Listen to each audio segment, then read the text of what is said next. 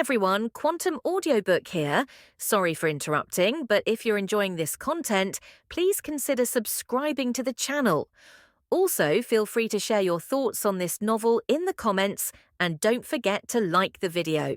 Tywin Lannister, the man who brought glory back to the House Lannister, the one who served as the hand of the king, could not describe the fear he felt when Lord Alexander Stark lifted Robert in the air like he was a small babe, and his words too, each word felt like an arrow, meant to destroy any shred of guts. He truly felt scared at that moment. He felt like running straight to the harbor, grab a ship and go find what's west of Westeros. At least there would be a chance of living. But thankfully, nothing happened and that beast in the human skin left. I must return to, I need to regroup my army and send them back. This war has cost us enough money already. Tywin bowed to puzzled Robert sitting on the throne and left. Only Jon Arryn was left there to make sure that Robert doesn't really kill himself for having Targaryen blood. Alexander went to harbor, a ship owned by the vassal house of Starks, House Manderley. They lorded over the biggest port in the north, the White Harbor. He went up and straight into the private cabin. 3 people were waiting for him. Varys had gone back to report at the Red Keep and swear fealty to the new king. Elia quickly walked up to him and held his hand. She had tears in her eyes. "Thank you, my lord. If it hadn't been for you, they would have done those things to us. I can't even imagine the horrors." Her face turned pale. Varys must have told her. "And you will never have to face them. I will treat you like my own daughter and give you home, though I'd prefer to be called Grandpa. I'm much older than I look." He tried to ease the mood. She smiled. "Yes, Lord Varys told me not to judge you by human standards and I can feel it. You are different than everyone else. Haha, yes, I'm quite unique. Let's get back to the main point. From now on, you will be called Alina, Rhaenys will be called Rena and Aegon will be called Eric. He is too small so it won't be a problem to teach him the name. But you and Rhaenys must practice. I've prepared a fake story for you too. Still, if someday someone tried to trouble you, you will quickly press this ring and a wolf's sword will immediately find you. I'll try to make your life as easier as possible in the north, but still, please forgive me if life is not as refined as in the south." Alexander said. "No, my lord. You've done enough for us. I couldn't ask for more. Rhaenys also likes you," she said, looking at her daughter who was showing the dragon plushie to Aegon. "Well, that settles it then. Let's get moving now," Alexander said and went out. He looked around at the small ship and couldn't help but feel disappointed.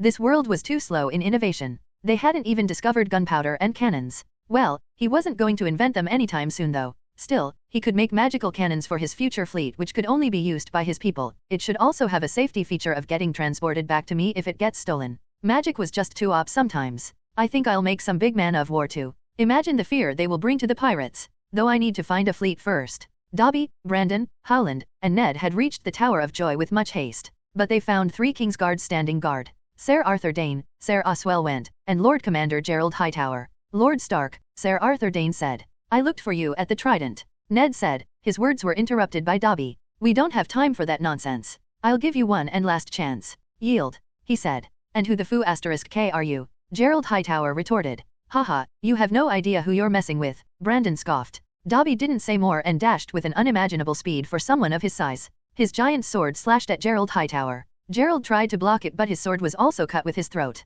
Without any warning, he also dashed towards Sir Oswell Went and also killed him. By then, Sir Arthur had drawn out his Dawn, a whitish legendary sword. Brandon spoke. "You are my brother by marriage, Sir Arthur. Lady Ashura Dayne is pregnant with my child. I think she'd want you to see your nephew. Please yield." Sir Dobby, alone killed 300 Lannister men just a week ago. You can't win against him. Brandon was a brute who had more muscles than brains but he truly loved Ashura and didn't want to kill a family member. Arthur lunged at Dobby only to be thrown away by the sword clash. Then surprisingly, he put his sword down. His last strike was to judge Dobby's strength and he had judged. "You are really strong, Sir Dobby. I yield. Princess Lyanna is up there, but if you try to harm her then I won't sit quiet." He pointed to the tower. They nodded and headed up. Ned was at the forefront and quickly barged in. Midwives were working on cleaning while Lyanna lay on the bed, covered by a blanket. Ned quickly ran to her. She broke down in tears when she saw him. "I caused their deaths, father and brother." "No, you didn't." Brandon walked and ran to her other side. She looked shocked and then happy. "How? Uncle came to Red Keep, alone, and got me out. But father was already gone. He also killed the Mad King," he quickly answered. I missed you too," she cried. Dobby stood near the door, mentally talking to Alexander and telling him about the happenings. Alexander was currently on his ship to White Harbor and it would probably take 3 more days for them to reach. So, he went to his private room and apparat to the Tower of Joy. Arthur Dayne was still standing guard, alone. He cast a notice me not and walked. But then he felt like someone was watching him. He suddenly remembered the dim 3-eyed raven. He quickly scanned the area and looked in a particular direction. The 3-eyed raven felt like someone was directly looking into his soul and then he heard a voice. "I'll give you a visit soon, prepare your best speech to convince me not to kill you." The three-eyed raven left the area and woke up in his tree, scared. Inside the tower. I don't want to die, brother, Lyanna teared up. The two brothers had their hearts shake due to helplessness. Then a voice came from behind. All men must die someday, but not today. Alexander walked into the room in his white Jedi robes. He took out a small bottle from his pocket and gave it to Brandon. Make her drink this. Brandon quickly fed her the healing potion and waited for some minutes. Lyanna also slowly started to feel a bit better. Then a midwife brought the small bundle of joy, wrapped in a cloth. The brothers were surprised but accepted the fact. Seeing that everything was going to be okay, Brandon decided to talk to his brother with his sister as a witness. Ned, I wanted to tell you something. I've decided to give up my lordship of Winterfell to Uncle. He's a better leader and lord than me. I foolishly believed that Lyanna was kidnapped and got father killed. I am not suitable for the position. Lyanna quickly put her hand on Brandon's. No, big brother. It's my fault. I sent a raven to tell you that I'm leaving with consent, foolishly believing it would reach you. Uncle is a much better lord than I. I lived most of my life in Vale. The northern lords respect him too, Ned said. But what about Benyon? Shouldn't we ask him too? Lyanna asked. Oh, come on. Benyon likes uncle more than father. He'd have no problem with this, Brandon added. Alexander decided to speak. I am not going to marry. Brandon will still be my heir, so there shouldn't be a problem. But what should we do with Lyanna and Little John now? Alexander asked. John. The three exclaimed. *T, my tongue slipped. Obviously, you can't be thinking of giving him some Targaryen name now? Let me be blunt. Targaryens are gone and there will never be another Targaryen dynasty sitting on the throne. He said seriously. But the prophecy. Rhaegar said the prophecy must be fulfilled. The three heads of the dragons. Lyanna started to blabber. Do not talk about prophecies in front of me. Targaryens ruled Westeros not because of righteousness but because they could do it. The day they lost their dragons was the day they lost their right to rule. They are greedy and inbred morons who have more of a record of producing madmen than good kings. For a prophecy, you caused a war. A war in which many men, nobles, and small folks died. Many children became fatherless because of you and your late husband. Your prophecy ruined everything and you must accept that fact. Alexander coldly said. Prophecies are foolish things to believe in. Most of the time they just show a small part and not the big picture. Tell me, did Rhaegar know about this rebellion his prophecy would cause? You so foolishly believed the words of a man who had a family history of bloodline madness. A man who left his wife and children in King's Landing to get arped and butchered. A man who let his own mother get arped and beaten by his own father. If Rhaegar had an ounce of spine, he would have arranged an assassination of the Mad King. How difficult could it have been? But no, he chose a prophecy. Pure stupidity, he added. He didn't care about the feeling of Lyanna right now. She needed to learn her lesson if he were to have her by his side. What she did was dumb and someone had to call it. Tell me, did he tell you about his prophecy? When the red star bleeds and the darkness gathers, Azor Ahai shall be born again amidst smoke and salt to wake dragons out of stone, she said. Such a vague and pointless prophecy. Let me guess, Rhaegar used to think he's the prince that was promised and then later believe that one of his kids will be the prince that was promised. But guess what? The other two heads of the dragon are gone. Squashed and butchered by the Lannisters. Well, let me make this easier for you. The prophecy was talking about a person who will have dragon eggs and will also hatch them in a fire that can't burn them. Then he or she will become Azor Ahai and fight the others/White Walkers that want to return. White Walkers. I thought that they were old Nan's tales. Brandon exclaimed. They are real, son, believe me. I've lived longer than you can imagine. Alright, this is getting on my nerves now. No prophecy matters in front of me. Sign these papers and Brandon will tell you a Stark family secret. He dropped 3 magically binding contracts. If they try to tell anyone then they will be muted and compelled to come to him and confess their breaking of the contract. The person asking them will also be muted and compelled to come to him. Alexander picked up the little cute John and played with him while Brandon told them about him. After an hour, they all looked at Alexander with a changed look in their eyes. So, why you are the god of the world? Ned asked, unsure of himself. Yes, if the texts in the Oldtown are to be believed. I am much bigger than just a god, but that doesn't matter now, Alexander shrugged. So, uncle. I mean, all-father, how old are you? Lyanna stuttered. More than 15,000 years and you all should still call me uncle. Lyanna, do not fear me. I am not against you marrying Rhaegar and birthing Little John, but you still believing in the prophecy. The prophecy has already failed, she-wolf. And as long as I am in this world, no prophecy matters. So, I want you to spend the rest of your life happily watching John grow up. When he's old enough, you can tell him of his past. But we cannot let the world know about his parentage yet. They would be after his blood otherwise, especially Robert, he warned. Lyanna understood his point. What was a prophecy in front of a literal god? She was also worried about her son. What should we do, uncle? She asked. Fake identities. Ned can claim him as his bastard and Lyanna can be the nanny. I will change Lyanna's look so that no one can recognize her. Ashura is too nice of a girl. She might start treating him like her own son if we made him her son. While Ned's new wife, Caitlin, will never treat him like a son, making the whole charade believable. There's another option though. I straight up go and kill Robert Baratheon. Alexander said with a serious face. No, don't kill him. I am ready to do this. As long as I can stay by his side. Lyanna said, lovingly looking at Jon. Don't worry, Robert won't live that long. He'll be the reason for his own death, that is if I don't help him. Ned, do you agree? He asked. I'll do it, Ned said with determination. All right, what happened in this room and all the talks we had and will be having about this topic in the future will be under the binding contract. You cannot discuss it with anyone except each other, but I prefer you don't. We will also get Benyon to sign a contract and tell him everything, then Lyanna can meet him. Ned, you will come to the north via King's Landing and tell Robert that Lyanna is no more. Brandon, you will be going to Starfall to bring Ashura and your child. I'll take Lyanna back to my ship which will reach White Harbor in 3 days. Good luck, Pop. Alexander and now redhead Lyanna operat into the ship. This kind of travel is so convenient. I can't believe we just traveled more than half of Westeros in a blink, she exclaimed. These are the wonders of magic. Just wait for the changes I am going to bring to the north. You won't even be able to recognize it. Alexander bragged. It's really hard to imagine that my own uncle, on whose lap I played as a child, is a god, she said. Haha, well, there's not much I can do to make it easier to accept, though I think you will be happy to see someone. Follow me, Alexander said and headed to Elia's room. Lyanna followed him.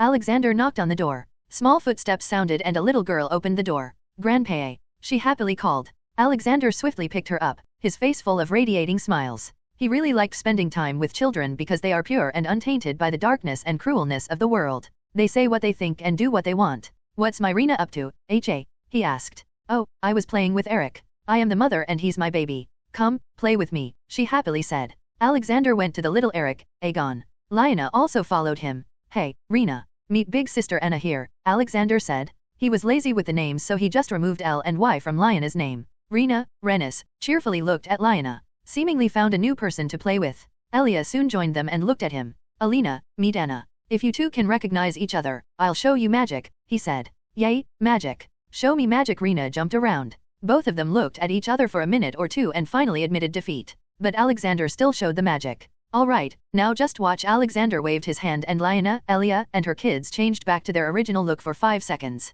A/N, from now, I will use their new names until their identities are revealed to the world. Alina and Anna's mouth were wide open in shock. A moment later they had tears in their eyes and tightly hugged each other. They both asked each other the same question at the same time. How? Well, ladies, I am going to take Rena out now. You two can talk. Anna, take this contract and tell her everything after signing it. If she's to live with us, we can't hide it forever. Alexander handed her a magic contract. Then he picked up Rena and went to the deck. He didn't really care about revealing his identity as removing or altering memories was simple to him. He just didn't like doing it that much. Looking at people's memories, their whole life was not a very good experience. On the deck, Rena sat on Alexander's shoulders with her legs around his neck and looked at the coastline. She had also asked for a pair of sunglasses like his and Alexander happily conjured them for her. She kept on pointing at directions and asked questions. Those are the 3 sisters, Alexander said. 3 sisters. Do they also have a mother? She innocently asked. No, my dear. They are 3 islands and bad people live on them, he said. Why,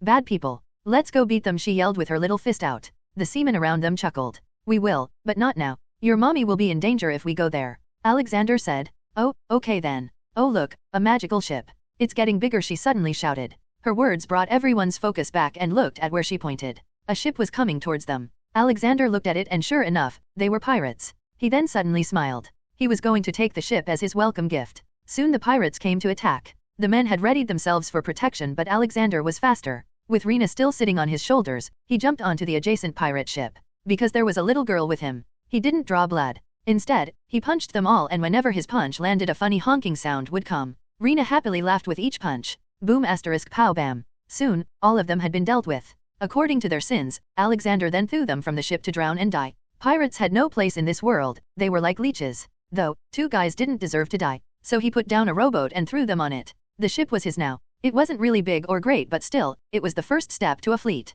He also had those toy mana warships with 150 guns. Not to mention the steel Yamato warship. But that was for the future. Man-o-wars would only be used as main fleet leading ships. He was going to create a fully fledged navy with different ranks. 1. Seaman, responsible for the ship's operation and fighting. 2. 251st officer, commanders, and captains, responsible for piloting the ships. Each ship will have them. Each of their ships will have 24 magic cannons. At first, the captains will be smart human-like golems that Alexander would make. Then the golems will train a suitable first officer and make them captains. In some years, the new human captains will be promoted and take over the whole command of the fleet. In the beginning, all the officers would be smart golems. 3. 10 commodores, responsible for commanding 25 ships. Each will command a smaller version of man-o-war. Each ship will have 74 magic cannons. 4. 5 Rear Admiral, responsible for managing and commanding 50 ships. Each will command a man-o-war. 100 magic cannons. 5. 2 Vice Admiral, responsible for managing and commanding the 125 ships.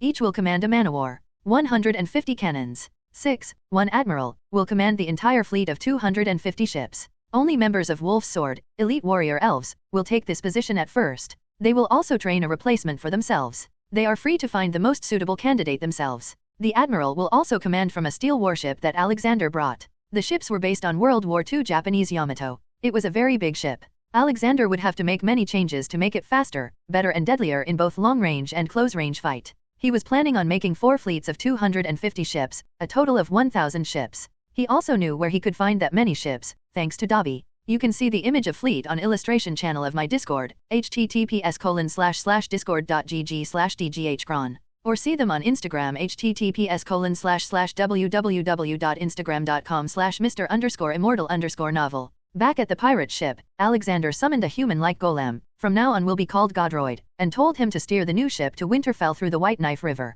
The river wasn't wide enough for ships yet, but Alexander was going to take care of it soon. Did you like the show, Rena? Alexander asked. She hurried her arms in agreement. Then he returned to the ship and found Alina and Anna waiting for him. Alina respectfully gave him a bow, apparently, giving respects to the god. Alexander shrugged and played some more with Rena. Later Alexander had Rena also sign a contract with her mother's agreement. The contract was made to protect her. It stated that if someone with ill intention or someone who hadn't signed a magic contract forcefully asks her about Alexander's magic or something related to him, then she would be portkeyed to Alexander's arms. Alexander had made a pretty locket/portkey for her which had disillusionment from thieves and it wasn't removable. He also gave one to Alina, Anna, and Eric too. If some intended harm came to them they'd be portkeyed to a secret safe room he was going to make under Winterfell. Inside the room will be a means to contact him or someone else from the Stark family. Alina and Anna could control it but Eric and Rena's were automatic. By the afternoon, they had arrived at White Harbor with the help of his magic making the ship go faster. Oh look! Sandy Beach. Rena loudly pointed and stood up on Alexander's shoulders.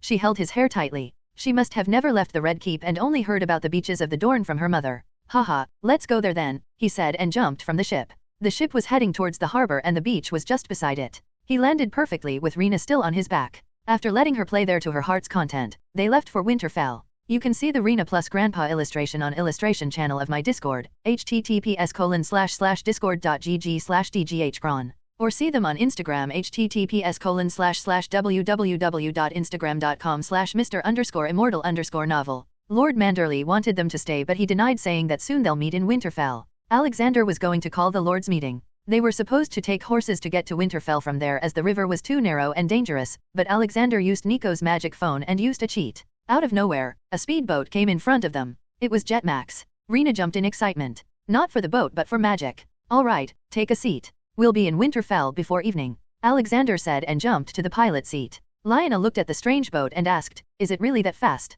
Yes, it can go at 150 kilometers an hour, 92 miles per hour, he said, surprising them. They took their seats and he started the engine. It used fossil fuel, but Alexander was going to introduce some other environment-friendly alternatives to the world. He also didn't want to make the world too dependent on his magic as he would one day leave. The world also didn't have good powerful wizards like Potterverse. Hence, technological advancements were more preferred. Still, some things like podiwunnering and simple rune making could be learned by normal humans. The engine roared and they moved into the river. Alexander started to use his magic in disillusionment for outsiders and made the river wider and deeper, enough for 3 small ships to travel side by side. He did it all the way till the division of the river. From there he took a left, towards the Wolf's Wood. It had the nearest point in the river to Winterfell. After reaching the location, Alexander used his magic to make a nice-looking dock and a big shed for the boat. It was going to be the Stark family's personal dock. His luxury yacht would also be parked here later. From there, Alexander took out 3 horses. Dobby was initially with them but Anna, Lyanna, had started to worry about Jon too much, so Dobby went as extra safety.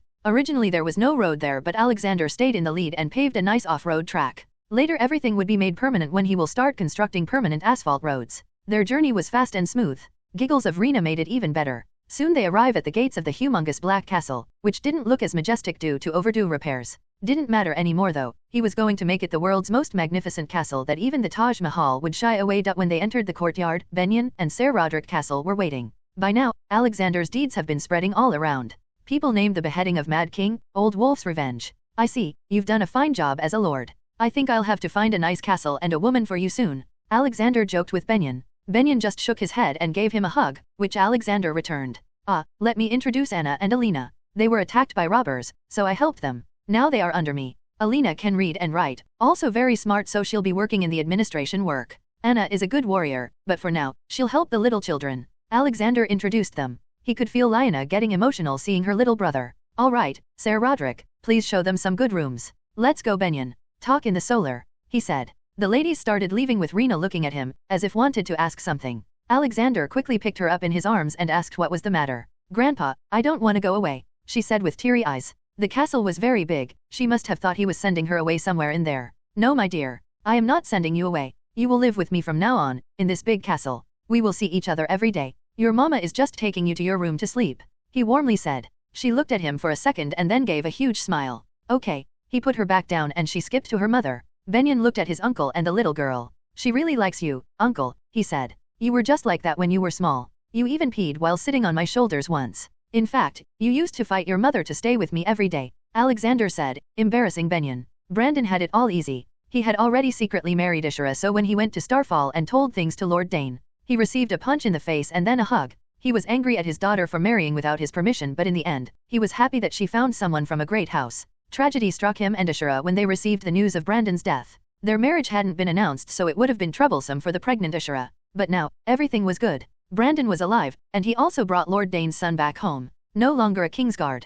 Alexander had to use some mind art to change Arthur's mentality. Now he was ready to take the lordship of Starfall. Ned would make sure that Robert doesn't name him a traitor though. In the Red Keep, Ned walked to the throne room with a small baby in his arms. Dobby and Howland following behind them. There was only Robert and John. Tell me, Ned, Lyanna is all right, Robert quickly asked. Ned shook his head. I couldn't save her. She died of fever when I reached there. Sir Arthur Dane was protecting her the whole time. God damn it, Robert shouted. Who's the boy, Ned? John asked. He's my bastard, he said, trying to make an embarrassing face. Robert howled in laughter. The Honorable Ned Stark sired a bastard. Gods, what has the world turned into? What's his name? Jon Arryn asked. Jon Snow, Ned said. Robert started to laugh again. You named him after me? I don't know how to feel. I'm honored, I guess, Jon Arryn said, scratching his beard. Robert, I am also here to inform you that my brother has given up his lordship of Winterfell to Uncle. He'll be ruling the North now, Ned said. I understand, Ned. How quickly Lord Rickard was killed. It didn't give much time for the North to make a smooth transition between lords.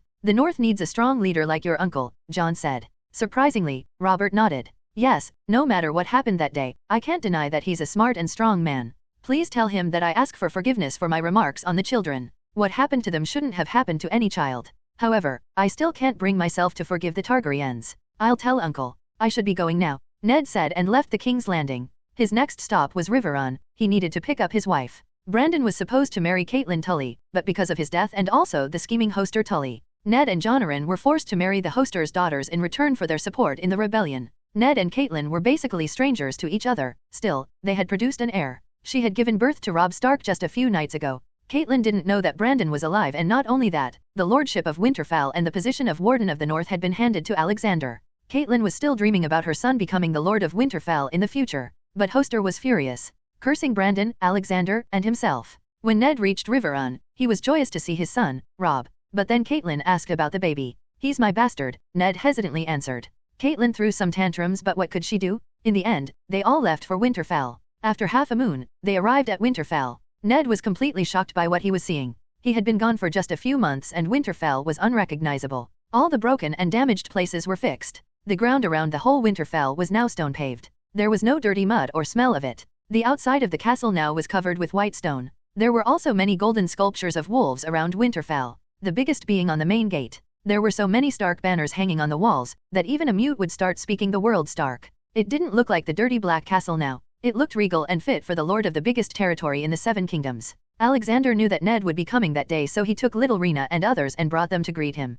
Brandon had arrived just 2 days ago via Viaduct ship. The ship he stole from the pirates was now being used as personal vassal of Stark's. It made trips from White Harbor to Stark's personal dock and also the Winter Dock, which was on the other arm of the White Knife River on the other side of Winterfell. Many small ferries also take people from White Harbor to Winterfell now. Brandon and Ashura were a lovely couple. Ashura used to be a handmaiden of Alina, Elia, so they were already very good friends. The surprise came when they introduced their daughter 2 days ago. Uncle, meet our daughter, Alexandra. We named her after you, Ashura happily said. Alexander held the little baby girl in his arms delicately. His face showed a very happy smile and a tiny tear in the corner of his eyes. He looked at her closely. She had eyes of her mother, but her face had some resemblance to Brandon. I might not be Brandon's father, but they are all sons and daughters to me, so it makes little Alexandra my granddaughter. I bless you to always be happy. I bless you to never get sick. Alexander touched her head and used his magic. His blessings would really never let her get sick now. For some reason, Alexandra started to giggle loudly, melting the hearts of everyone around. Rena started to jump. I also want to see Arzanara too. She couldn't pronounce the name properly.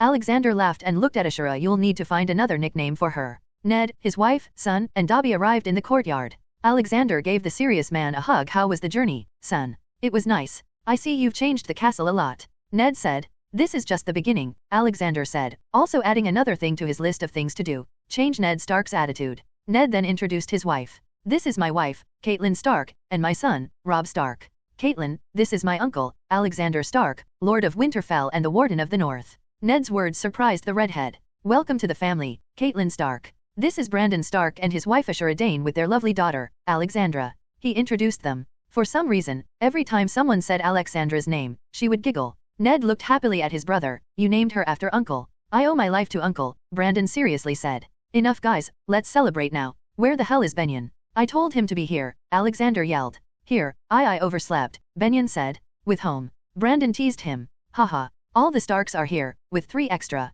Let's celebrate, everyone, he loudly said and led to the dining hall. His words pierced Catelyn the wrong way. She assumed that Alexander was talking about Jon Snow. She was also confused, why Alexander was the Lord. In their journey, Ned had told her about Brandon and she had grudgingly accepted that. She had already given her maidenhead to Ned and there was no going back now. After a hearty meal, everyone resigned to their rooms. But the Starks were called for a meeting, except for the kids and the wives. Alina was also there as she already knew everything. The only person who had no clue was Benyon. Alright, this room is secure for talking. Even if someone is standing at the door with their ear placed on it, they won't hear anything. Alexander said. What? How? Benyon spoke. Who'll tell Benyon? Alexander asked. Anna came forward. I will. For the next 1 hour, Benyon was made aware of things and also signed a contract. He kept looking at Anna, trying to find a glimpse of Lyanna. Alexander made her disguise fall for 3 seconds, which was enough for Benyon. He hugged her tightly and laughed. Now I know why I was having that feeling these past months, he said. Haha. Stop crying now, Benyon. Come here and take a seat.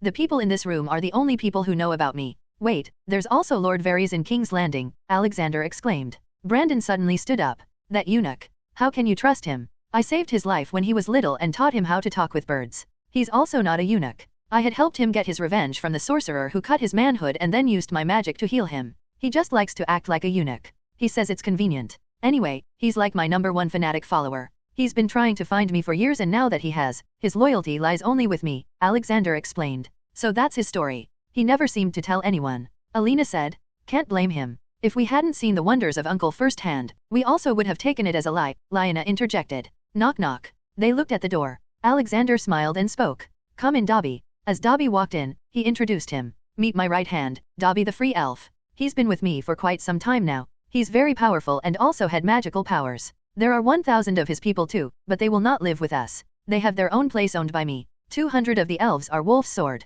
They wear golden masks and black clothes. They are extremely trained in fighting and commanding. They also have magic and are my subjects, my people. They will lead our army and navy from now on, Alexander said. But we don't have an army or navy, Benyon said. Soon we will. Now, did you do it, Dobby? He asked. Yes, boss, we can go now, Dobby answered. Where are we going, Uncle? Lyanna asked. Alexander smiled. Just follow me. He took them to the deepest level of the now restored Stark Crypt. Stark Crypts were a really strange place. Only 10% of it was ever officially used. It was as big as the whole Winterfell and as deep as 6 levels. He had felt that there was something even under the 6th level, but he couldn't find any way to go there, so he just gave up. For now, he had created a very big room in the 6th level and put it under Fideliu's charm, and he was the only secret keeper. One part of it was the big treasury, which also had tens of protection wards. Then there was the secret private area, with food and water for years. This was the place where they would be portkeyed if they were harmed. At level 6, Alexander stood in front of a wall. To him, there was a door, but for others, nothing. He then vanished into the wall, surprising everyone. Alexander came back out and laughed at them. He went to Benyon and said something in his ear. There's a door for a secret room. Suddenly Benyon jumped when he saw the door. By the gods, there's a D. He tried to speak. Why can't I say it? He scaredly asked. He then told them all about the door and they all saw it. This is a secrecy magic. I am the secret keeper and only I can tell someone about it. You can all talk to each other about it, but not with someone who doesn't know it. For us, here is the door. To others, there's nothing. Let's go in now. He opened the door and they all entered a big hall. There were 10 rooms, one big hall with TV and stuff, and 2 modern kitchens. Everything was modern. Not wanting to explain, he sent the information directly into their heads. This is our private area where we can come using our port keys. If someone who doesn't know the secret somehow comes here, they'll feel like they are standing in an endless dark room with no way of finding direction. But for us, this is the safest and most comfortable place in world. Welcome to the Wolf's Heaven, he said with wide arms. Then everyone went to explore and take rooms. They were fascinated by all the technology. Dobby just went to the big couch and turned the TV. Benyon went to explore Earth's music, Brandon and Ned went to the gun range accessible by adults only and checked out the new kind of weapons. Lyanna and Elia first checked out the rooms and then happily took a bath in modern bathrooms. Then they checked out the convenient kitchen. Though they didn't need to cook as many nanny bots were there. It was a glimpse of the future for them. That's what he's slowly going to turn the world into. Alright guys, enough exploring. Let's go to the treasury, he said and led them to another big room. There was a huge vault door on the wall. Alexander went close and put his hand on a screen beside the door. Soon the door automatically opened. Their jaws dropped from what they saw inside. Just calling it wealth was a disrespect. It was madness. The vault was huge and filled with gold and gems to the brim. This is what I am going to use to make new cities, armies, and stuff. Alina, you will learn accounting and management from Dobby. You can later hire some assistants for work. But only a 7 can open this vault with our hands. I am also going to start many new big projects, he said. But what about men? We don't have enough people to work, Ned spoke. I'll take care of that soon. Let me remind you all. Winterfell will become the administrative center of all our major businesses and cities. This is from where we will control everything, so I am going to upgrade the city, Alexander informed them. He was going to make a big city with Greek and Roman architecture. After telling them how to use port keys to enter the Wolf's Heaven, they all went back to the castle to sleep. Alexander went to Fihame to check up on things. A month ago, he had ordered some godroids to use the 2 Helga Hufflepuff's cup to mass-produce butterbeer and fire whiskey. The cups couldn't be enlarged with magic but Doraemon's big light did the job. Still, it could only be enlarged to 1 meter diameter. It was enough to produce 50 liters of drinking continuously. The butterbeer was packed in bottles to be shipped but the fire whiskey was sent to another room. The time cloth could be used to turn time forward or backward but it could not be enlarged with the big light. Magic did the work this time. The fire whiskey was aged 50 years using it and then packed in pretty-looking bottles. He was sure that it'd be much more popular than the most expensive drink of Westeros, Arbor Gold. Alexander walked towards the big castle. But he stopped in his way as he heard some ruckus coming from the pool. He went to check out and found a party going on with music. Medusa, Monty the Hippogriff, Barry the Phoenix and many more unicorns were chilling in the pool and bathing in the sunlight. Medusa probably had seen too many TV shows and movies that he copied from his memory. She was sitting on an inflatable duck and sipping on some drinks and big sunglasses on. When she saw Alexander she jumped out and ran to hug him. Grandpa, join us, she excitedly said. Haha, you're having fun. What about your studies? He asked. Oh, I've already mastered it all. It's boring now, she said. Did you meet Grandpa Ragnarok on Drachium? He asked. Yes, he's so nice. He can also become human like me. We both travel around and beat some new bad dragons, she said. New dragons? Wait, the memory is coming. Then Alexander remembered that he had taken away all the dragons from the world after the doom of Valeria. But that was so much in the past and it seems that the new dragons have been here for not that long. Time and space is so weird. I'll visit him too. I'll ask him if he wants to go out with me to the new world, he said. I also want to go, she requested with big pleading eyes. Alexander quickly gave her the knowledge of the world of Game of Thrones. Wow, it's so bad. I don't want to go there anymore. Maybe once or twice, but I like it here more. Monty is here too. Her enthusiasm died down. Alexander ruffled her hair. Haha, you can come to Winterfell anytime you want. You will like the children there. Okay, bye. Have fun. He entered his castle and was first greeted by Alfred the AI. He was not just a computer now. He had a walking body. Though his main body still resided in the castle. He now uses the metal robot to explore things. Hey, Alfred. How's it going? He asked. Everything's good, boss. I've made the changes you wanted me to make on your Yamato warships with the help of blacksmiths and rune masters. It now runs on hydrogen engine that you designed. It also has a hydrogen production facility in it for self-sustenance. All the guns have been changed to advanced ones. With so much extra room, I made more crew quarters and also worked on increasing its speed. The ship can now go as fast as 150 nautical miles per hour, 277 kmph. Alfred said.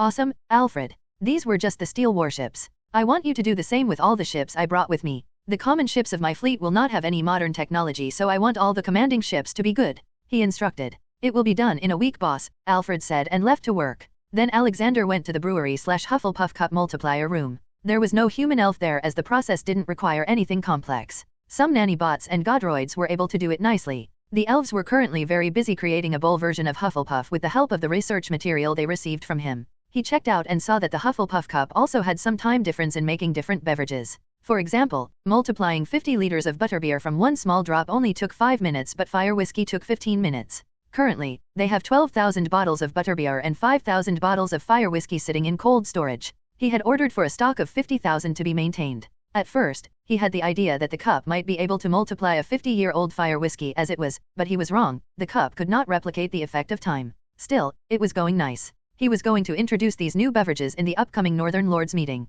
After checking that out, he left to Drachium. He went directly to the Mountain of Ragnarok. He went into the largest cave and found Ragnarok in his human form, sitting on a chair and teaching another young dragon something. Ragnarok looked very old and had long white messy hair. His face also had a battle scar, which honestly speaking made him look badass. You can see the human Ragnarok on illustration channel of my Discord, https://discord.gg/dghcron. Or see them on Instagram, https://www.instagram.com/Mr_Immortal_Novel. Hey, Ragnarok. How have you been? He asked. Haha, nice to meet you again, Sir, Ragnarok respectfully said. Oh come on. Call me by my name. Alexander or Alex. The current world I am in is a medieval society and calls me Lord Stark. Okay then. Alex is what I'll call you. But in public I'll still call you boss, like Dobby, Ragnarok said. I can agree to that. So, how's everything here? How are the new dragons doing? He asked. Everything is good. I have established a law system and divided the territory under governors.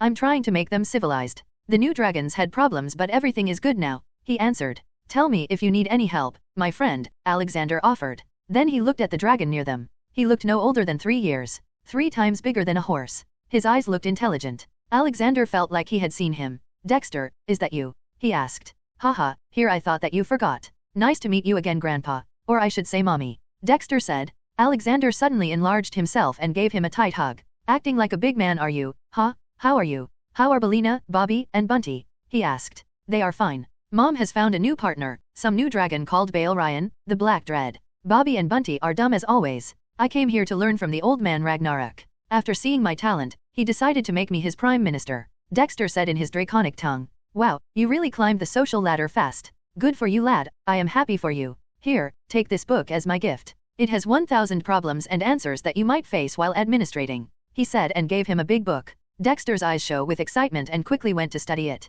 Haha, he's a very good kid, Ragnarok said proudly. So, you've made a prime minister. Are you thinking of retiring, my friend? Alexander asked. Ragnarok shook his head. No, I was getting bored. I had spent so many years resting before. Now I wanna explore. I was hoping you might take me to the medieval world you were talking about. Alexander thought for a bit. Now that you say it. Yes, I can, and I might have a job for you too. I want you to keep an eye on a little girl. Let me give you all the knowledge of that world and the girl I'm talking about. Alexander then sent the information to his brain with the information about the life of Daenerys Targaryen. Poor girl indeed, Ragnarok interjected. Yes, but I don't want you to spoil her. I want you to make sure that she doesn't stray. Her brother also abused her and brainwashed her in the future, and I don't want that to happen. I want her to become a good leader without the crazy ambition of becoming the queen. You should go and become a father figure for her. She's still very small, you know, Alexander suggested. An interesting mission indeed. I'll do it. Ragnarok enthusiastically agreed. Good, let's go then, Alexander said and left the pocket dimension. They both appeared in Wolf's Heaven and from there he let Ragnarok travel alone. He was going to find a house with a red door and a lemon tree in Bravos. It was still very early, so he decided to have a talk with Dobby about the weird black coin that he found in his pocket dimension. Alexander minimized calling Dobby like a house elf if not an emergency. Dobby was still in Wolf's Heaven, watching TV. Hey, Dobby, what's this black coin? He asked, fiddling with the coin. Dobby turned his head to look at the coin. Oh, it's your ownership coin. Ownership of what? Alexander asked. The Iron Bank, Dobby nonchalantly replied. Alexander's jaw fell. What? I own the biggest bank/strongest organization in this world. Come on, boss. You are way richer than them, Dobby said. Still, why didn't you tell me earlier? He asked. Because you didn't ask. And before you question. I told you about where to get the ships because if I didn't, it would have created a problem in your work, but not telling you about Iron Bank wouldn't have caused a problem. God only made the weird amnesia because he wants you to have fun, not cause trouble in your work, Dobby explained. So if someday I need to know something that is valuable to my work, you'll tell me, he asked. Yes, I will. Good, that's all I ask for. I don't want anyone to die because father wants me to have fun, Alexander said. Still, owning the Iron Bank changes so many things. He didn't really need to actively fight and take over the 7 kingdoms now. He could just put them under crippling debt from the Iron Bank. When the time's right, he'll make the bank recall the debts. Lords will not be able to pay it and then he'll force them to put their right to their lands as collateral for more time. Soon, he'll own everything through the Iron Bank. I need to pay a visit to Iron Bank, soon. But first, I need people. I should also take over the Citadel too. Those old arrogant men have kept the knowledge to themselves to keep themselves in a powerful position.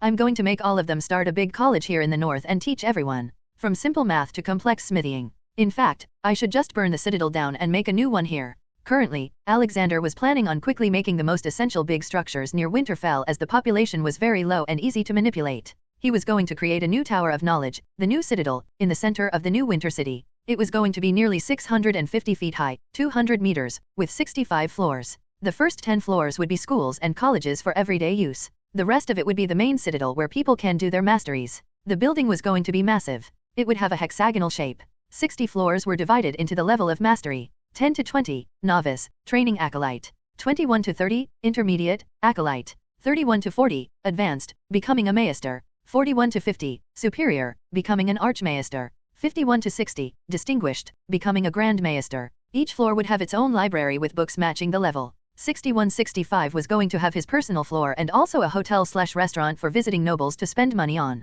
On top of the tower was a covered burning fireplace which would never go out. The basement of the tower also consists of 10 underground floors. One floor totally dedicated for printing press, another printing press was going to be made in Stark crypts. At the lowest level were the hydrogen generators which would power the tower. The tower would not have many windows and mostly look like a giant stone pillar. Only the top 5 floors had big windows to enjoy the view. There would be many elevators too. He was also planning to build a big administration building for new offices, but he was going to let normal people make it. He would also build a new city from scratch, with big buildings, shopping districts, housing districts, police stations in Roman and Greek style. Water would be pumped through pipes to all homes and places. He was also going to install some street lights, but with charms that would make people think that it was a normal thing. All the lords were invited to the newly furnished and upgraded meeting hall. At the end of the hall was a big long white marble table for the Starks to sit, and in front of them were various long tables and chairs of high quality. When the lords entered, they were surprised by the grandeur and beauty of the hall. The beautiful Stark banners on the wall. Wolf sculptures here and there made it look like they were really in a wolf's den. They all found a place and sat down. Soon, Alexander, Brandon, Ned, and Benyon entered the hall from a different entrance near their table. As soon as they all saw Alexander enter the hall, they all stood up. He went and sat down in the middle and the biggest seat. On his right sat Brandon and Benyon, and on his left sat Ned, Dobby, and Maester Lewin. Poor Maester Lewin had no idea that the citadel was going to be destroyed soon. "Thank you for coming here, my lords. We'll start the meeting soon, but let's enjoy the House Stark's new drinks first," he said, and soon many servants came in. Butterbeer was served with large glasses and the fire whiskey was served in small shots in shot glasses. A butterbeer bottle was given to all of them and fire whiskey for 4 people a bottle. Suddenly Great Jon Umber stood up with his shot glass filled with fire whiskey and roared, "To Lord Stark." Everyone raised their glasses and downed them in one go. Many of them started to cough after it. The fire whiskey was a strong drink. It gives a burning sensation for a while and then leaves behind warmth all over the body, and it was aged 50 years with time cloth, so its potency was even greater. It tasted a little spicy too. This is amazing, my lord. This is a drink fitting for the north."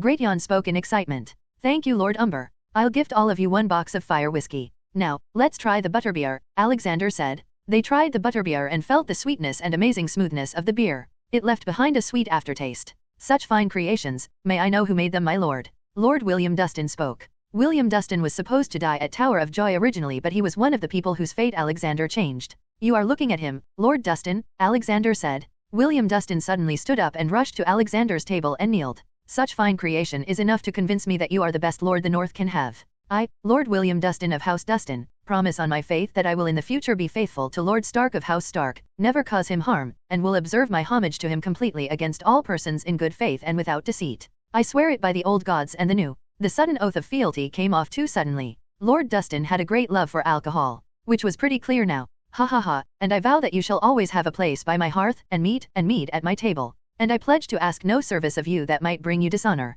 I swear it by the old gods and the new." "Arise," Alexander replied. "Thank you, Lord Dustin. I can't give you the recipe for these 2 drinks, but I can surely give you the recipe of another worthy drink. It's called vodka. I have a small batch of it. You all can try some." Then the servants brought bottles of vodka and poured it in shot glasses. This time Alexander stood up for the toast. For the prosperity of the North. For the North they all roared and drank. Once again, many of them coughed. "This is perfect, my lord. Not as flavored and unique as fire whiskey and butterbeer, but still very strong and impacting. I can see it liked by people in the North. Especially in the cold winter. Then it's a good thing it's always cold here." Great Jon spoke again. "Haha. Yes, this drink is not as costly to produce, so I can see many small folks enjoying it too. Lord Dustin. Please send a blacksmith of yours to my workshop to learn how to make various tools for making vodka. Alexander instructed. William nodded and looked at his aide to go and get the job done. Then Alexander got back to serious business. Okay, now to the main business. But, let's get over with the oaths first, that is if none of you have any objection on me becoming your liege lord.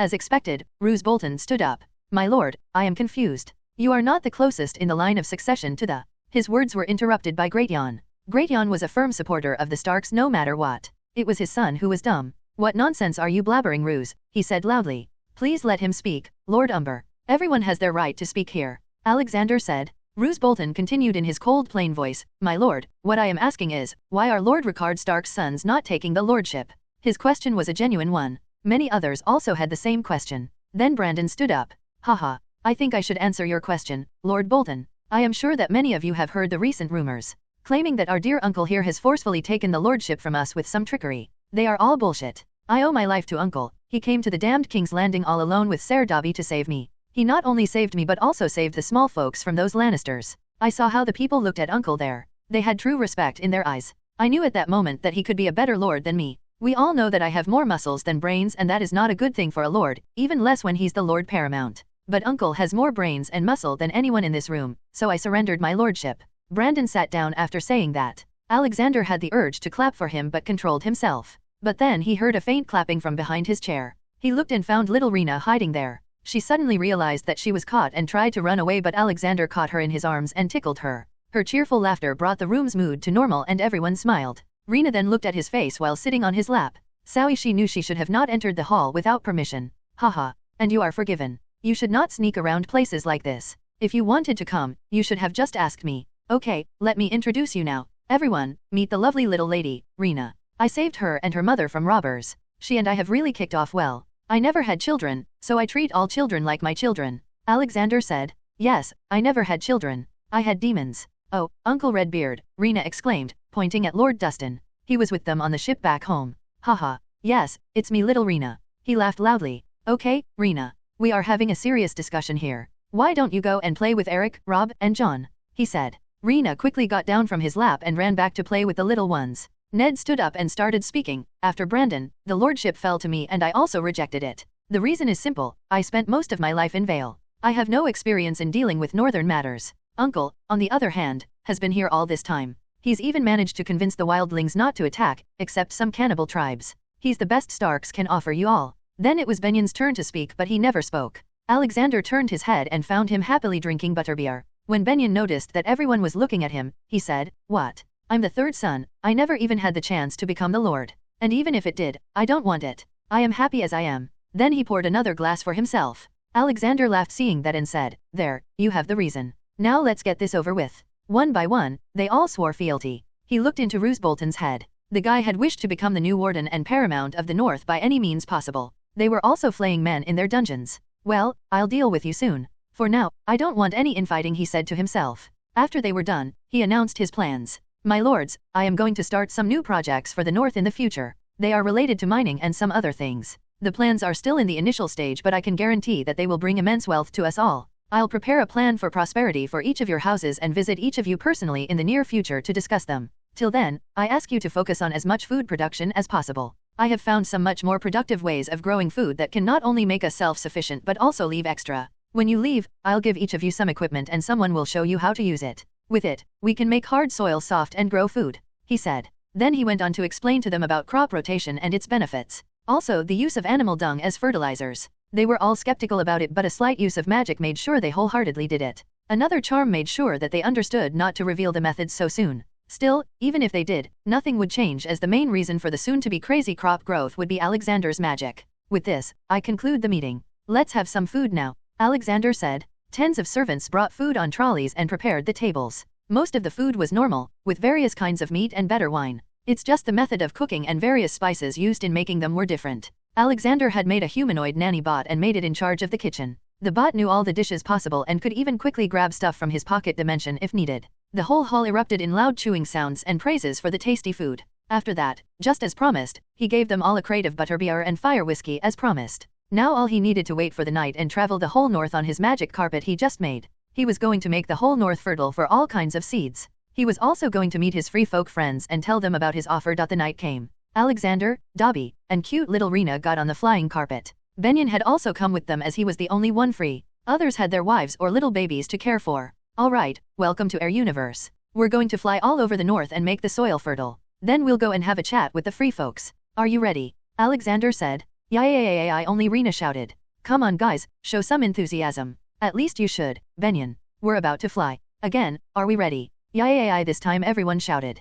Alright then. Alexander also sat down. There were some cylindrical pillows and a small short-legged table in the center, on which there were some drinks and milkshakes for Rena. The carpet moved upward and then started to go forward. There was wind resistance and an invisible wall around it, but he also let enough wind enter to give them a feeling of flying. Their first stop was House Umber. They were one of the closest to the wall. There were also some mountain ranges there. Alexander flew around it and did his magic. He made the ground very fertile and pulled a lot of silver and iron from deep under the mountains. He wasn't going to give too many gold mines as that would be counterproductive.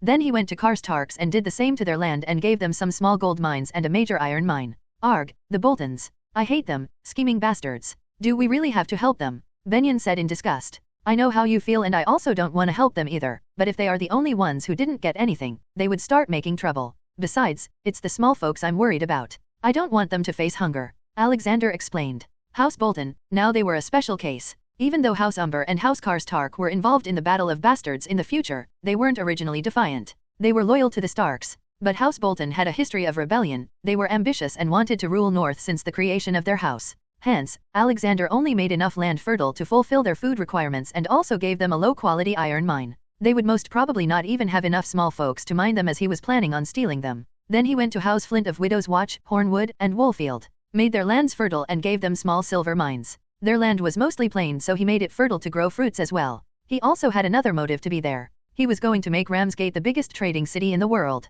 A new branch of Iron Bank would also be opened there. It would also have the headquarters of the Northern Navy and would be heavily connected with the rest of the world by sea and by land with the help of railways, which he was not planning on making anytime soon. First, he needed to make good roads for big carriages. According to him, there were 3 types of cities. 1 Tier 1, with a population of 100,000 or less. 2 Tier 2, with a population of more than 100,000 and less than 400,000. 3 Tier 3, with a population of or more than 500,000. He was going to create Tier 4 megacities, with a population of more than 1 million. That would need a lot of planning and money. Plans were ready and he also had money. What he needed now was people, which would soon arrive as well. To make the other lords not sniff around him, he was also going to visit the Iron Bank in the name of taking a large loan. Then he flew to House Manderley. They were already one of the richest houses in the north as they had the biggest city and port in the north called White Harbor. The Manderleys loved sailing in seas but lacked ships. He made their lands fertile and also gave them an iron mine which would be used when he gives the designs for the new ships. Wow, big city. So pretty Rena jumped in excitement.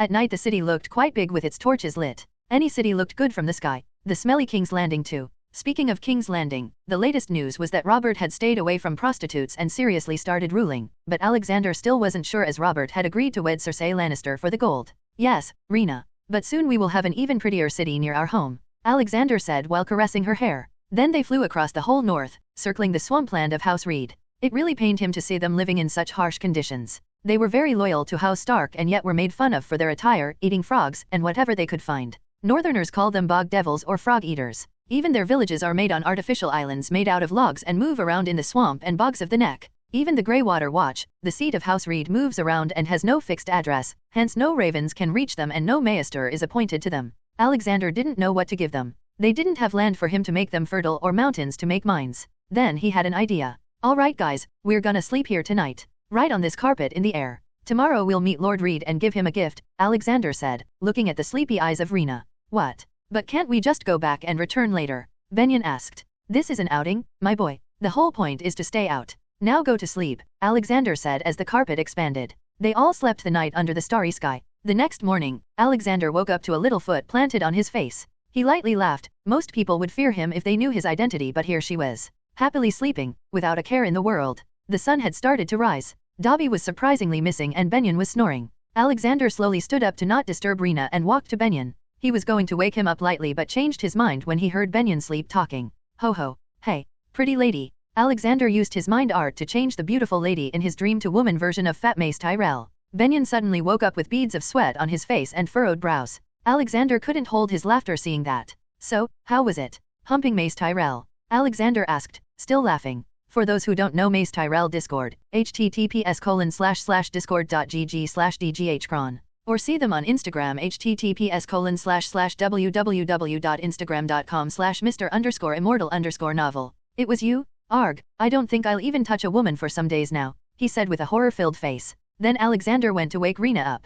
Hey there sweetie, it's morning already, he softly said. AAA, just a little more, she said, still half asleep. Oh, too bad, you'll not be able to see the unicorn then, Alexander said as he made a unicorn patroness. Rena quickly jumped up from her sleep with eyes wide open. She looked at the unicorn and started dancing around it. Then she went to touch it but the unicorn ran away. No, please don't go, she called out. Oh, unicorns are very shy creatures, Rena. But don't worry, I'll take you to see friendly unicorns later, he promised. Now let's eat and go meet Lord Reed, Alexander said. He gave them simple egg rice, which they seemed to enjoy greatly. Rice was a new thing for them. Dobby then returned and sat with them to eat some. Where were you, Dobby? Alexander asked. I was checking the animals out. There are many weird ones in this world, Dobby said. Yeah, we'll probably find even more weird stuff when we go east, Alexander said. After they were done, they went down to the swamp and Alexander conjured a boat. No matter how many times I see magic, it always feels too good to be real, Benyon said and got onto the boat. Then they slowly rowed to the location of Greywater Watch.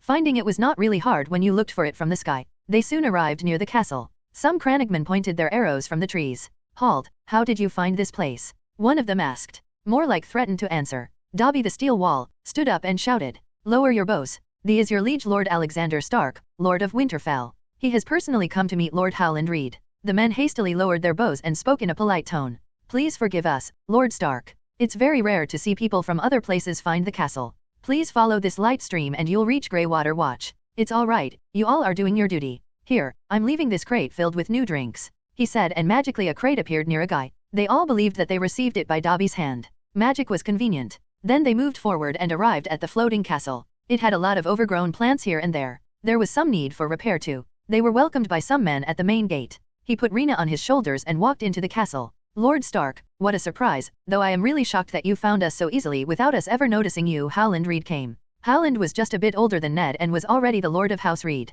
Oh, come on son. No need for all this politeness with me. Just call me uncle like Ned, Alexander laughingly said. Howland and his people were a bit shocked by Alexander's relaxed manners. They were happy nonetheless. They already had enough troubles living, and now a great lord had come to whom they had to serve. They didn't have the money or resources to give a big welcome. Their meeting became warm after they got relaxed. He introduced them to his party and Howland did the same. So, what do I owe the pleasure of your visit? He asked. Son, please don't take my words badly, but I want you to forgive my predecessors for ignoring the Neck and the House Reed. You have been so loyal to us and yet we didn't do much for you. You are even mocked by the other Northerners. Honestly, if it was me in your shoes I would have started a rebellion years ago. I want to change your life for the better, because when I see your land, I see opportunity, Alexander truthfully said. Howland Reed was surprised by the worlds of the elderly sitting in front of him. Comparing him as of now with the one he saw in the throne room of Red Keep, there was an earth and sky difference. What opportunity, uncle? He asked. Haha, I have been able to procure lots of seeds for food crops that can grow in this swampland,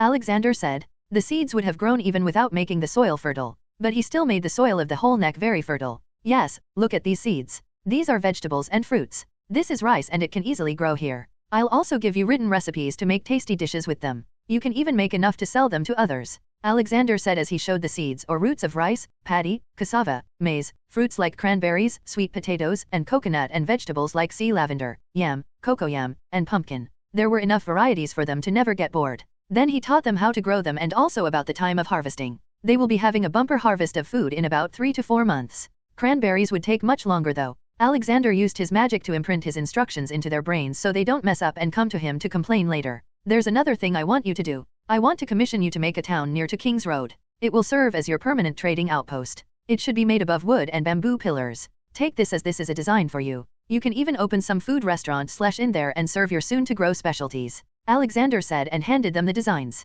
A guy from Howland's group looked at the design and spoke. Ingenious design. But it'll cost us a fortune to make, my lords. Oh, sorry, I forgot to give this to you, Alexander said and pulled out a big money bag from his large chest, which was always with them, according to the people in the room. Since I am commissioning you to make it, I should also supply the money. Here, 10,000 gold dragons should be enough for this small town, Alexander said. Howland looked at him. Who gives someone so much for nothing? My lord.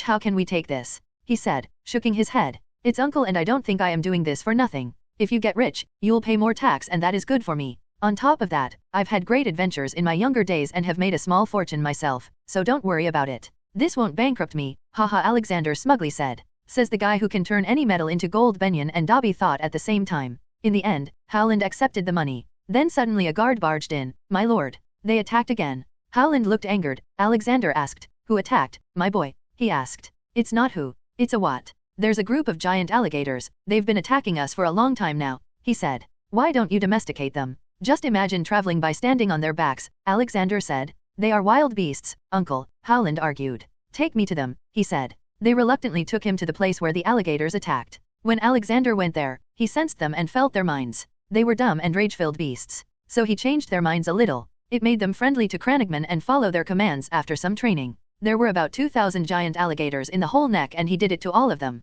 Rena, wanna ride an alligator? He asked. Yay, but what is Regator? She confusedly asked. Haha, look there. He pointed. A very big alligator headed straight to them. The men pointed their arrows at it. Don't shoot the arrow. It's not going to attack, he said. Soon the alligator came close to Alexander and looked at him for a while. Then it went to his feet and started licking them. Ha ha ha, good boy. Come, Rena. He grabbed the hand of Rena and stood upon its back. The alligator moved in the water slowly with them standing on their backs. Rena was originally scared but in a matter of minutes started enjoying it. After turning some circles around, they returned. See, you can domesticate them, he said and gave them some fake secret language words. They would use it on the alligators themselves. After an hour everyone there had an alligator. Their house sigil was something alligator-like so they were very happy with having the new companion. Ha ha ha, so many gifts in a single day. I don't think I'll ever be able to repay you, he gratefully said. Haha, I am your liege lord. It's my duty to help you in times of need. Alexander patted his back. All right, we should leave now. There is a lot of work in Winterfell.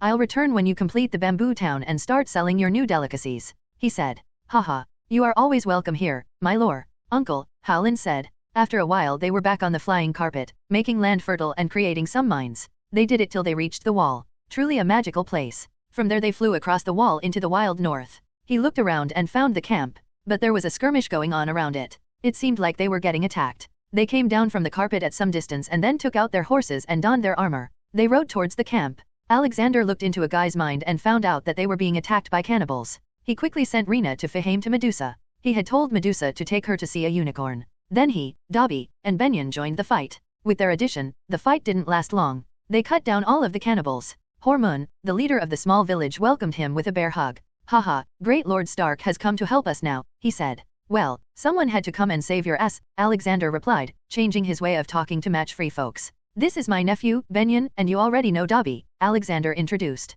Come, let's get something to drink. He led them to a big tent. Why did they attack this village? I thought they didn't come this far, he asked. Hunger makes you do many things, my friend, Hormone replied. Wise words coming out of you. What did you do to Hormone? He joked. Yeah. So, what's with the sudden visit? And what about that king business? Hormone asked. I killed the king and also saved my other nephew. Now, I've become the Lord of Winterfell and Warden of the North. Alexander said. Climbing the social ladder are you now? Hormone said with a large sip of alcohol. Wait, try this. Alexander gave him a bottle of fire whiskey. Hormone drank some and his eyes widened. This is magic. Haha, I knew you'd like it. How Stark makes it now, our brand new creation. Then I must ask you to sell me some. You can take whatever you want in return. Hormone said. Ha, I can sell it to you but only if you accept one request of mine. Alexander seriously said. Ask anything, my friend, Hormone said. I want all the non-cannibal free folks to move to Skagos. The harsh north is no place to live. You all have been living here because the wall didn't allow you to move south. Food is scarce here, most of the babies die even before their first name's day. In Skagos, you'll have land to grow food and animals to herd. I'll also give you many ships to conduct trade. I've also found an iron and silver mine there. Alexander said. Did you forget that we don't kneel? Hormone angrily said. I don't remember telling you to bloody do so. All I said was to move to Skagos. Alexander also showed a slight anger. The best way to talk to a free folk was to do it like them. Hormone suddenly realized his mistake. Sorry, my friend. But I've heard that the sea around Skagos is violent and the island is also stony. That was true but Alexander would solve the problem. The sea was so violent because of the air current that used to get trapped between the northern mainland and Skagos' tall mountains. He just needed to change the topography of the island to solve it. It was also inhabited by cannibals. Unicorns also supposedly lived there. That's just a hoax. Trust me, it's a nice, big island with enough pasture and jungle. If you agree, then tell other friendly tribes too. Alexander said. What about your other northern lords? Won't they object? Hormone countered. Last I remember, I was their liege lord. If they go against me, I'll deal with them in my own way, he firmly replied. Ha ha ha, I believe you. I'll send messengers to all friendly tribes. The giants are nice, they should come too, Hormone said. After that, they drank some more, and Alexander went out to find Benyon and Dobby. He found them talking to a giant, Mag the Mighty. Dobby was able to understand the big man but Benyon was clueless. Hello there, King of Giants. It's nice to meet you. Hormone might want to talk to you, Alexander said. The giant nodded and walked away.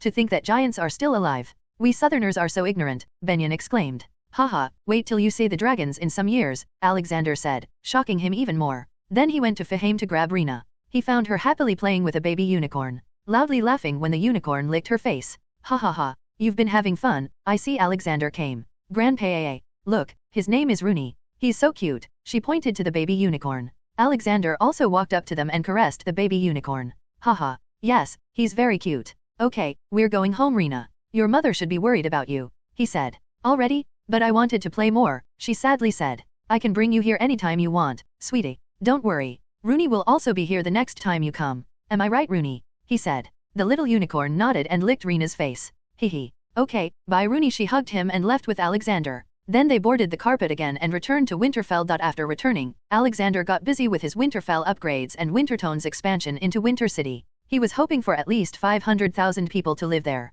For the next 2 months, he worked on his building plan. He also electrified the whole Winterfell castle. The printing press was used to print posters asking all the jobless people to come to Winterfell. Alexander had put a slight notice me charm on them to make people notice it. His new citadel was also ready but was currently invisible. How was he going to explain it to people? Still, he had built up an illusion that would make people think that it was under construction. For now, he had told everyone that it was a food granary for the whole north. It was unbelievable but still, a bit of magic and it became believable. His next immediate agenda was 1. Go to Oldtown and take over the Order of Maesters. 2. Visit the Iron Bank and start plans to take over Westeros. 3. Go to the legendary Cannibal Bay in the Shivering Sea and grab nearly 1,000 wrecked ships. He was the most excited to choose option 3 first but controlled himself. But before leaving, he was going to start the plan to restore the Moat Cailin. It was a magnificent castle but also costly to maintain. He was going to connect the east and west coast via a great canal which would flow just beside Moat Cailin. It would probably help Moat Cailin establish a moat city too. A/N, here we have it.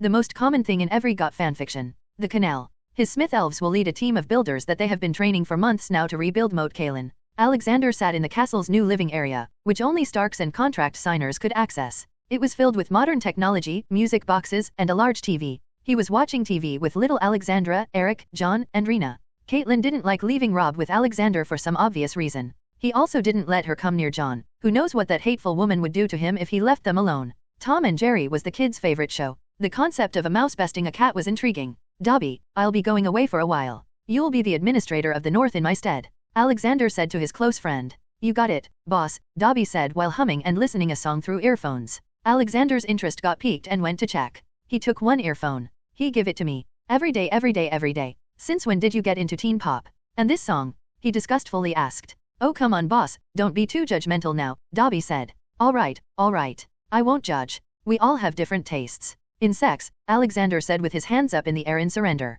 I am not GA. Dobby said something but Alexander had already left by then. Having accomplished his goal of annoying Dobby, across the narrow sea, a meeting was taking place between an old man and a small newly born girl. Ragnarok had found where the Targaryen family was living. A wealthy merchant had given them refuge. Sir Willem Darry, the Kingsguard, was a nice man to go to such lengths to save 2 children whose future didn't look very bright. Daenerys was very small currently, probably a few weeks old. Alexander didn't save Rilla. She was a broken woman who had a lot of pent-up anger. She would have settled for nothing less than the throne for her kids. Unless he messed with her brain. He let her go to Havens and rest in peace. Which is also why he couldn't bring himself to let the little Dany face extreme hardships. He wanted her to have a happy life while slowly moving forward. Ragnarok reached the door and knocked on it. A servant opened the door. He told her that he wanted to meet Ser Darry. The man had grown too old and also blinding. Who are you and what do you want? Willem irritatedly asked. I know about the kids, Ragnarok said. Willem's eyes widened and reached for his sword but without him even noticing there was already a sword resting on his throat. If I wanted to harm you or the kids, I'd already be on my way back home, Ragnarok added. What do you want? He nervously asked. There's someone out there, extremely rich and powerful. He doesn't want little Dany to live a harsh life, so he sent me here to watch over her. Ragnarok replied. Tyrells. Willem guessed out loud. Haha, the Tyrells aren't even worth my boss's fingernail. So, what's it gonna be? How can I trust you? You don't. But you also don't have much of a choice either, Ragnarok nonchalantly replied. All right, but I'll be keeping an eye on you. If you harm them, I'll kill you even if it costs my life, Willem strongly said. Sure, Ragnarok walked into the big house to see the little girl. And there she was, in a crib. So small and cute. Silver hair and purple eyes. Ragnarok took out a dragon plushie and showed it to her. She in return made happy noises and tried to grab it. Ragnarok lightly placed it beside her. So cute, Ragnarok exclaimed. Alexander was on his way to Oldtown, with 2 of his wolf's swords, on a warhorse and his armor. While he traveled he hoped that many people would come and settle in the new winter city. The Moat Cailin will also probably be completed and the work for the megacity, named Norgold, will be started. As it was going to be the biggest moneymaker city in the North/world. His first stop was going to be River Run, then Casterly Rock, and finally Highgarden. From there, the Oldtown is very close. He had no intention of meeting Hoster Tully, so he bypassed them and headed straight to the famed Casterly Rock. He also wanted to assess how much gold was left in their seemingly limitless gold-filled mine. It was currently the end of year 283 AC and the main story of the Game of Thrones started in AC 298. 15 years is a long time to change a lot of things and he was sure that many things would change because of his process. Many events might happen differently, but there was one thing that would still remain the same. That was the nature and attitude of the people. His small team rode towards the Westerlands. In their ways, they found some thieves but were easily neutralized. As soon as they entered the Westerlands the thieves became rare and rare. Westerland lords took security pretty seriously, he guessed. When they arrived at Lannisport, they were welcomed by a group of armed guards. It was obvious that their travel was no secret and the Lord of Casterly Rock wanted to show the might of Lannisters so he invited him to his castle. The Lord of Casterly Rock surprisingly came out with his small family to greet a small lord of a poor house like him. Alexander was still in full armor except for the helmet. His wolf sword guards also looked a bit scary with their red shining eyes under the masks. His attire made Tywin remember the scenes of the throne room. Haha, I am truly overwhelmed to be personally received by you Lord Tywin. How are you? He spoke with a rather informal tone. No one had the guts to say anything to him. We don't receive many guests here. You are in luck that I was here, Tywin said in his disdainful voice. Alexander looked around. There were Kevin Lannisters and Jaerion Lannister, Tywin's younger brothers. Then there were Tyrion Lannister and Cersei Lannister, who was betrothed to Robert, and would probably give birth to a child soon. Alexander looked at the little Tyrion Lannister. Surprisingly he didn't look ugly. Then a memory resurfaced in his mind. Memory. Some years ago, Alexander was flying over Casterly Rock and saw a little boy crying alone under a tree. Alexander got interested and went to see him. What happened, boy? Why are you crying? He asked.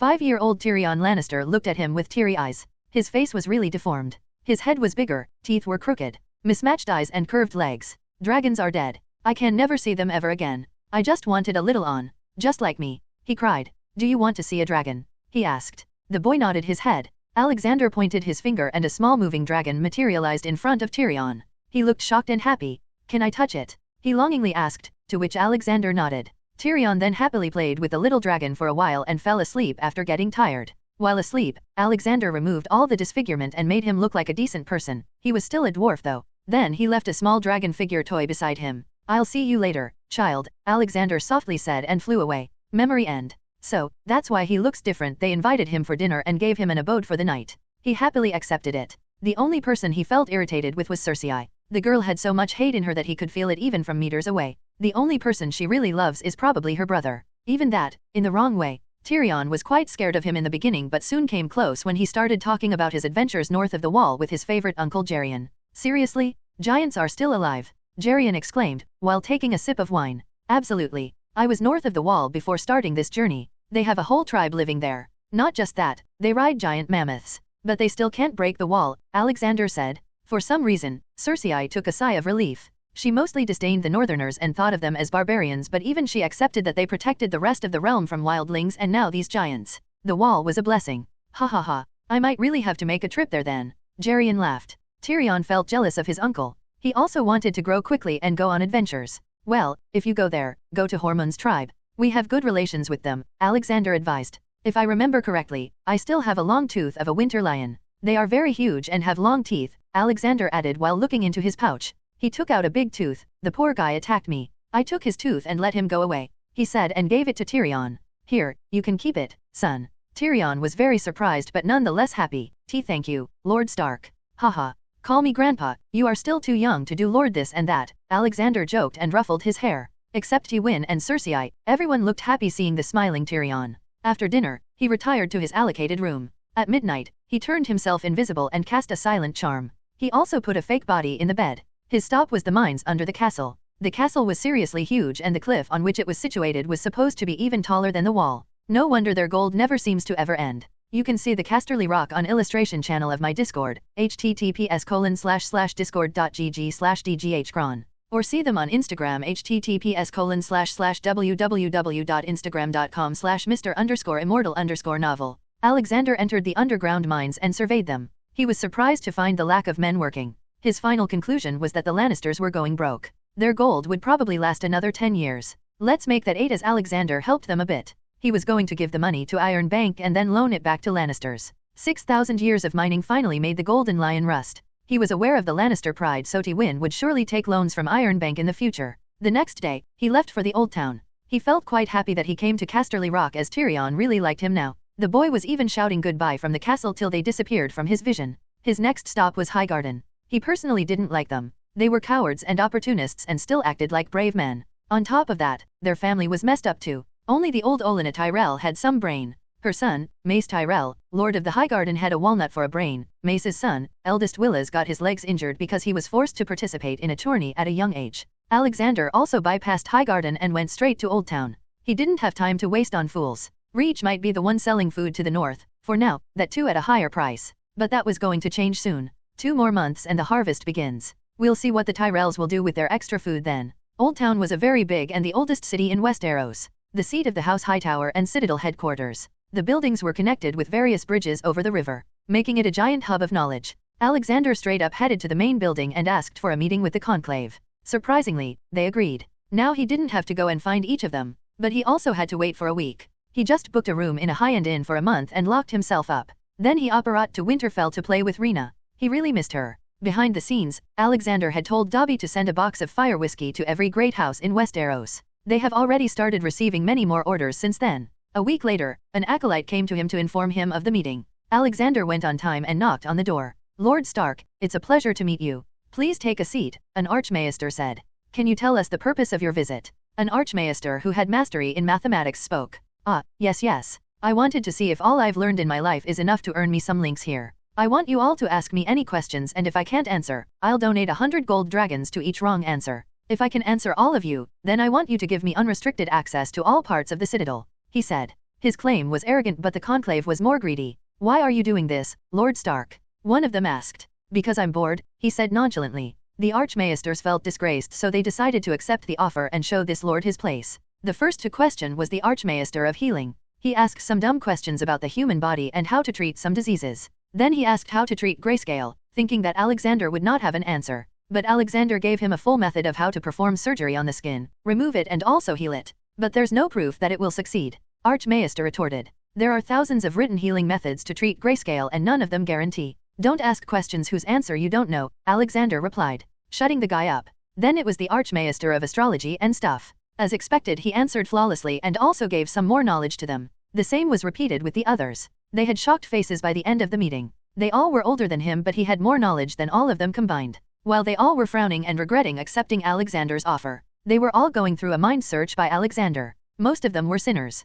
Planning and plotting was a normal thing. Their main agenda was to keep making the lords of Westeros feel a requirement to have a maester. For example, they were the only people who knew Ravenry. On top of that, the education was so unpromoted that many lords directly allowed their maesters to read letters for them, as the lords didn't know how to. They also liked little children. They were easy to scare and control, hence the best targets for old men. Well, he was also going to castrate them. 3 of them deserved death and the rest deserved time torture. Even Archmaester Marwyn had dabbed in some blood rituals during his travels in Asahi. But he also found an interesting thing about him. He swiftly gave them time torture and made them loyal to him. These men were no good left alone. Killing them would be a waste before they passed on their knowledge. Those who didn't deserve to die were compelled to sign a magic contract. Archmaester Marwyn was an old man who had spent his whole life in search and study of higher powers like magic. There was also a reason for his drive to learn magic. There was a time when he had a happy family. He had a wife and a lovely daughter. The problem came when he found out that his daughter had a bone disease. Her bones were growing weak and soon she won't be able to walk. He asked many healers.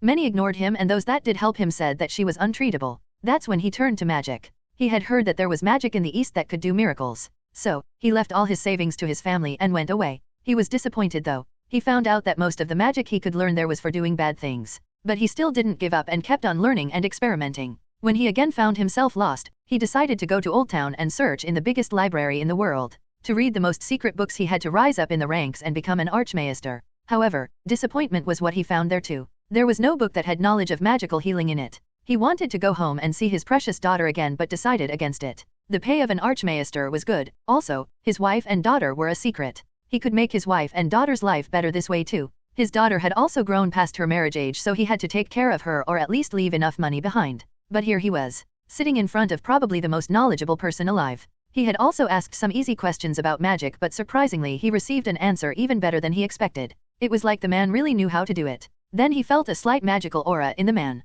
He could feel that it was suppressed. Normal people could not feel it, but he could. To him, Alexander looked like a ray of light in his moment of hopelessness. His suspicion was confirmed when he saw other archmaesters agree to his terms. There was also that contract that he made everyone except him sign. I need to talk to him, alone, he thought. After the meeting was done, Alexander went to copy all the books in the Citadel. He was going to need them in his Tower of Knowledge. He cast a wide area disillusionment charm and got to work. He copied every book and sent them to his pocket dimension. It took him a whole day to do that. Then it was time to explore. He checked out for any secret entrance. There was one he found that led to the basement. In the basement, he found many human and dragon skeletons. The earlier maester must have been interested in dragons. Then there was a vault.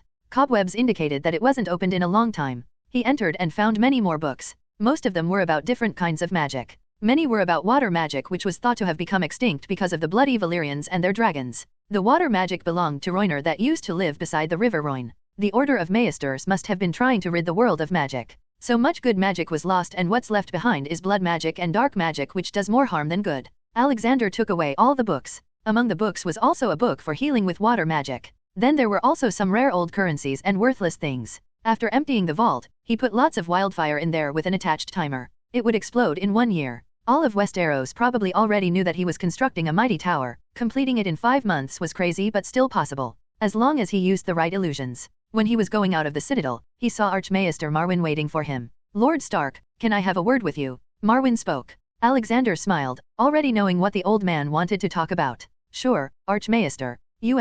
Not here. Can you come with me to my chamber? He requested. Sure, lead the way. They sat down in his chamber. Marwyn was continuously looking at some candles. Why are you looking at the candles with so much focus? Alexander asked. Oh, no, nothing. Marwyn sounded sad. Haha. Is this what you were expecting? Alexander interjected, and suddenly the candles started to burn at full intensity. Marwyn stood up in excitement. Her looked at the fire. Please teach me. Why? I want to heal my daughter. Alexander smilingly said. How do you know that? Marwyn questioned. I know many things. Alexander jovially said. Who are you? He seriously asked. Alexander suddenly vanished and reappeared beside Marwyn. He put his hand on his shoulders and they both disappeared. The next time they appeared was in the Great Sept of Baelor in King's Landing. Marwyn quickly recognized the place. Alexander slowly walked to the biggest sculpture in the hall and stood beside it. The Sept of Baelor had the sculpture of the Seven, but there was another addition. The 7 sculptures stood on the palm of a hand. Alexander's sculpture was the biggest and stood behind the 7 with his one hand giving blessings and another missing, denoting that the other hand was making the world work.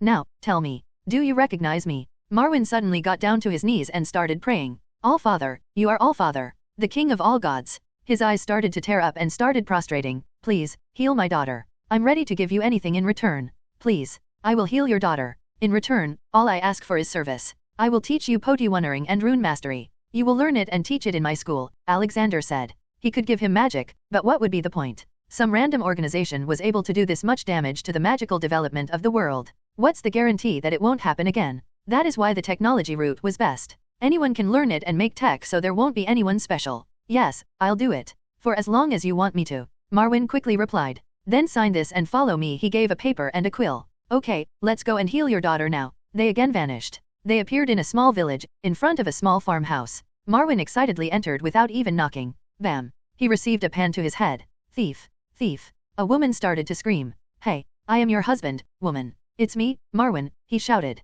Marwyn, how? She looked at her husband on the ground and quickly hugged him. Oh, look how thin you've gotten. These years must have been hard on you, she cried. Father. Another frail woman came. This one, much younger. She was in a wheelchair, which probably Marwyn designed. Myra. Marwyn looked at her. Tears in his eyes. Father, you came back, she cheerfully smiled. Yes. Yes, my sweetie. I also brought a healer. He says he can heal you completely. But, they said I can't be healed, she replied, with no happiness in her voice. She must have already lost all hope. Alexander thought. Alexander walked up to her. Drink this, child, he said with a warm smile. Marwyn quickly forced her to drink it. Myra quickly drank the sour potion and started feeling warm. Just a potion would not have been enough to regrow her bones quickly, so he also used his magic to permanently heal her. With every passing second, they could see the changes happening to Myra. Her body was getting healthier and her skin was becoming better. Her thin legs started to develop some extra muscles. Gathering some courage, Myra tried to get up but stumbled. Haha, it will take some time to get used to it.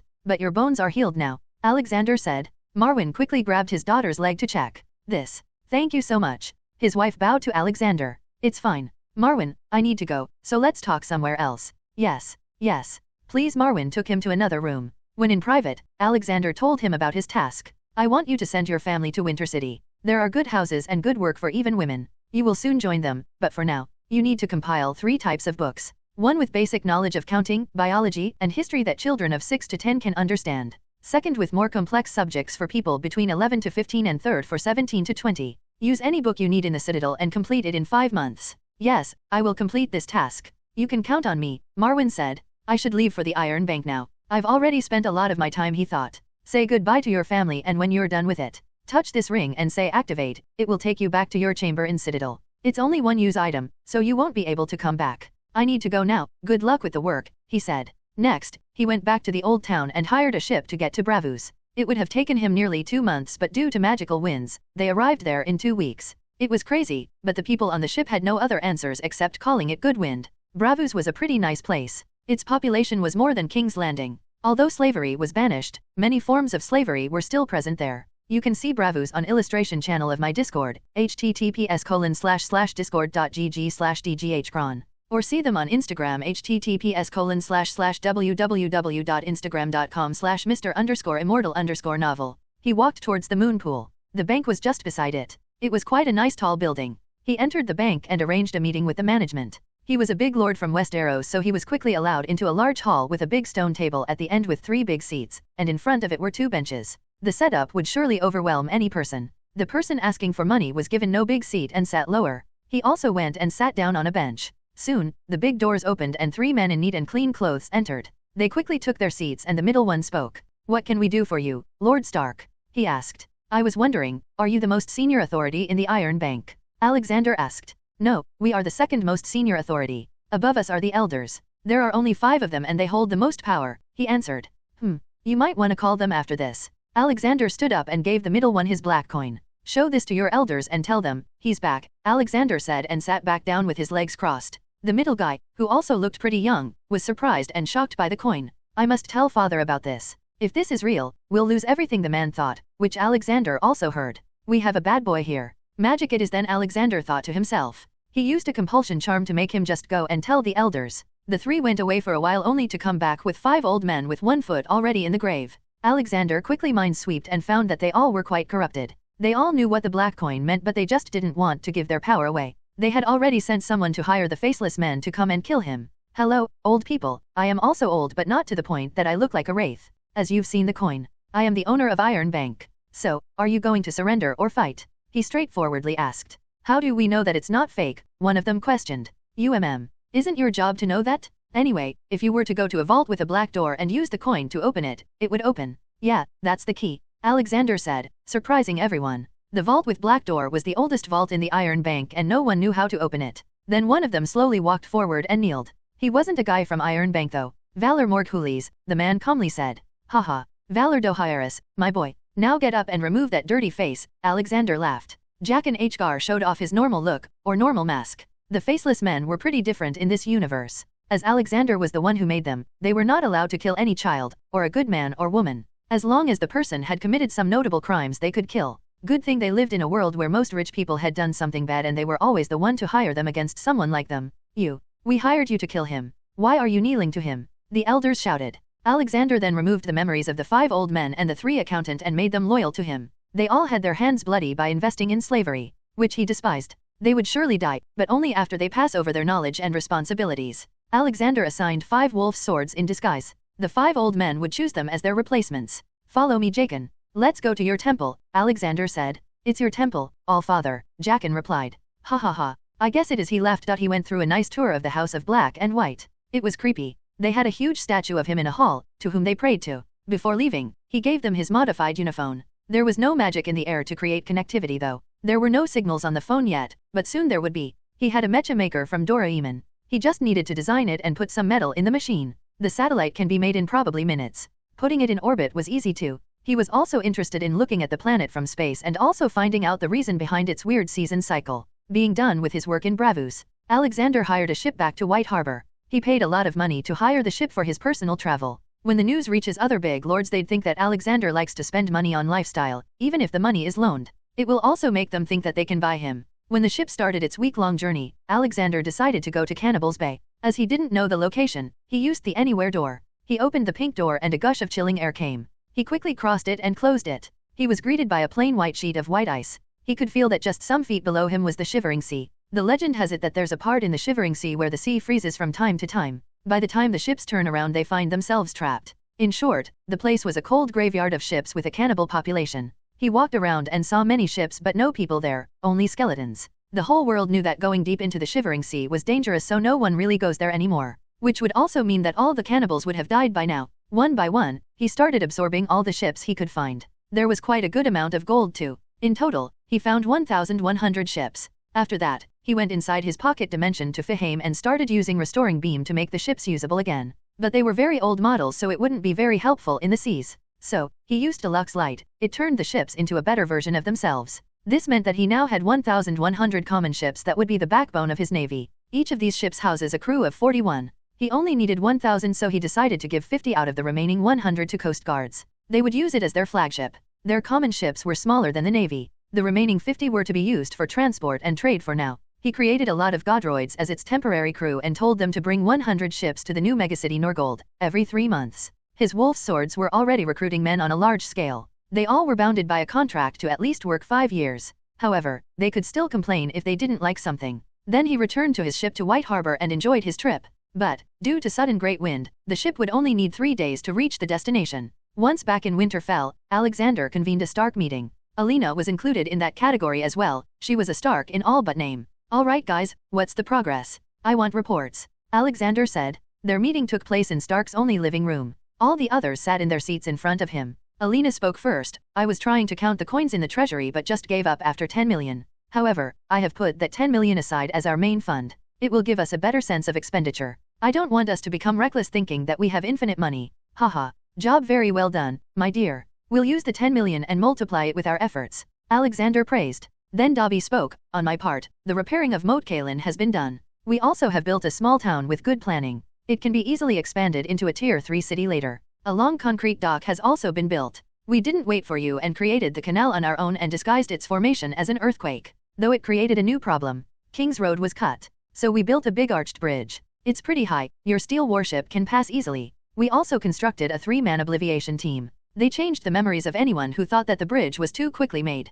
Some had started saying it was magic, so I had to do it. In the 2 months of your journey, we also received 120,000 people. They have been given housing in Winter City. One of Wolf's swords has taken the position of city mayor and is currently creating a police department. Many of the people were unskilled, so they were given some skill development classes. We currently have 20,000 working in agriculture and 40,000 working on the building of Norgold in Ramsgate. 20,000 were sent to receive military training in a new military academy I established in Wolf's Wood. It's run and taught by 10 Wolf's Sword. The remaining 40,000 have chosen various other professions. We lack blacksmiths for now though. The creation of your naval force has also been fluent. We have gathered 30,000 men. They are receiving training in the Naval Academy started on Sea Dragon Point. It is run by 20 Wolf's Sword. We have also received the news that nearly all Lord in the North had a huge harvest this time. They all said that they have even more than they need. They all sent thank you letters. Big orders of butterbeer and fire whiskey have become common now. Just last month, we made around 40,000 gold dragons from it. It's becoming even more popular. That's all." Dobby relaxed.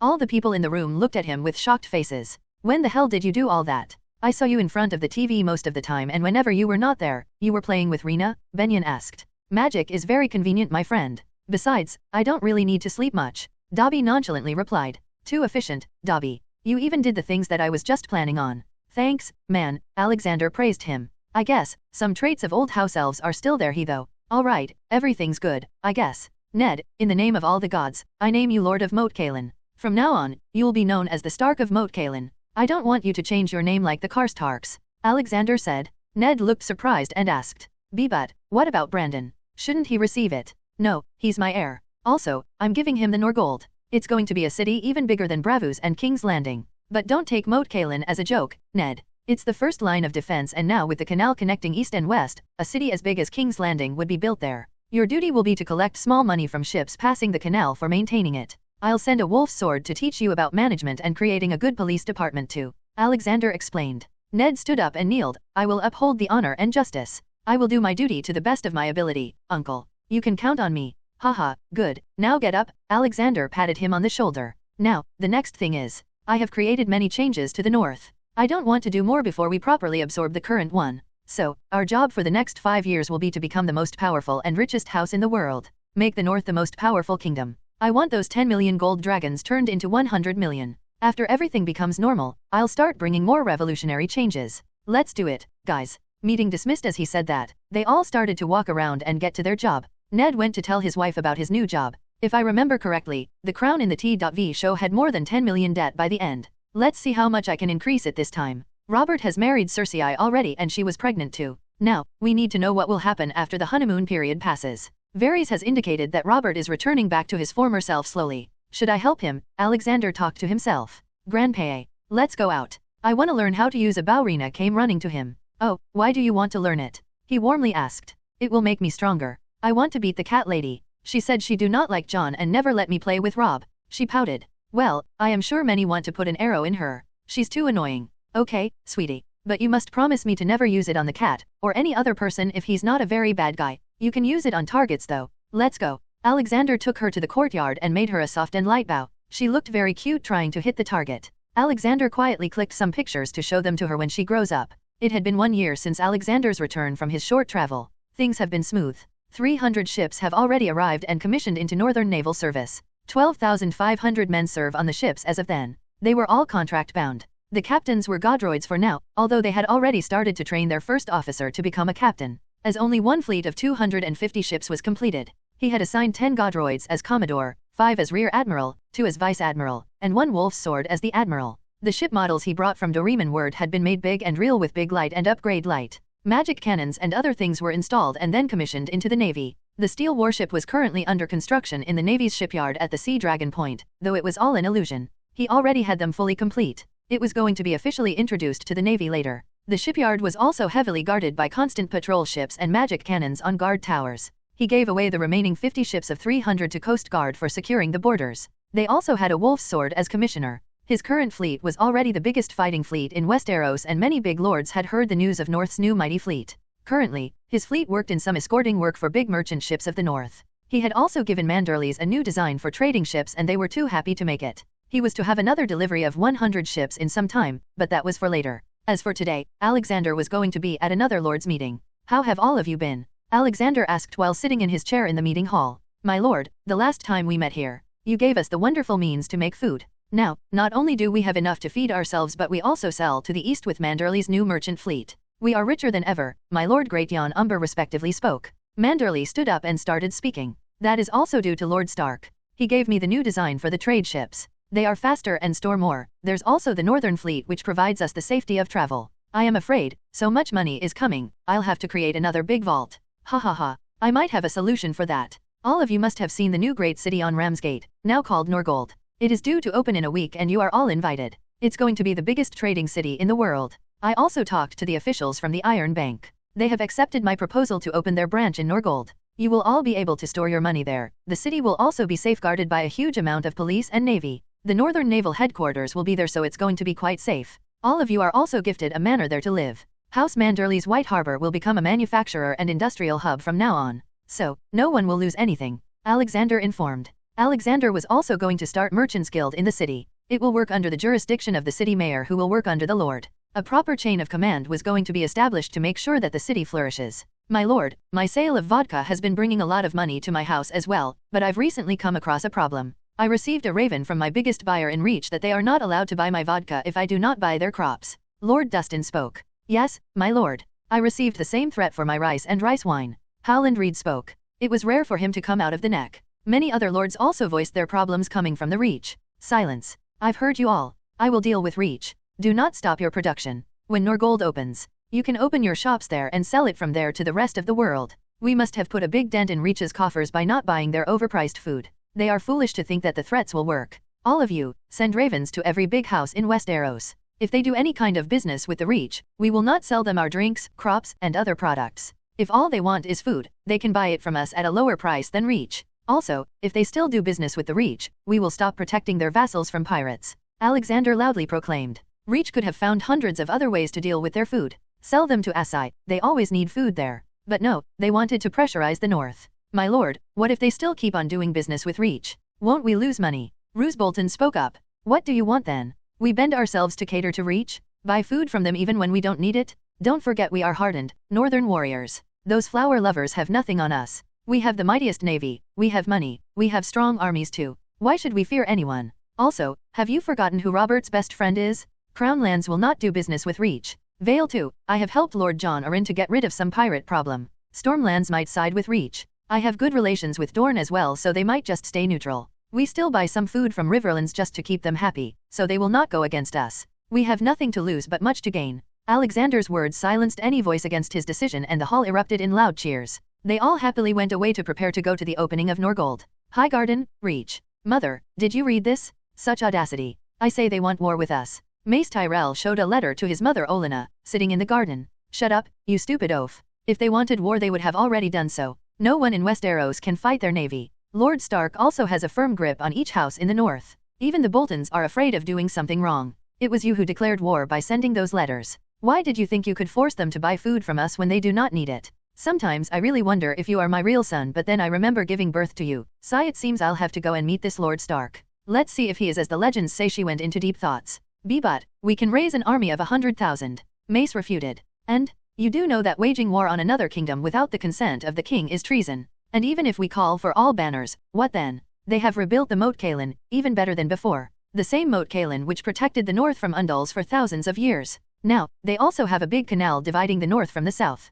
And before you say that we block them near the Great Bridge, arched bridge over the Great Moat Canal, they also have a mighty navy. Now, go and play with some flowers, don't bother me. She shooed him away. Alexander quietly sat in his office talking to his men at the new Iron Bank. They were finalizing all the plans and also the new insurance branch that Alexander was making. Traders could buy the insurance and pay a small amount monthly to secure their trade in the seas from pirates. The Northern Navy would protect all those that take the insurance. They would be given a special small flag to put on ships. Whenever they are attacked, the flag would secretly send a signal to the nearest Northern Navy vassal. He knew that people would not trust them, but he had a small trick for that. He was going to remove all the murderers and wrap *STS from the pirates and only let the small-time thieves work. Their job would be to terrorize some traders and not harm them, then the Northern Navy would come and save them. When the words will travel, they will start taking the insurance. Then he'll hire some more small-time pirates to periodically show some threats. He'll also be getting rid of most pirates except the ones working for him. Ones with low sins will be given jobs and those with high sins will be judged. He was also going to present other kinds of insurance later, but for that, he'll need to have strict control over the whole Westeros.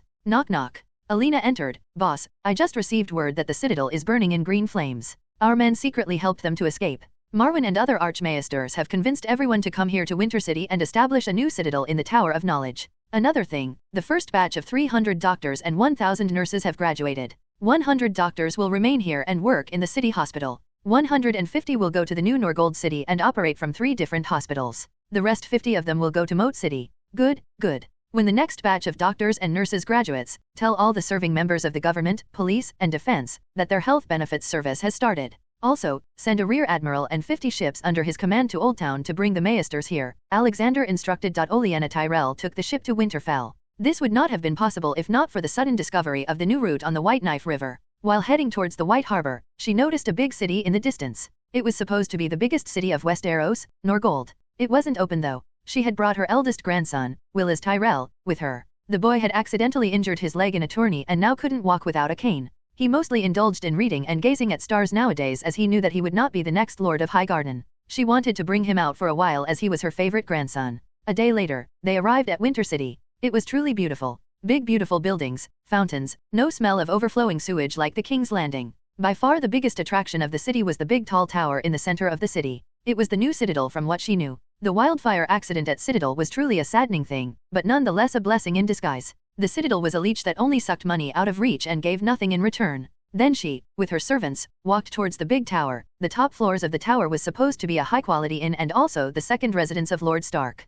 She was quickly taken to the 64th floor where her residence was booked. It was quite scary to travel in the box thing to so high in the air, but still exciting. The residence was also amazing. The rooms were even better than the highest quality inn in King's Landing. The best thing was the amazing view from there. Because the weather was clear, she could also see a small part of the wall up north. This is so amazing, grandmother. To think that it was made by men, in just a year is unbelievable. Northerners are really hard workers, Willis said, looking out of the window. Yes, they are very dangerous, Olenna said. Dangerous? Didn't you see the hustle and bustle in the city? There were well-dressed guards, people happily talking about their lord, some even calling him God. Imagine the amount of money that comes into their coffers. And there are supposed to be 2 more cities like or even bigger than this. There's also talk that the Iron Bank is going to open their new branch in their new city, Norgold. I won't be surprised if the Starks are already the richest house in the 7 kingdoms, Olenna explained with a contemplative voice. Knock knock. Their guard opened the door. Greetings, Lady Olenna. I am Creed, Squire of Lord Stark. Lord Stark has invited you to lunch at the terrace. If you are free, I can take you right now, or you can come later, Creed respectfully said. We will join right now, she said and followed behind. Soon, they reached the magnificent terrace restaurant. There was no roof, many artificial trees were placed to provide some shade. There was also a sliding retractable roof for rainy and snowy days. They were taken to a spot reserved for House Stark. Olenna saw Alexander for the first time, talking to what seemed like a servant and laughing with them. Just that, spoke leaps and bounds about that man and why everyone respects him. He still looked quite handsome even after being so old. She imagined what he would have looked like in younger days. No one in Westeros knew much about the new Lord Stark. They only know that he's strong and smart. As she moved forward, Alexander stood up. She was again surprised to see a man so old and yet look so fit. Welcome to the north, Lady Olenna. I hope you like the view and will also like the food, Alexander spoke. The view is certainly marvelous, and the food is yet to be tasted, she replied. Haha, then let's get to it. Alexander sat down on the table by the railing. When they sat down, they were given menus. She was baffled by the number of dishes available. They ordered their food and waited. My lord, forgive me for asking, but what is that red cross sign? Willis asked, pointing to the hospital, down in the distance. Oh, that is a hospital. Any man and woman can go there to get treated for a very cheap price. All kinds of diseases and damages are healed there. The Red Cross sign has been adopted by the Healers Guild. You will find them all across the north in certain buildings. It shows that there's a healer, Alexander explained. Why spend so much money on small folks? He inquired. I won't say too much, but happy small folks means happy kingdom, that's what I believe in. If you want to know more, you can go to our schools. All kinds of subjects are taught there. The Maesters also teach there, Alexander replied. I will surely pay a visit. Oh, the food has arrived, Willis exclaimed. After eating, it came to serious business talks. I am sure you didn't just come here to sightsee, Lady Olenna. I won't drag this, but I was very upset when my vassal lords told me that they received threats from Lord Tyrell, he straight up said. Oh, that stupid oaf. He doesn't even know the B of business. All he has is handed to him in inheritance, she replied. Then why isn't Willis the lord? He certainly is smart and honest, Alexander asked. Because of my leg. Just like what people named my uncle Garth the Gross, they would name me Willis the Crippled Flower or something like that. My father doesn't want that, Willis sadly replied. Well, what if I can get your leg healed? Alexander asked. Even if I believe that you can do it. Why would you? Olenna questioned. Because I will not take back my blockade from trading with you unless Mace gives his lordship to someone more intelligent. I don't believe that Mace won't do something stupid like this again. I know it, you know it, Willis knows it, and probably the whole Westeros knows it. Your son probably has an IQ of 70 or below, Alexander said. IQ? Willis asked. It's a test I've made which lets us assess people's intelligence. A score of 70 to 79 means cognitively impaired. A score of above 130 means very gifted, Alexander briefly explained. I would like to take that test, he said excitedly. Sure, but the point stands. Do you want to let your house go to ruins because of one bad fish, or will you work to change it? Alexander asked. What's in it for you? She asked. Peace. I hate it when small folks die because some foolish lord got too ambitious. Peace also means flourishing population and trade. But there's one condition, Willis will stay here in the north. He will get healed and also study in the new school in the Tower of Knowledge. He will learn how to govern and do business, Alexander clearly said. He will also be taught the benefits of a democracy, he added under his breath. So you want him as hostage? Olenna replied with a slightly angry tone. Why would I do that? If I wanted to harm the Reach or the House Tyrell, I'd just send my navy and army. I want the Reach and the North to have good relations in the future. Doing this can help us a lot. Willis will also befriend many heirs of northern lords here. They all study at school. Not just northern lords, many heirs from Vale and Riverlands study there. You have a lot to gain and I have nothing to lose. What about this blockade, and how do you expect to get Mace to give up his lordship? She asked. Well, you should come to the opening of the Iron Bank of Westeros in Norgold in a few days. They have a new plan that can help your ships to easily trade as far as Assai in the Jade Sea. If it's about Lord Mace, I think you can deal with him, he said, looking straight into her eyes. He knows about my late husband, she thought for a split second. Okay, I will visit Norgold next time. Willis will live here from now on. Please tell someone to sell him a house here. Sure, it will be done. Now, please excuse me, I have to go back to Winterfell, Alexander said and left. Alexander returned to his office in the Winterfell castle. He had just sat down and received a call from Jaqen Hgar. What happened? He asked. All father, we just received a contract for you, he informed. Oh, this seems interesting. Who is it? He asked. We tracked down the man who brought the request. Someone by the name of Petyr Baelish was the one behind it, Jaqen answered. Okay, thanks for telling me. I'll deal with him, Alexander said. It is my honor to be useful, the faceless man replied and hung up. Alexander then called Varys. How are you, my boy? I am fine, but I can't say the same about King's Landing. The streets are ramping with dirt and rats. People are dying of hunger and disease. The king has gone back to his old ways. For some reason he thinks that his kids are bastards. I can't really complain though, if you saw the kids even you would doubt it. The baldy blabbered. Haha, I know they are most probably Cersei and some other Lannister mans. Anyway, I didn't call you for this. Is there a man named Petyr Baelish working in Red Keep? He asked. Petyr Baelish. Yes, there seems to be a man named that. He works for Lord Jon. He also owns some brothels in the city. Why suddenly so interested in him? He hired faceless men to assassinate me. Don't worry, they served me and told me about this. I want you to keep an eye on him. Also, I am sending you a potion. It increases the chances of siring a child. Give it to both Lord Jon and his wife and then lock them in a room. That Petyr Baelish has some fishy relationship with the Tully daughters. Alexander instructed. Are you suggesting House Arryn is in danger? Yes. Jon is foolish but still a good man at heart. He cares about small folks. I'll help him this time. I also want you to send me a full list of all the problems faced by small folks in King's Landing. I might visit soon, Alexander seriously said. Yes, I'll personally do it. I also have a request if it's not too much. Can you give me something that can protect me in case someone attacks? This place is becoming too dangerous day by day. No one can be trusted. Everyone is playing their own game and I would like to have some insurance, Varys said. Alexander nodded. I'll send it with the potion. Then he laid back on his chair and thought about how to improve the lives of people all around. Word of North's new might had been circulating around Westeros for a while now, and all the major lords were invited for the opening of the Iron Bank of Westeros. The city of Norgold had been opened with full grandeur. People had been moving into the big city for a while already, so the opening was just for the show. The business had already been going on there. The naval headquarters were there, so many Northern Navy warships also patrolled the waters near the city. The population of the city was already 200,000 and they were all working people.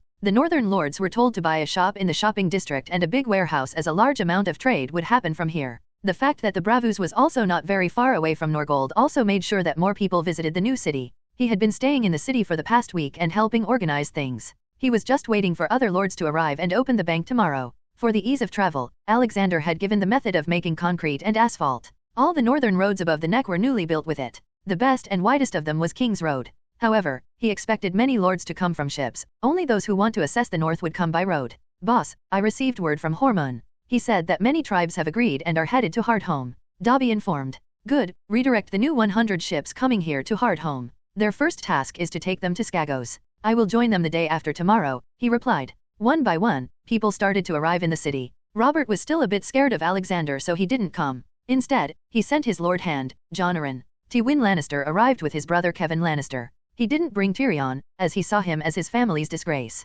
Olenna was already there. Hoster Tully came with his younger brother Brynden Blackfish Tully. No one came from the Stormlands as its lord was more interested in tourneys than business. Surprisingly, Doran Martell came with his brother Oberyn Martell. It was the Iron Bank's opening so it wasn't Alexander's show to run. He was there as a guest. He had already fully taken over the Iron Bank. The new 5 elders were Alexander's disguised wolf's sword and the older ones were dead. They did a good job of managing everything. The Iron Bank was a feared organization. Nobody wanted to fall to its bad side. It was even more feared now that they had taken over the Golden Company. The Golden Company had now sworn forever fealty to the Iron Bank. They would fight if someone denied paying back the loans. The bank was opened with some fireworks and then everyone was given small booklets to see the services offered by the bank. Its latest addition, the Iron Savior, an insurance company, gave trade vassals security in the seas. It said that all the ships registered with the insurance will be insured from any pirate attacks. If they are still attacked then the bank will give its materials worth to the owner party. The whole thing was a tie-up with the Northern Navy. This also meant that from now on, the Iron Bank and the North would be in a strong partnership, and attacking the North would mean partially attacking the Iron Bank.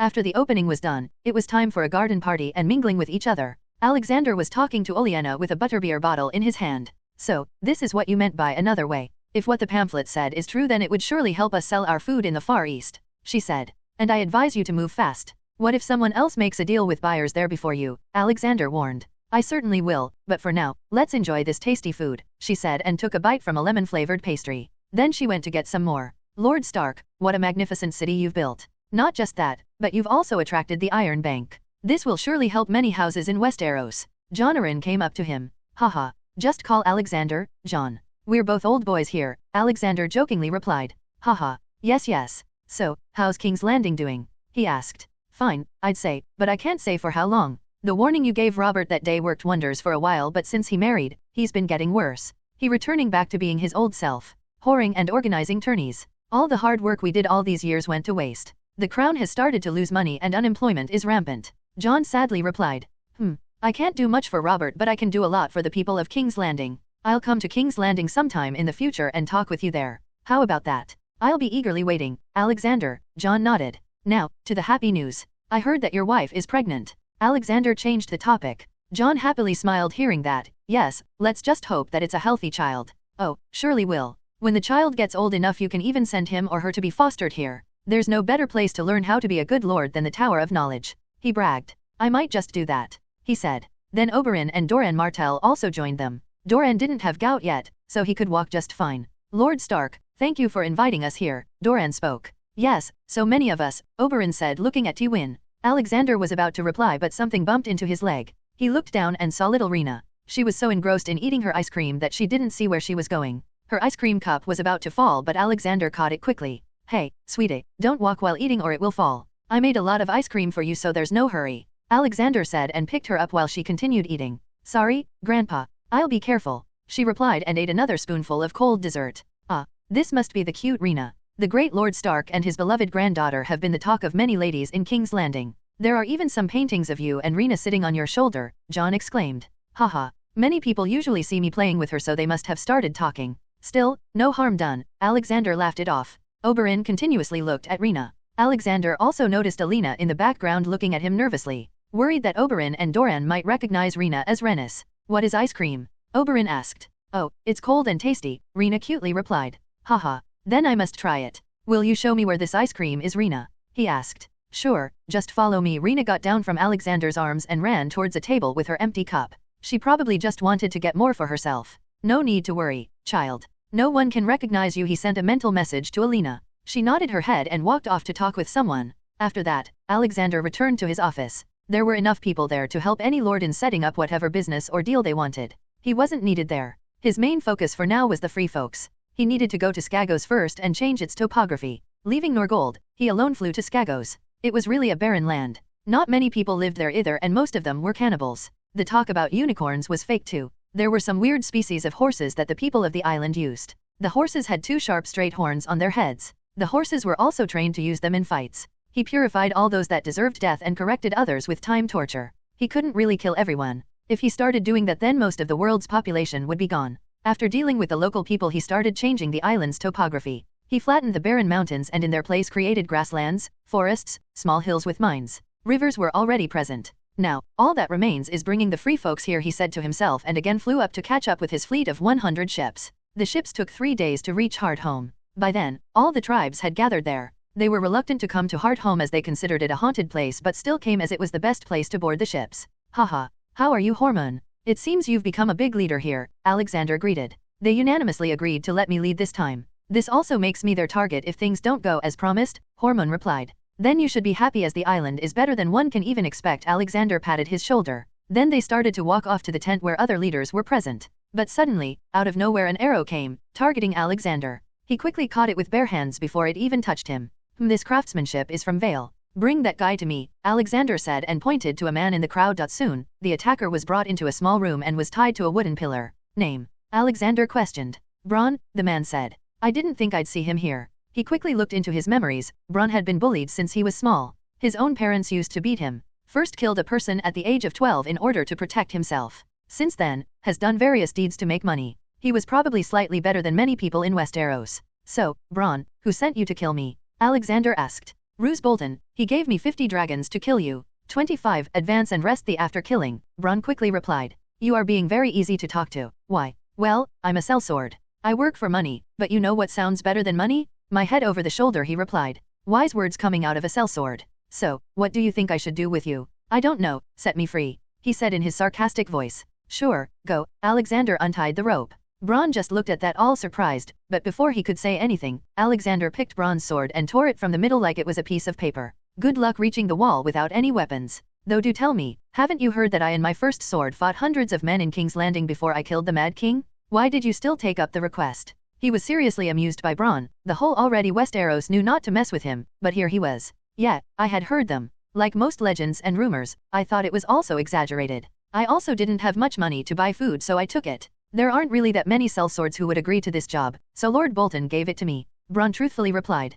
In the end, it really comes down to money. Good, how would you like to work for me? Alexander asked. Depends on what you want, Bronn haggled. Even in this situation, you want to bargain. Well, I'll give you 100 golds a month. If you do a good job, I might as well give you a castle. So, what's it gonna be? Alexander offered. Where do I sign?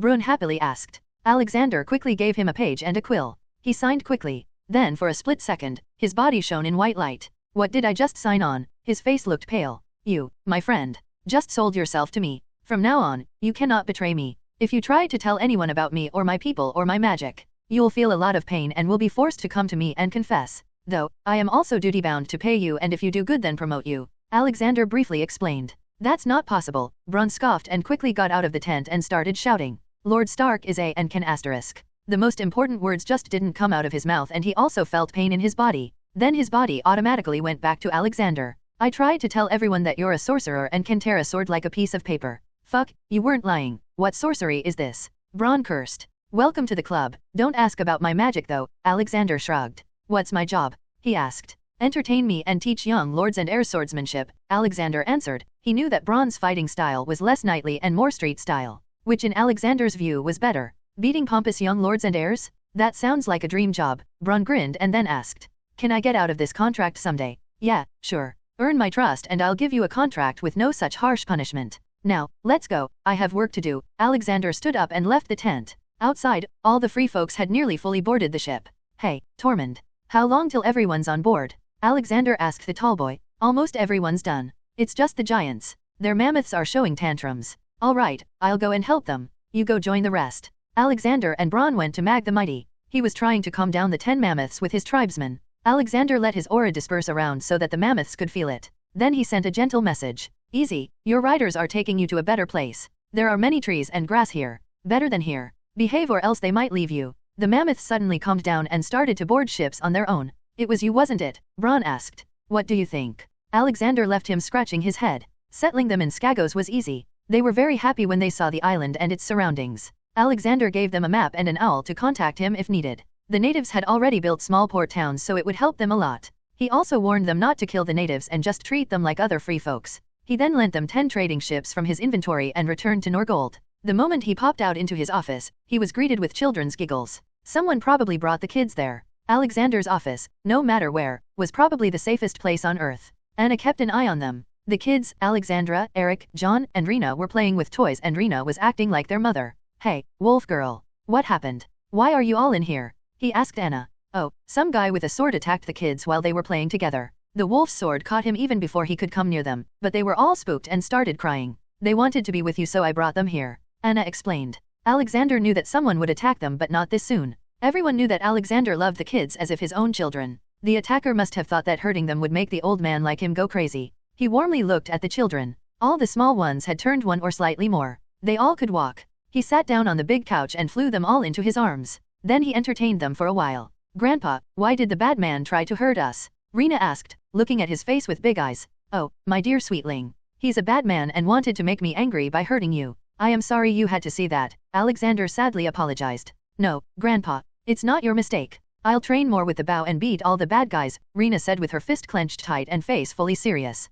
Alexander's heart melted away at that moment and squeezed her and the kids in his arms. And Grandpa will hunt all the bad guys down before they even think about harming you all, not just you but all the kids in the world. Time for kisses, he suddenly roared and started kissing them. They all giggled and fought him. Realizing that doing things slowly was making matters worse, he sent the order to bring the rest of the remaining 600 common ships to the north. He was going to station 2 fleets of 250 ships in the north. One on the east coast, at Norgold, and one on the west coast, at the northern naval shipyard and production hub, Wolf City at Sea Dragon Point. One of the remaining fleet would be stationed near Bravos with permission from the Sea Lord to help Iron Bank in its insurance business. The last fleet would be used for his first attack on foreign soil and then stationed there. He was going to take over Qarth, in the east. It was a very big and rich city due to its location. It controlled the Jade Gates, which was the passage towards further east and from further east to west. They also have a very big fleet of merchant ships, probably about 2,000 ships combined. The trade there was monopolized by 3 guilds of competing merchant princes, the 13, the Tourmaline Brotherhood,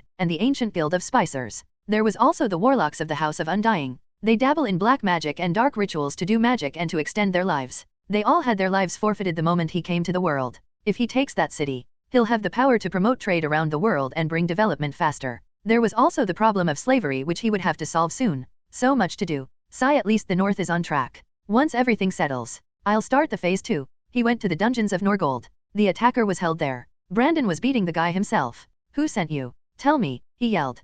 Hihi, the prisoner laughed with his bloody mouth. I'll do it, Brandon. No need to get physical. Alexander stopped him. Then he entered the guy's brain and started to mumble loudly. So, a sellsword from Essos. Oh, this is a surprise. The Ironborn. They aren't happy with my navy keeping peace in the seas. They wanted to warn me. Oh, and what's this? They are planning a rebellion. Well, let's see how that'll go, Alexander mumbled.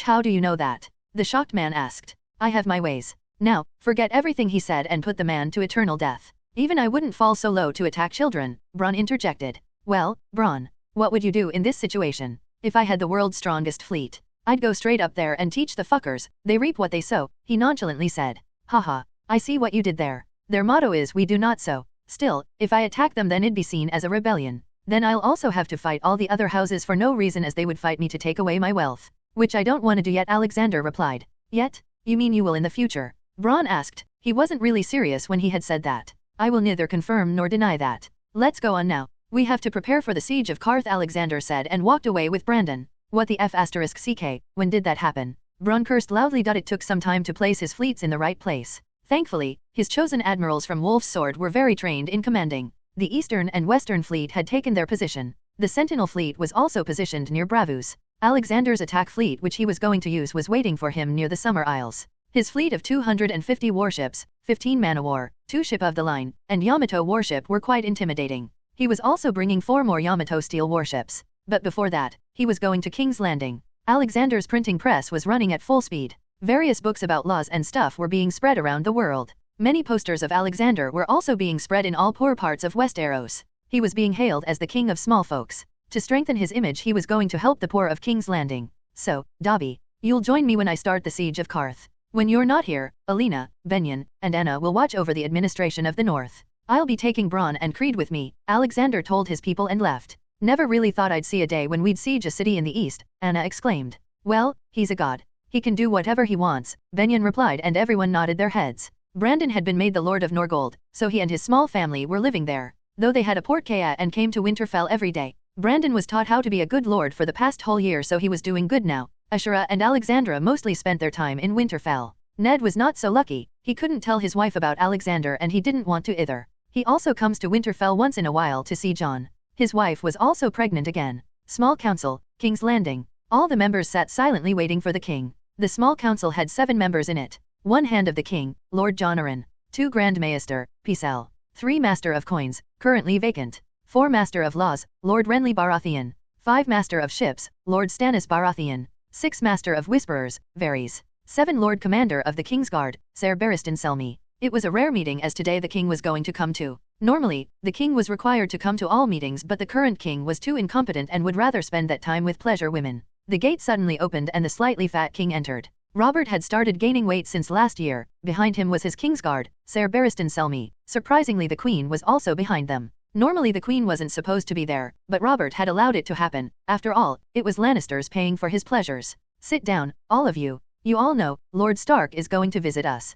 I don't want any of you to mess up. I will not face his anger because of your incompetence, Robert roared. He was still a bit scared of Alexander. The word incompetence doesn't feel good from your mouth, Jon thought. Come on my dear, he's just a small lord. You are a king. What's there to fear? Cersei spoke in her arrogant voice. That small lord single-handedly took down the King's Landing and beheaded the Mad King. His first sword, Ser Dobby, single-handedly killed 300 of your Lannister soldiers. Robert angrily spoke. He also has the mightiest navy in the world. More than 1,000 warships. Even if all the southern lords combined our might, we wouldn't be able to fight them, Lord Stannis said with a bit of worship in his voice. He has also rebuilt the moat Kaelin, so no one can attack them from the land. He also has new flourishing cities bigger than King's Landing. Not to mention the recent news about their collaboration with the Iron Bank. They are the strongest house in Westeros, Your Grace, Pycelle added. Cersei's face looked horror-filled. When did the world change so much? She asked herself. Yes, I think their armies are as strong too. When I went there for the opening of the Iron Bank, someone attacked the little children that Lord Stark had taken as his grandkids.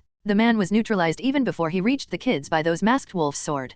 Jon Arryn told them. Now you understand why I don't want to anger him, woman. Robert asked. But, you are the king, she mumbled. Shut up. Not one more word from your mouth. Renly, increase the city's security. I don't want any new crime to happen. Also, get someone to clean the streets, he ordered. Now, I need to go back. I am busy. He left. What's the point of this? We can't hide the whole city, Jon thought. Alexander stepped down from the ship on harbor. The city was stinking. The sewers must have either collapsed or jammed. You can see the King's Landing on illustration channel of my Discord, https://discord.gg/dghcron. Or see them on Instagram, https://www.instagram.com/Mr_Immortal_novel. Oof, the King of Seven Kingdoms live in this shit-filled city. Bronn interjected. Sadly, yes, Alexander replied and walked. He cast a bubblehead charm on himself and his men. I don't know what you did, but thank you. Bronn took a long breath. Creed, you take our men to my mansion. I'll go and have a talk with Jon, Alexander instructed. His mansion was situated slightly west of the Red Keep.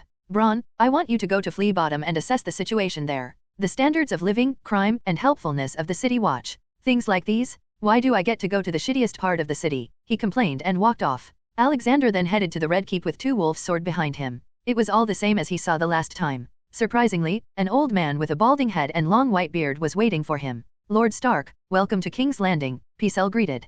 Thank you, Grand Maester, though I must say, the smell isn't really welcoming here.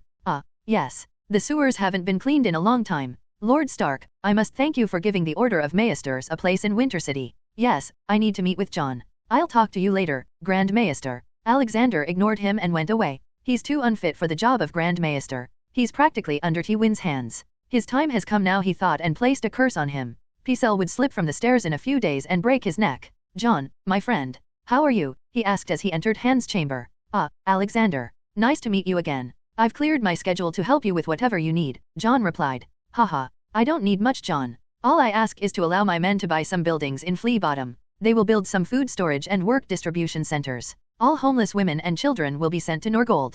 Women will get jobs there and children will live and learn in orphanages. Doing this will decrease some load from King's Landing. I also want to upgrade the sewage and the buildings, Alexander informed.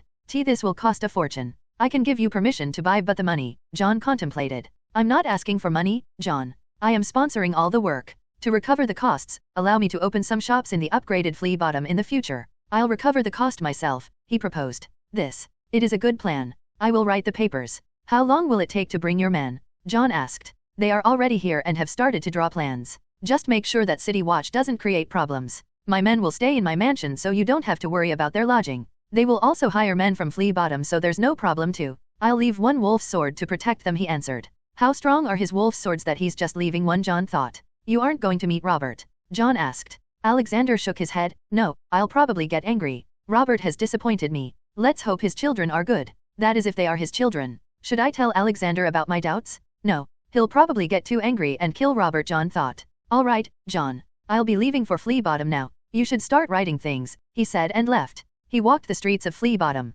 Calling the conditions there bad would be an understatement. Due to overflowing sewers, the streets looked more like water passages. Children sat near each building asking for money or food. Their eyes were filled with hopelessness and misery. Naked women walked around, offering themselves for a coin or a loaf of bread. It really hurt him seeing all that. Then he tried to imagine what the conditions would be in cities like slave cities of Astapor, Mirian, and Yunkai, where slavery was the main trade. Pop. Suddenly a blue bird popped on his shoulder. Chirp. Haha. My dear Barry, thank you. I was a little upset, but thank you for uplifting my mood, Alexander said, scratching the phoenix's neck. Barry also rubbed his fluffy head on Alexander's cheeks. Then he flew into the air and started singing, uplifting the mood of everyone in Flea Bottom. I'll just take over the whole world and banish slavery. I wonder why I didn't do it already if I am 15,000 years old in this world. Something must have happened, he asked himself. So, what did you find, Bronn? The whole place is messed up, but the city guards are the most messed up. The guards ask for money to protect them or else they beat them or spoil their little shops. The commander of the city watch, Janos Slynt, knows about it but doesn't do anything. He probably has a cut in the money, he reported. Well, let's see what that guy does when we start giving food and work to people, Alexander said and told his men to start the work. For now, he was offering food and work to people. Single women and single mothers were told that they'd be taken to Norgold and given jobs there. If they don't know any skill, then they'll be taught. Alexander's reputation was quite good among small folks, so people believed him. The 2 big buildings bought in the Flea Bottom opened their doors. The kitchen was free for children and disabled, but the adults had to earn their living. They'll be given a token from the work distribution centers with their work and identity written on it. As long as they had that token, they'd receive the food every day.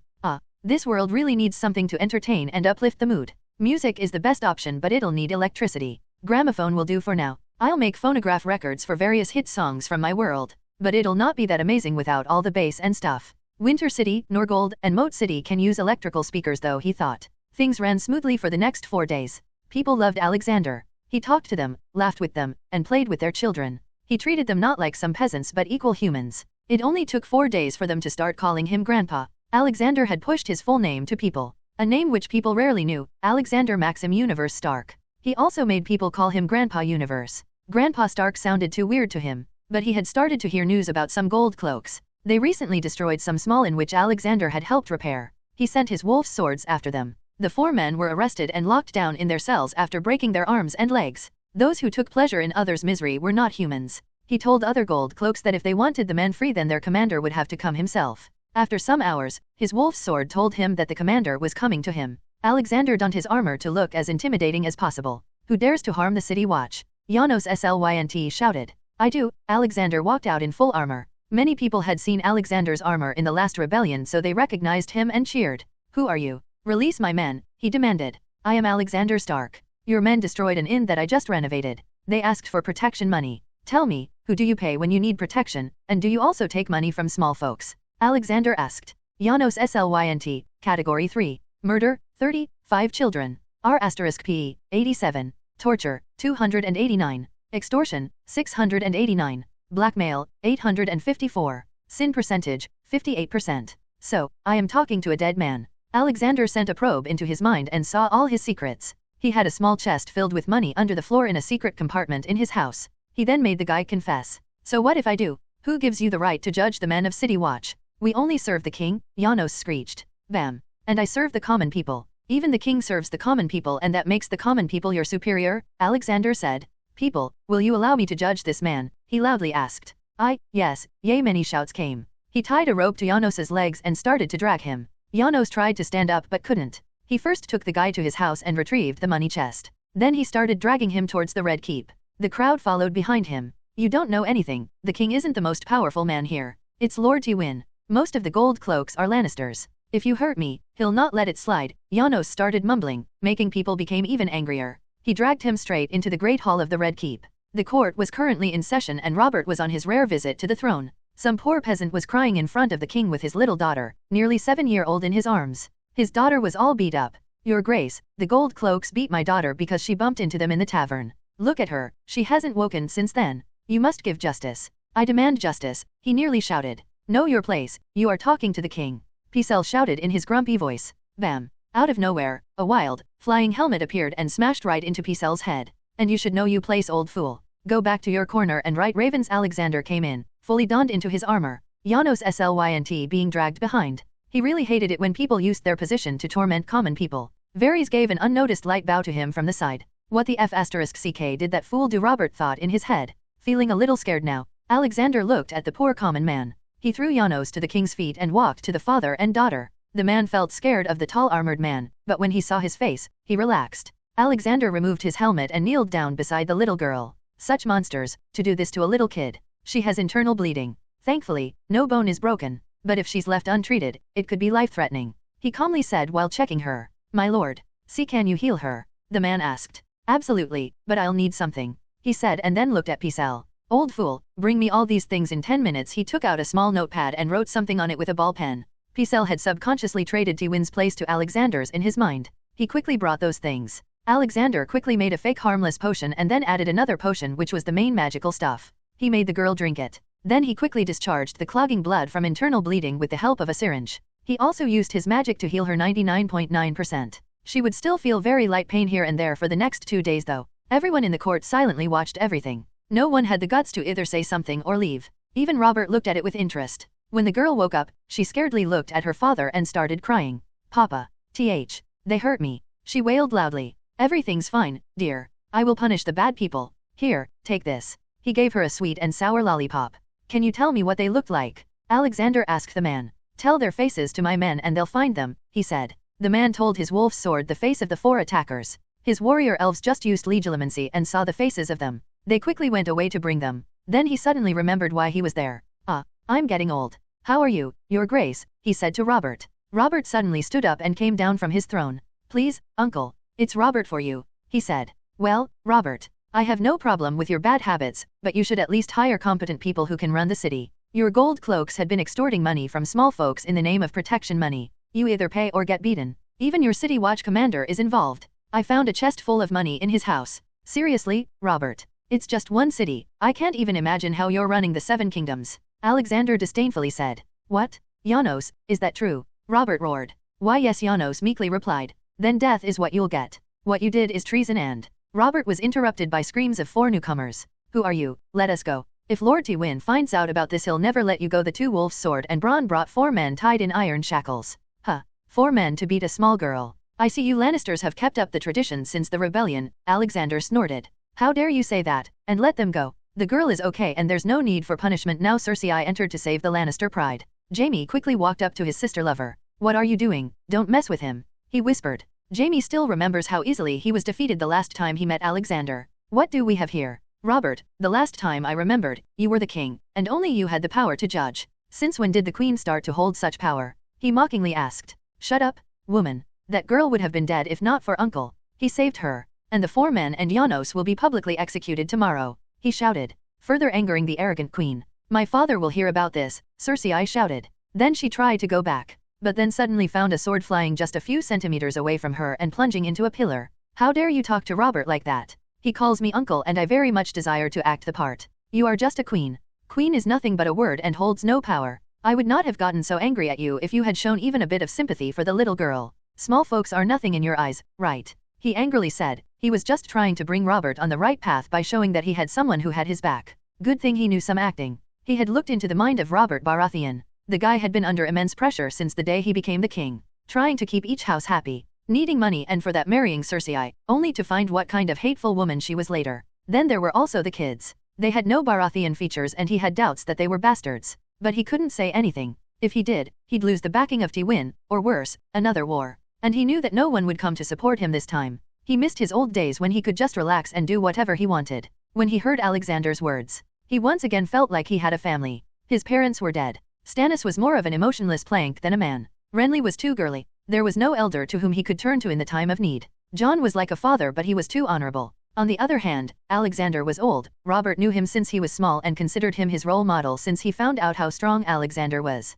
In Robert's eyes, Alexander was the perfect man. Probably the strongest person in Westeros and also the smartest. Turning your kingdom from poor to the richest in such a small time either required the blessing of a god or extreme intelligence. Do you know what you are saying? Do you want to start a war? I can assure you that my father will destroy the north. Did you forget the reigns of Castamere? Cersei proudly stated. Haha. Have you ever been in a war? 1 hour. It will only take me 1 hour to take over Casterly Rock. And you talk about reigns of Castamere like it's a trophy. I don't call overwhelming hundreds of men, with thousands of soldiers, bravery. Your father killed women and children that day. That was not bravery, that was murder. Now, if you really feel like your father will wage war with me for this, then go on and ride a raven. I'll be waiting for the reply. He smirked at his last words. Jaime had to drag his angry sister away. Then Alexander looked at Robert. My boy, now I know why you took back to your past bad habits. Living with someone this insane can't be easy. You called me uncle and never asked me for help. You seriously went to Tywin, he calmly said. The Great Hall had been emptied by then. After Robert had announced his verdict, all of the people had been sent away, except the council members.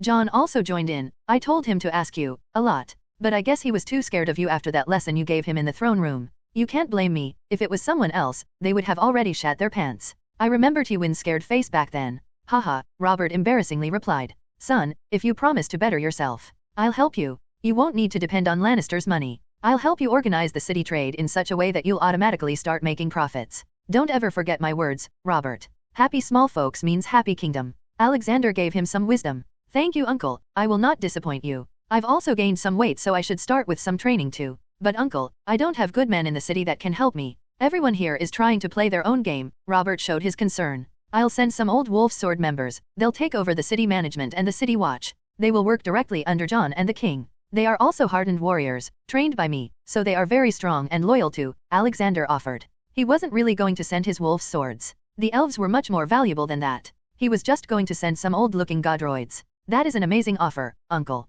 Please send them here as soon as possible, Robert excitedly replied. He was more excited thinking that he might be able to clash swords with people trained by Alexander. You should also prepare for tomorrow's public execution. People are very angry at gold cloaks, you know, Alexander warned. Yes, I'll also publicly apologize to them tomorrow. I failed them all, Robert said seriously. The next day, everyone had gathered on the execution platform. I know that I have not treated you right, my people. My ignorance has caused you all many hardships. But no more. I promise to be a better king to all of you. Janos and the other 4 City Watch members have been sentenced to death. This is also a warning to other gold cloaks. Do what you are hired for, because if any of you are caught doing something illegal, then the punishment will be death. My uncle here, Lord Stark, has also promised that he will send some very capable men to take the command of the City Watch. I will also give some more money to repair the flea bottom and turn it into a clean and normal part of King's Landing, Robert addressed the crowd. Then Robert himself took the sword and beheaded the 5 men. The 4 men who had beaten the little girl were also Lannisters. Alexander was waiting to see what Tywin's reply would be. After that, they proceeded to the small council. There were 2 seats that were empty now. The Master of Coins and the Grand Maester. Pycelle had suddenly fallen from stairs and broken his neck some hours ago. No one mourned for him. So, what are we going to do about the debt we owe to Lord Tywin? Jon spoke. Simple, just put the blame on his daughter, the Queen. Say that she spent it all on herself. If he asks where Robert got money to spend on wine and women, just say that it was my money. But how much money are we talking about? Alexander asked. 500,000 gold dragons, Jon replied. Oh, that's fine then. It's not that much. Now, I want to talk about your bastards, Robert. You have to take them in. They are your responsibility. They have your own blood running in their veins. Don't disgrace your family line by disowning them. There's even a little boy who looks exactly like you when you were younger, he seriously said. How many are there? Robert embarrassingly asked. 3. One is Maya Stone and lives in Aerie. Bella Rivers, lives with a prostitute in Peach. Gendry Waters is a small babe in King's Landing. They are your true-born children, Robert. He replied. What do you mean by true? Come on, Robert. We all know you have some doubts about Joffrey and Myrcella's birth. To be honest, we all have. They don't even look a tad bit like you. Everything about them speaks Lannister, Alexander scoffed. But Pycelle said that Lannister blood was more dominant, so they have Lannister features, Jon retorted. He knew it was all bullshit, but he wanted to see Alexander's reaction. Ha, who said it? The guy who was practically sharing a bed with Tywin? Pycelle would have done anything to keep the Lannisters happy. Still, we should keep our doubts to ourselves. We have no proof yet and we don't want to baselessly accuse someone and start a war. Robert, you should treat the children like you always do. Even if they are not yours, it wasn't their fault that they were born. Just like your bastards. He said to Robert, keeping eye contact with him. He cast some long-lasting compulsion charms to make him treat children like a normal father would. Get angry when they do something wrong and happy when something good. Okay, I'll heed to your advice. I'll also send my bastards to Stormlands and give them a nice life. Robert said. I have a better option. Send them to Winterfell. We have many children there and 3 more won't cause a problem. Your eldest, Maya Stone, is nearly the same age as Myrina. They'll become good friends, Alexander offered. Then it's decided. I'll send them to Winterfell. I still remember Maya. She was a good girl. I even thought of bringing her to Red Keep after Joffrey was born. But Cersei threatened to hurt her. Robert angrily said. Good, now to other matters. Your youngest brother is not qualified enough to either be the Lord of Stormlands or the Master of Law here. He needs more experience and training. He's still 14 namesday old. Send him to some warrior house to get fostered. In the meantime, make Stannis the Lord of Stormlands. He is a good military man and can rule. You can give the Master of Law position to someone else, Alexander advised. Robert and Stannis didn't have very good relations, but Alexander saw them for what they were. He had to use some magic to make Robert agree. All right, Stannis. You're the new Lord of Stormlands. I am sending Renly to that Tower of Knowledge in Winter City to learn lording and fighting. Jon, what about Tywin? Did he send a raven? I know Cersei must have told him about yesterday's happenings. Robert looked at his lord hand. No, we. Knock knock. Jaime Lannister entered. Your Grace, there's a raven for Lord Stark. Alexander stood up and took it. Parchment. Thank you. He opened it. Haha. It's from Tywin. He said that his daughter's words are not to be taken as his words. He also said that if any more Lannisters break laws, then they be sent to Westerlands to face punishment. He still wants to save his men, Robert roared. He said they be sent back, but not how. You can break their arms and legs for their crimes before sending them, Stannis added. Damn, good advice, Stannis, Robert praised. Okay, we should end this meeting. I also need to leave for some work. I'll see you sometime again, Robert. If you need to immediately contact me, then you should tell my men in the city, he said. See you soon, Uncle. Robert hugged him. Haha, lose some weight, boy, Alexander said and laughed. Let's hope Robert doesn't spoil things up now. Alexander stood on the deck of Yamato warship. The fleet was heading towards Karth. He and Dobby were going to go ahead and deal with the city's defenses. Those who deserved to die would die. He was going to dissolve all merchant groups of Karth and combine them into his merchant guild. There would not be any new ruler in the city but a governor appointed by Winterfell. Pureborn of Karth ruled from the Hall of 1,000 Thrones. The warlocks of Karth have their center of power in the House of the Undying. These two would be fully destroyed. The House of Undying and its warlocks would be given death and the Pureborn would be judged. He had seen enough *T about pure blood supremacy in Harry Potter and knew that they could not be normally treated. The Merchant Guild, 13, the Tourmaline Brotherhood, and the Ancient Guild of Spicers will be dealt with too. Let's go Dobby. He and Dobby went to Karth through the Anywhere door. It was morning and various activities had just started. Shops were slowly opening. He had told Dobby to go and deal with the Pureborns in the Hall of 1,000 Thrones while he deals with the House of Undying. You can see Karth and House of Undying on illustration channel of my Discord, https://discord.gg/dghcron. Or see them on Instagram, https://www.instagram.com/Mr_Immortal_novel. He calmly walked the streets. It was a really colorful city if one were to ignore all the darkness hidden in there. After I'm done, this will really become the most colorful city. The House of Undying was really a creepy place. There were no other buildings near it. The main building also looked like a crumbling stone ruin. He walked to the door and knocked on it. A wraith-like man came out. His lips were blue due to drinking the shade of the evening. I am Alexander Stark from Westeros. I want to meet the Undying Ones. He straightforwardly stated. You must drink the shade of the evening before entering, so you may hear and see the truth. He said and gave him a glass. Why would they ignore the request of a big lord from Westeros? Oh really, I'm pretty sure this is a hallucinogen, he thought. He took the glass and acted like drinking it. In reality, all the shade of the evening was being sent to his pocket dimension. Then he used slight magic to turn his lips blue. Follow me, the wraith said and led him in. Alexander quickly checked his sins. Piet Pre, Category 3. Murder, 3,788. Blood sacrifice, 98. All children. Dark rituals, 286. Sin percentage 70%. He's borderline 4th category. He's not even one of the Undying Ones. How many sins would they have committed, he thought and turned serious. Piet took him somewhere deep underground and stopped in front of a big black door. He signaled to him to go inside. Alexander calmly opened the door and went inside. It was a big dark hall. In the middle was a table around which 10 men sat. They all looked even uglier than Darth Sidious. Their bodies were bluish too. He quickly looked at their sins and sure enough, all of them were category 4. Some were just a few decimal points away from category 5. They all were hundreds of years old. The magic they used to prolong their life involved slowly taking out blood from children and drinking it with the shade of the evening. They had killed /8 thousands of child slaves which they bought from the slavers' bay. Easy to say, just dying was too little of a punishment for them. Alexander decided to stop acting like a respectful lord and start acting like the god's advocate. He waved his hand and a nice golden throne materialized on the empty side of the table. He calmly walked up to it and sat down. Why you are like us? I can feel your power. Such magic. I want it. One of them screeched. Don't you dare to consider me like you.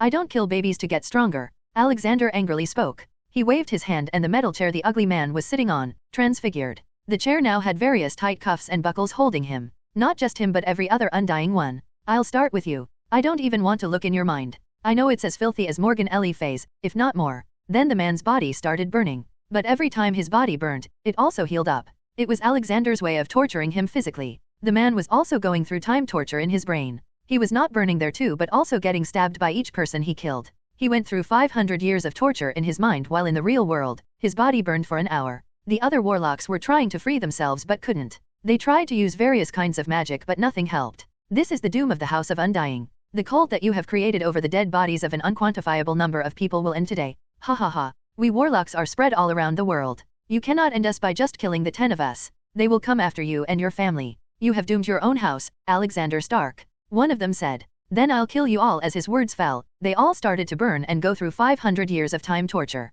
Oxio Suprema warlocks, he silently chanted. One by one, about 2,300 warlocks popped into that room. The moment they appeared their bodies became paralyzed. Alexander checked all of them for their sins and they all deserved death. Their whole cult was based on dark magic. He didn't even feel like using them like what he did with Lucius in the past world. He already had the purest brings, elves, to help him. He gave them the same punishment. May God not have mercy on your souls, he said and left the room to see what secrets the building held. He wanted to see the rooms that showed the visions. He was not disappointed. There were runes inscribed on the floor. He also felt that there was something mixed in the air. Then the visions started to kick in. Vision 1, Olivia, look at our sons. They helped me make the medicine and save you. The world loves them. Alexander happily said, sitting on a sofa with an old woman in his arms. TV showed his sons giving an interview. Yes, Alex. They are the best thing to ever happen to us, she replied and gave his old wrinkled face a gentle kiss. But there were tears in Alexander's eyes. Then suddenly everything turned white. Vision 2, I am. Inevitable, he only heard a heavy voice and the vision changed again.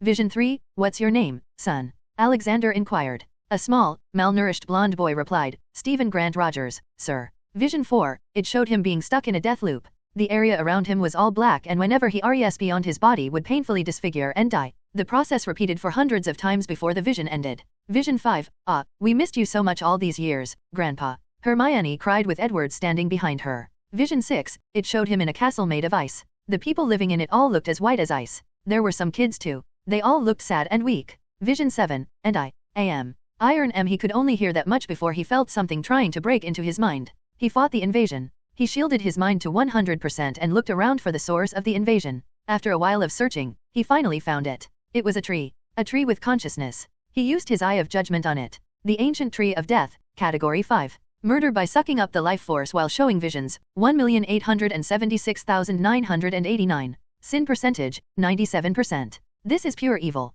Demonic. No wonder, not many people come out of the House of Undying alive. I must kill this thing. He used his eye powers to erase it. The golden flames came out of his eyes and attached themselves to the tree. The tree started making shrieking noises before turning into nothingness. Not even ashes remained. Once the tree was gone, he felt that the strange air particles in the air were gone too. What were those visions? Olivia didn't get cancer? Hermione and Edward. Damn it, I should not think about them. Prophecies and visions can never be trusted, he reprimanded himself and walked away to search other places. In most of the places, he didn't find anything and kept on searching. Finally, he came to a large hall that looked like a sacrificial ceremony place. But the room was empty. He carefully looked around and found a secret door behind a big portrait. He opened it and went inside. There were some traps as well but nothing he couldn't handle. The stairs led further down and in the end, he found 2 doors. He went into one and found a lot of gold, jades, and other valuables. Then he walked into the other room. The horrors he saw in the room made his scalp numb. He felt sweat dripping from his temples. Then his mouth left a long sigh filled with rage, exhaustion, and sorrow. How can one human do this to another, to children? He questioned himself. In front of him were hundreds of small cages. In them were nearly 1,000 children. From toddlers to little babies. They were tightly overpacked in each cage. What made it worse was that there was no noise. He didn't know if they were fed something, so he looked into one's memory. The child was so scared when he was brought here, and when he was locked in the cage. He had given up on the will to live. He had accepted that no good thing could come. He was the son of a slave woman. He remembered the face of his mother before he was separated from her and sold. All the children in the room were brought there a week ago and had not been fed anything. Many were on the brink of death. Alexander quickly cast wide area healing spells with 100% of his divine magic. He also conjured thousands of godroids and made them tend to each child. Feed them potions. Be it rejuvenation or blood replenishing. Maybe. This world really is beyond retribution. I should just end everything and leave, he thought in self-doubt. But then he suddenly remembered the smiling faces of little Rena, Alexandra, John, Eric, and many more good people. I cannot do that. If I did, then I'd be even worse than the demons. But I must quicken my efforts, he said to himself. Barry, come out. Help the children here. He called him out. Barry didn't come alone though. He brought 13 other phoenixes with him. They all flew around, dropping tears in some children's mouths and singing something to lighten the tension. Oya. Alexander heard the first wail of a child since he entered the room. Then he suddenly remembered something. He quickly apparat to the room where all the warlocks were still burning. He increased their time torture to 10,000 years. He then returned to the children. Many had started to look around in confusion. Alexander cast a cheering charm and gently spoke to them all. My children, don't be afraid anymore. I've come to save you all. The bad people who brought you here have already been caught and punished. I am Alexander Stark. You all can call me Grandpa. I will take care of you all. You can play, eat, and sleep all you want in my place. Then he opened the Anywhere door which led straight to the biggest orphanage in the 7 kingdoms. It could house 5,000 children. Thousands of nanny bots worked around the clock there to help them. Once they settle down, they will be given lessons too. Children looked at the magical door in amusement. Alexander waved his hand and each kid had a lollipop in their hand. Follow me kiddies, he warmly said and entered the door. On the other side, Rena was playing with some orphan kids in the yard of the orphanage when the magical door suddenly opened. She looked curiously at it but didn't go near it. Then Alexander came out of it, followed by 1078 kids. Yay! So many new friends, Rena loudly gasped, making Alexander chuckle. After he was done with settling the children down and telling Alina to oversee the situation, he returned to the House of Undying. He walked outside the building and cast a powerful fiend fire. He burnt the building right to the ashes. He also noticed that the empty area around the now burned House of Undying had again started to grow small plants. Maybe, it was that ancient tree of death, sucking out the life off the earth around it. Alexander helped the plants grow and turned the area into a small jungle. This was by far the worst experience Alexander had gone through since he arrived in the world. He was now wondering, if Qarth was this bad, then what about other places? Boss, I'm done with the pureborns. Most of them were involved in slavery. I had to kill them. The remaining were obliviated. However, I also found a man who was trying to start a revolution and take over the city. I read his mind. He wanted to banish slavery. Dobby reported him. What's his name? Alexander asked. Francisco. He's not from here, Dobby answered. All right, let's go and meet the guy. After that, we'll deal with the merchant guilds. They operate to the Hall of Thousand Thrones. Dobby took him to a young man, probably in his 20s. So, you are the man Dobby talked about. Why do you want to free the city? He asked. Because I saw injustice happen here. From where I am from, we are told to rise up to help those in need, Francisco solemnly replied. Noble ideals you have there. Where are you from? I am from Carcassa. It is located on the southeastern shore of the Hidden Sea within the mountains of the Morn, Francisco answered. Oh, so you're from the further east. I've heard that your ruler is a sorcerer lord claiming to be the 69th Yellow Emperor of Yeti. Is that real? Yes, he is a sorcerer, but not like the warlocks or ones in Asai. He calls himself a light sorcerer. He cares for all his people too. Enough about me. What are you going to do with Qarth now? He questioned. Well, we've taken the city. I've destroyed the House of Undying. Pureborns are gone. I am going to banish slavery. No king or prince will sit here. A governor appointed by me will run the city, by my orders, Alexander briefly answered. If what you say is true, then I have nothing to worry about. Your name is quite famous, Lord Stark. The oppressed people of Qarth quite admire the way you treat non-nobility in your kingdom. Francisco praised. Ha ha ha. Stop flattering me now, kid. What will you do now? Wanna join me in organizing this city? Alexander asked. No, I and my friends would rather go somewhere else where we can help people. My work here is already done. Thanks to you. He gave a slight bow. Good, take this coin. If someday, you are in need of help, show it to a northern naval soldier or merchant. They will help and even bring you to me if need be. I wish you good luck. Alexander handed him a dark silver coin. Francisco put the coin safely in his pocket and left the hall to his next destination. It took him another day to fully consolidate his hold on the city. He let the news out that Alexander Stark had taken over the city. When 13, Tourmaline Brotherhood, the ancient guild of spicers, and the sorrowful men found out about it, they revolted. Though their revolt only lasted a few minutes before Alexander minesweeped them all and separated them. Those that were in late stage 3 were dealt with. Those that were in category 2 or very early 3 were given 100 years of time torture and lessons on how to be a good addition to society. Among these groups, sorrowful men were the worst. They were an ancient guild of assassins. Before killing their targets they would say, I am so sorry. They took contracts to kill anyone they were asked for. Their end was the same as the House of Undying. The 3 merchant guilds though, after the time torture, they all became better. Alexander dissolved their groups and included them in the Northern Merchant Guild. They all were also made to sign a binding contract to never deal with slaves. Then he announced that the Qarth was now an overseas territory of House Stark of Winterfell. His fleet that was stationed there was named the Liberation Fleet. He also placed an additional 4 Yamato warships there to keep Jade Gates secure. Slavery was also abolished from there and punishment for trading slaves was death. As he also controlled the Jade Gates he could also stop other slavers from selling people to further east, in Yeti, Asai, and Shadowlands. He was also going to deal with the Slavers' Bay soon enough. For now, the port city of Qarth was being called the 10th free city of Essos. Though he knew that the other free cities were free only in name, they also practiced slavery secretly. So, how's everything? What is the reaction of common people? He asked Dobby. They are taking this pretty easily. They are a bit shocked at how you took over without spilling blood. There were some voices calling for revolt, but they were obliviated. We are encouraging free trade now. Hopefully, things will return to normal in a week. He replied. Nice, I want you to keep an eye on the reaction of the Lords of Westeros. In the meantime, I'll check out Eti, Asai, and the legendary Skagos, Haunted Corpse City. Maybe, I'll trigger some big memories there. You will, I cannot tell you much but you will find about your past in this world. If you visit Valeria after all that, you'll completely know about your past.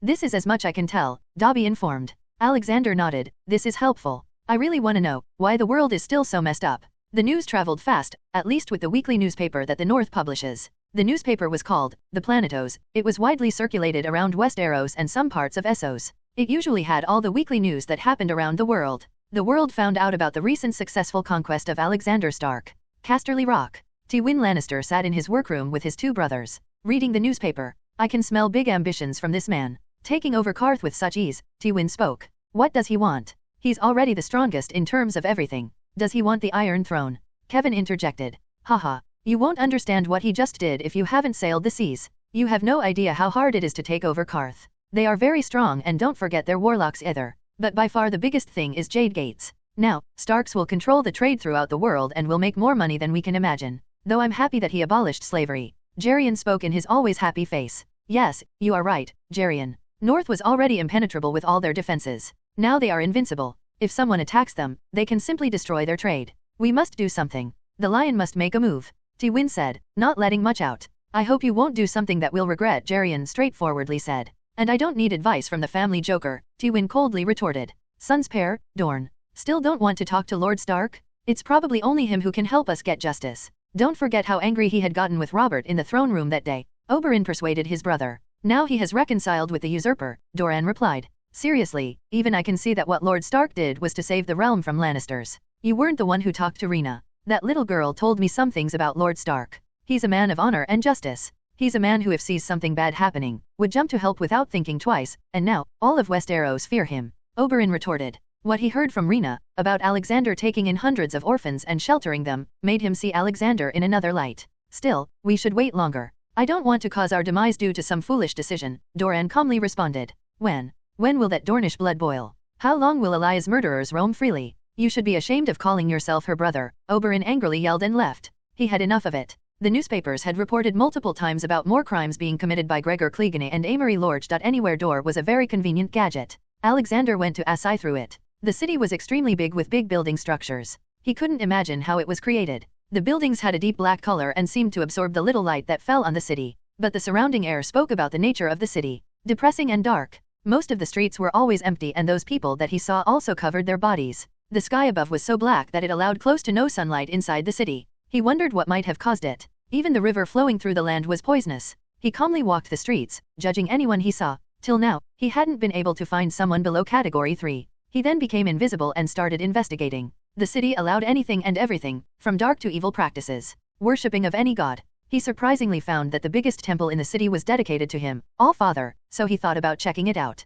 Inside, he found so many sculptures of himself that it gave him a headache. But by far the strangest and the biggest of them was at the end of the hall. It had various small sculptures kneeling in front of him. The small ones were not just humans either. Weird humanoid beings were there, including White Walkers. Then he felt it, inside his head, like a lock being opened. A lot of information rushed into his brain. Memory. 15,000 years ago, there was another red-colored moon in the sky. It was smaller than the other, normal one. Where he stood looked like Assai, but not black or dark. It looked like a flourishing city, a city that he made after advancing people from cave-dwelling barbarians to current knowledgeable society. But then, the red moon started to fall. Having no other way of saving people, Alexander used his powers to the fullest. He flew to the sky and used the strongest blasting curse to obliterate the moon. But sadly, he didn't know that it was filled with strange black liquid. Feeling the dangerous black substance falling on Earth, he quickly evacuated as many people as he could. Most of the part of the falling moon had gone away from Earth, though still in orbit, a lot of its dark liquid fell on Earth. Mainly the Shadowlands. Wherever it fell, the black liquid integrated itself with the object. The ancient city of Assai turned black. The grounds around it turned black. The river became poisoned. The sky above it turned black and some people died. Another large part of the liquid fell on the Cursed Island, west of Westeros. The whole island turned black due to it and created mutations in the aboriginal human tribes and animals. It also created various dangerous diseases. Due to some reasons, the island started to have extreme storms in a radius of thousands of miles around it, making the island inaccessible. Another small part of it fell in Sothorios, on an abandoned city. The city also turned black and poisonous. The tribes living around it mutated to mindless cannibal beings. Animals became more dangerous and diseases filled the land. Some broken parts of the moon also fell in various parts of the world. The moon rocks were red and had red dust at the beginning, but due to falling through the atmosphere, it turned black and harder. A huge part of it fell in Westeros, mainly Oldtown. The black rock on which the high tower was built was that moon rock. To not create more destruction, he used magic to put down most of the big meteorites gently. The craziest part happened after that event. The event created dragons. Yes, for some reason, the moon in the sky was filled with dragon eggs. Later when the eggs hatched, many people started to feel magic. That was how magic came into that world. It was somehow connected to dragons or maybe the moon. Those dragons that hatched in the north became ice dragons and due to harsher climate were bigger and more ferocious. They spit blue cold flames. The ones in the south were normal dragons with red hot flames. The seasons on the planet also started to become uneven since then. All this happened even before the Empire of Dawn was made. Seeing that he caused so much damage to the world, albeit unknowingly, he dedicated the next few thousand years to making new cities and making humans prosper. He then finally took over a large region and officially created the Empire of Dawn. Alexander didn't know that he was in the world of Game of Thrones at that time. To him, he was in some random fantasy world. Memory ends. Holy, this explains so much. For example, no real clue of how the dragons came to be. No clue about how the Shadowlands became Shadowlands. The red comet that appears in the sky is also probably some debris from the obliterated moon still somewhere around the planet. But why was the moon filled with dragon eggs? Alexander found some answers but also got a bit more confused.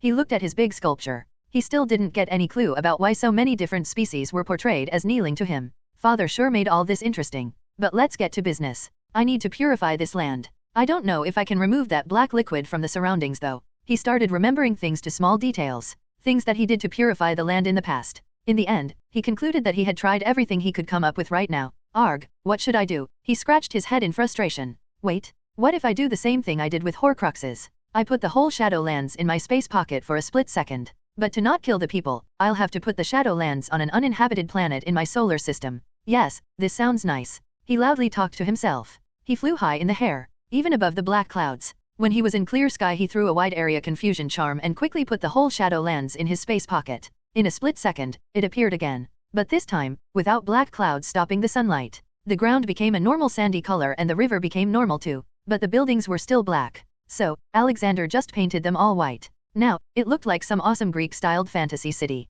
He looked around for people and surprisingly some had vanished. He guessed that they probably got purified too. But there was one thing he hadn't thought about. His actions had caused a tsunami in the Jade Sea. He had to work a lot more to bring things back to normal. Haha. And now I have another city under me. It's pure too. Most of the slaves have been left masterless as their masters got purified. I should bring Dobby to organize this, he said to himself. Boss, I've assigned Godroids to the whole city. 10,000 more of them were sent out to survey the whole of Shadowlands. If everything turns out right, I suggest we turn all the unused land into farmland. The weather in this area is perfect for various kinds of fruits and crops. Dobby suggested. Nice, then let's do that. I think that we're going to have a population boom in the world after all the changes I am making. So we should start preparing the food. Also, appoint a governor here and produce another fleet of 250 ships with Mecha Maker. With this final fleet, we'll have the whole world covered. Alexander instructed. But what about east of Essos and west of Westeros? Also, Sothorios and Oltos? Dobby asked. Well, I know what's west of Westeros.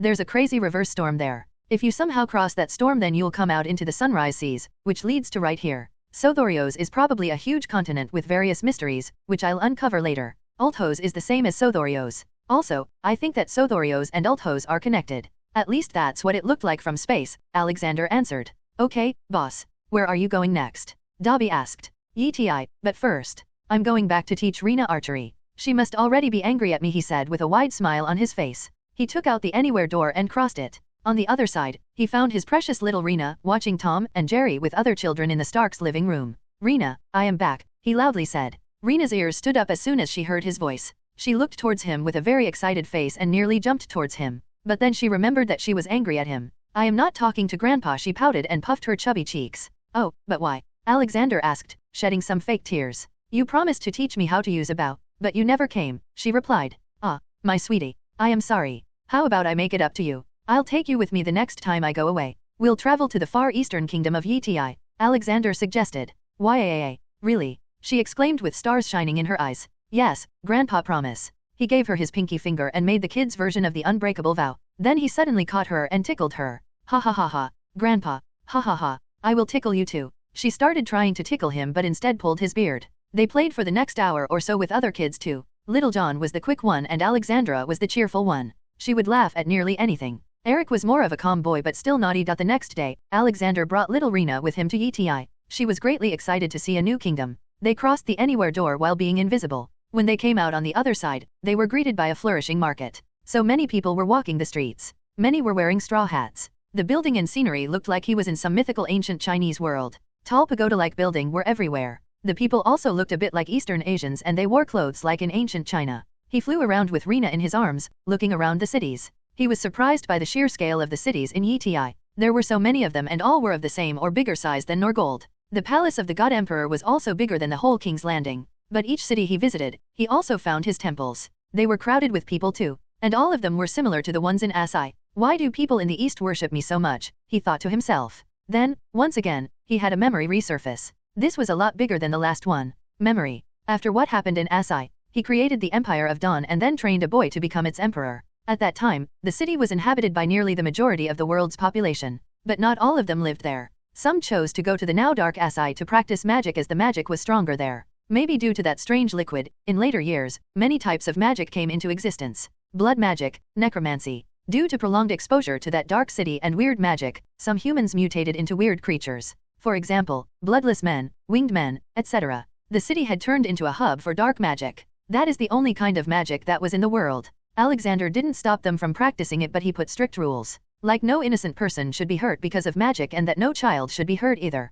All the sorcerers accepted his words. Why wouldn't they? They worshipped him as their supreme god. Even more so after he made the Empire of Dawn. The emperor that Alexander had installed in the empire was also hailed as the god on earth, or the son of All-Father. Alexander gave the emperor enough elixirs for him to live for thousands of years. Things went well for a long time under him. The human population started to heavily expand to other parts of the world. A large group of the humans migrated from the Empire of Dawn and headed to the southwestern part of the Essos. They called themselves the First Men after they crossed the Arm of Dorne and ventured into Westeros. Another big group headed to the northwestern part of the Essos and settled there. They developed their own simplified writing scripts derived from the Kingdom of Dawn. They called themselves Undals. Later another large group of people traveled west and settled around the banks of the river Rhône. They became river-faring people. Then another large group went to the Midwest and established the Dothraki Seas. But this time they weren't murdering bandits. They were still wild and crazy, but also a little bit civilized. They didn't hurt women and children and the elderly. They offered them to join them. They still steal though. They also started a practice of electing a king among themselves by Khalasar fighting each other in 1v1.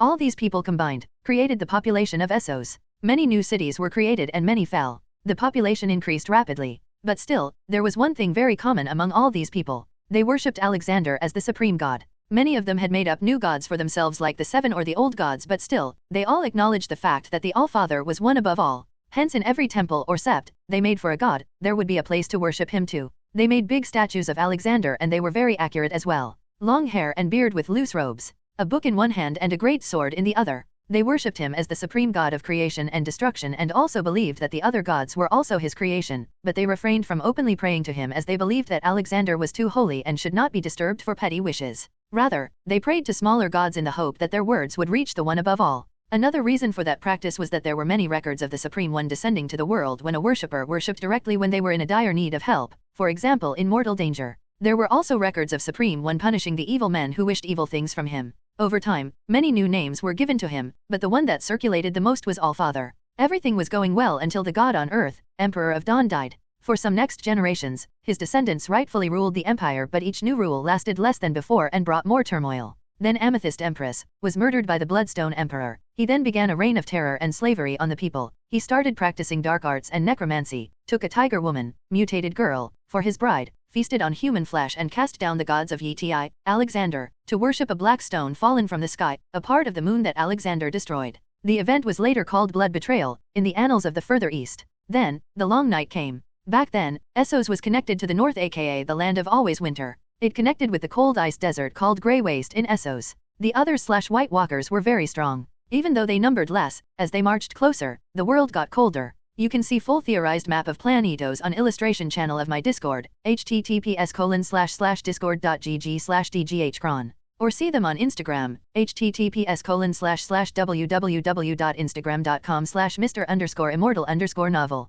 The cold spread throughout Essos. Mothers died in their sleep while hiding their babies in their arms. The Bloodstone Emperor soon died of unknown reasons with his wife. The empire fell into a panic. The remaining descendants of the god on earth fought each other for the throne with backstabbing, treachery, playing their games for the throne even in that dire situation. The common people, the nobles, the intelligent beasts, all started to pray to the Supreme One, to come and save them from the long night. Alexander was exploring Sothorios at the time, but he did feel their prayers and responded. Alexander came down from the sky engulfed in a majestic fire shaped like a phoenix. When he touched the ground, all the cold in the kingdom vanished. The people knelt on the ground in chanted prayers. Various beautiful songs from strange birds filled the sky. That moment was later described as the rise of the sun in some holy scriptures of the Yeti. O Supreme One, please save us, some old man shouted. Mercy, mercy, mercy, they chanted. There were about 1 million people and their shouting made the ground shake. Alexander raised his hand for all of them to stop. All of you have suffered enough. After saying that, he cast a wide area healing spell. All the people suddenly started to feel better.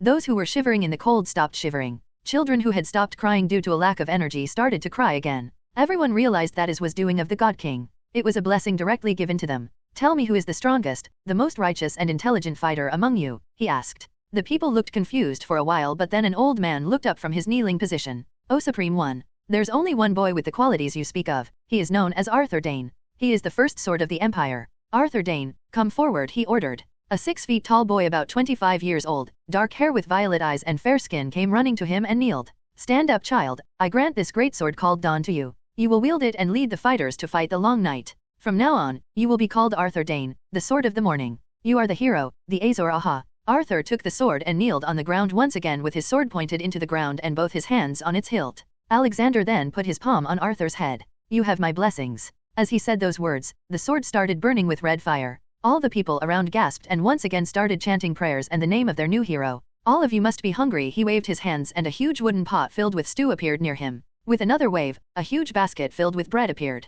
Another wave and a wooden plate appeared in the hands of every person there. Considering that there were about 1 million people there, he made many more huge pots and baskets appear at every 100-meter distance. As long as the long night is here, you will get stew and bread from that basket and pot. Each of you is allowed to eat 3 times a day. The day the long night will be defeated, the basket, the pot, and all the plates will disappear along with me. From that day onwards, you will work hard and build the city once again and start a new life. The granaries will be filled to their limit when I leave. It's on you how you use it. However, fear not, I am not abandoning you. I'll always be watching, I am everywhere. Arthur, tell the soldiers to maintain public order and then come to me at the border of the Grey Waste. He ordered. Yes, Supreme One. I will fulfill the command, Arthur stiffly replied. Alexander left the place and went to the Grey Waste. Sigh, if I knew that those Icemen would do this, I would have helped them sooner. Alexander said to himself. A day later, Arthur reached the border of the Grey Waste. Sipra. Just call me Allfather, that would be more practical. I watch over you, protect you, and sometimes even feed you like any child's father. Alexander interrupted. Arthur stayed silent for a while thinking what he just heard, and indeed, Supreme One was more like a father to all the people, who always watched over them, and honestly, he also liked calling him Allfather than Supreme One or God King. Yes, Allfather. Good, now we will go and talk with the leader of those Icemen. We must hear their side of the story, but before that, we must create a nice defensive line. Alexander suggested. He started waving his hand like in an orchestra and blackish stones started to come out of the ground and slowly assembled themselves into giant fortresses. It looked powerful and scary with its black color. I have created 5 fortresses like these between the Bleeding Sea and the Mountains of the Morn. Each fortress can house 10,000 men. They are standing at the only entrance to the Empire of Dawn and the Grey Waste, so this should be enough. Now let's go and meet them. Suddenly, Alexander flew into the sky, and Arthur was also being pulled. His expressions changed from surprise to panic and finally excitement. Every man dreams of flying in the air like birds, but no one could do it. Except for those winged men. They flew so fast that the world around them passed in a blur. It only took them 5 seconds to reach the marching army of the Icemen, aka the others or White Walkers. Alexander came down to the ground like thunder, surprising everyone. The army of the Icemen was surprisingly more full of animals than their supposed masters. The humanoid Icemen hastily got off the backs of their steeds and kneeled. They looked much different from what they looked on the TV show. They had plain white skin and white hair. No one could say that they weren't humans if not for the extreme cold aura their bodies emitted. God King, thank you for blessing us with your presence, the one with a lion face said. In their culture, Alexander was called God King. The Iceman had the body of a human but the head of a lion. Possibly a victim of some blood magic. Alexander knew how the others/White Walkers came into being. Their creation was a tragedy and their lives were even more of a tragedy. In the beginning, they were just normal humans living in the cold north, but the appearance of magic mutated them. What is your name? Alexander asked. They call me the Lion of the Night, but my real name is Hagar, he answered. Okay Hagar, tell me, why are you marching your armies to the land of summer? Do you know how many people have died because of this? Alexander questioned in anger. Hagar shivered in fear but managed to speak. Please forgive me God King, but I had no intention of hurting anyone. We are just looking for dragons. It's our curse that wherever we go the cold follows. Hagar honestly answered. Why are you looking for dragons? He inquired. Because we have no other choice. Survival in the frozen land has become very hard for us now. The ice dragons hunt us like we are ants. We tried many times to tame them or kill them but they were too strong. The biggest one that I have seen was 100 meters long. Our only hope to fight them is if we can get some dragons from here and use them. Hagar answered. How many of you are left there? 400 men including 200 of us here and an additional 200 sent to the other side where the south and north connects. We have more than 2,000 women and 300 children. As we cannot biologically reproduce, we take orphaned newborn children from the south and give them a new family. The men's numbers are less than women's because only us men go to fight the dragons. Alexander felt pity for them. They were a species on the brink of extinction. All they wanted was dragons but were misunderstood as demons sent by angry gods. The dragons came to the world because of him, so he decided to help them. Okay Hagar, if I make the ice dragons disappear, then would you go back? Yes. Yes, we will happily go back, God King. Hagar excitedly said. In his eyes, if God King deals with the dragons himself, then more of his people would not need to die. Okay, go back then. By the time you will reach the frozen land I'd have already dealt with the dragons. I will see you in your city then. You should also call off the men you sent to the other bridge between north and south in the west. Sorry God King, but we do not have the means to communicate with them. They have been gone for a year now and we expected them to take at least 3 years to reach their destination. Hagar added. Okay, you send your fastest men to tell them to stop their strike. They will hopefully be able to stop them before anything bad happens. Yes, I will do it right away, God King. All-Father, what will happen now? Arthur asked, seeing that the ice demons or Icemen were dealt without any fight. Now you go back and manage the city and get things back on track and, after that, leave for the west. They might need your help. Alexander ordered and then flew back to the 5 fortresses with Arthur. Man these fortresses, these can be great defenses even if it's not the Iceman attacking. He suggested. I'll send men here as soon as possible, All-Father, Arthur answered. All right, I must leave now. Good luck with your future fights. He flew away.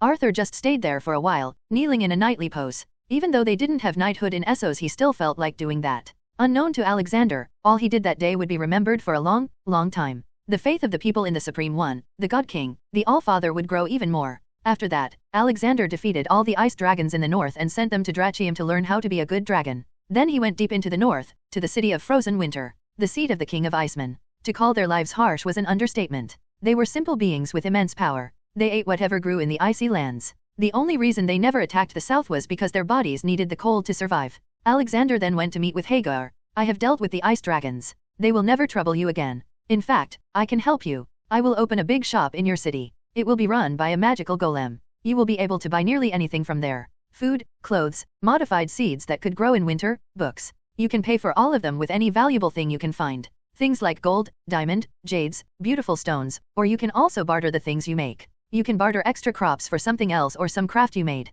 This will make your life better here, Alexander offered. Hagar and his associates all kneeled on the ground. Thank you, God King. They all said. Alexander walked to Hagar and caressed his furry lion head. As soon as he touched him, the bodies of every Iceman got covered in white light. You have my blessings, child. As long as you all stay good and away from corruption, you will have the ability to procreate. But the day you lose your way and start following the path of greed, you will lose it again, Alexander blessed and warned them. We will cherish this opportunity you have bestowed upon us, God King, Hagar sternly replied. Haha, good. I shall go now. Take care, children, Alexander said and rose up in the air. While flying back to Essos, Alexander made the bridge between Essos and North start melting slowly. In a few thousand years, it would fully vanish. In Westeros, due to a losing fight with the First Men, the Children of the Forest enslaved the powerful team of Icemen that went on the search for dragons. But the Children of the Forest were as foolish as their names. They and the First Men signed a treaty to stop the war. But then the children forgot about the enslaved Icemen. When they broke free from the control of the Children of the Forest, they attacked them.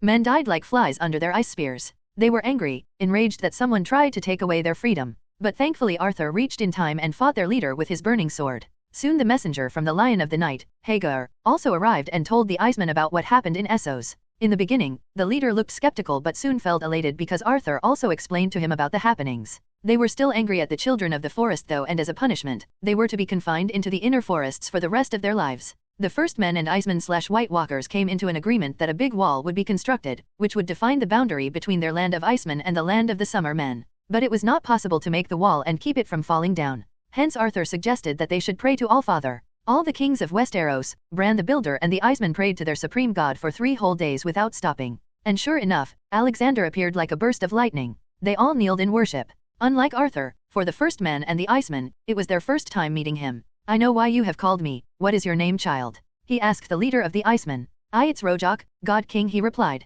Okay, you start making the wall and I'll enchant it so that it may stand tall for the thousands of years to come. I'll get to it right away. Rojak rushed to work. Brandon Stark, or as the others call you, Bran the Builder. I want you to start making the castles with the help of giants and the Children of the Forest. A new order will be created to man the wall. The Order of the Night's Watch. These men will wear black, they will hold no land or castle, they shall not marry and father children. They shall always be loyal to their order, and the deserters or oathbreakers will be brought to justice according to the northern laws. He decreed. All the local kings felt pressured by his mere presence. Why yes, we will follow your command, God King, Brandon stuttered. For the next several years, the Icemen built the wall and the First Men built the castles. Every once in a while, Alexander would come to enchant the wall. On the other hand, Arthur Dane decided to travel a bit before settling down somewhere in Dorne. Memory End. Holy moly. I've done so many things in all these years. I basically created this world. But there is more to this. I feel like this memory is not complete. Why would the Icemen attack again? He loudly said. There was so much to be answered.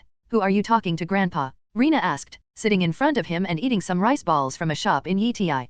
Haha, nothing my sweetie, what does it taste like? Alexander asked and quickly took a bite from the rice ball still in her hands. Rena looked shocked, looking at him and the big missing chunk of the rice ball. Not fair, that was mine, Grandpa. It was so tasty, she pouted. Ha ha ha, then I'll buy you a mountain of rice balls. Come, let's go, and buy some more for others and you. Alexander gave her his hand to hold. Yes, we'll buy it for everyone. John, Eric, and Axandra are small so only one for them. Uncle Brandon will need 100 and she started mumbling and counting on her little fingers. The Planetos. Headline, The Old Wolf Takes Over SI. It had been just a week since the world found out about the Starks of Winterfell striking and taking over Karth. Now, a recent report says that the SI by the Shadow was also attacked and taken over. Now the wolves control the Jade Sea, as well as Jade Gates. It is yet to be seen what the Starks are really planning on doing. The good news is that because of the recent actions of Lord Stark, the slave trade has lessened. Now, we should keep our eyes open to see where the old wolf strikes next. By Maester Peter Parker. Sir Willem Darry put down the newspaper and looked at the little Dany.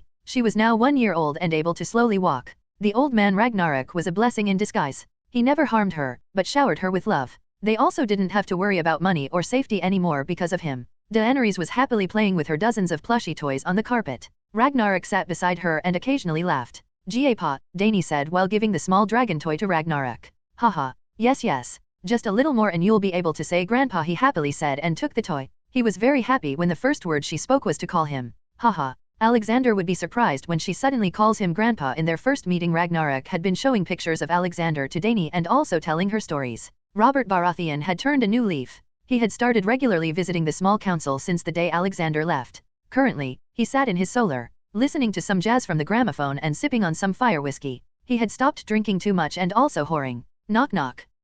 Come in, goddammit. You've already ruined the mood. He growled. Queen Cersei entered with her head held high. God had given her beauty but also too much pride with it. So much so that it would sometimes come to bite her in the back later. Husband, Lord Mace Tyrell has sent back a raven, acknowledging the betrothal of our son and his young daughter Margaery. He will come to King's Landing soon, she said. Suddenly Robert stood up and stopped the gramophone. What did you just say? A betrothal? When did I agree to that? Why, you didn't, but I thought that the crown needed to mend relations with the Tyrells, she scaredly replied. She had received slaps from Robert many times before, so fear was not missing from her face. Since when did you start worrying about the crown? I thought you only worried about your perfumes and wines. Tell Mace that I am thinking about it and he doesn't need to come, Robert said, trying to keep his anger in check. But, shouldn't we? Enough, woman. Why would I marry my children to traitors? Those flowers **ers can go to hell. I have the support of House Baratheon, Stark, and Vale. One of them just so happens to be the strongest and the richest. If I want to betroth my children, I'd rather do it with the children of House Stark or House Vale.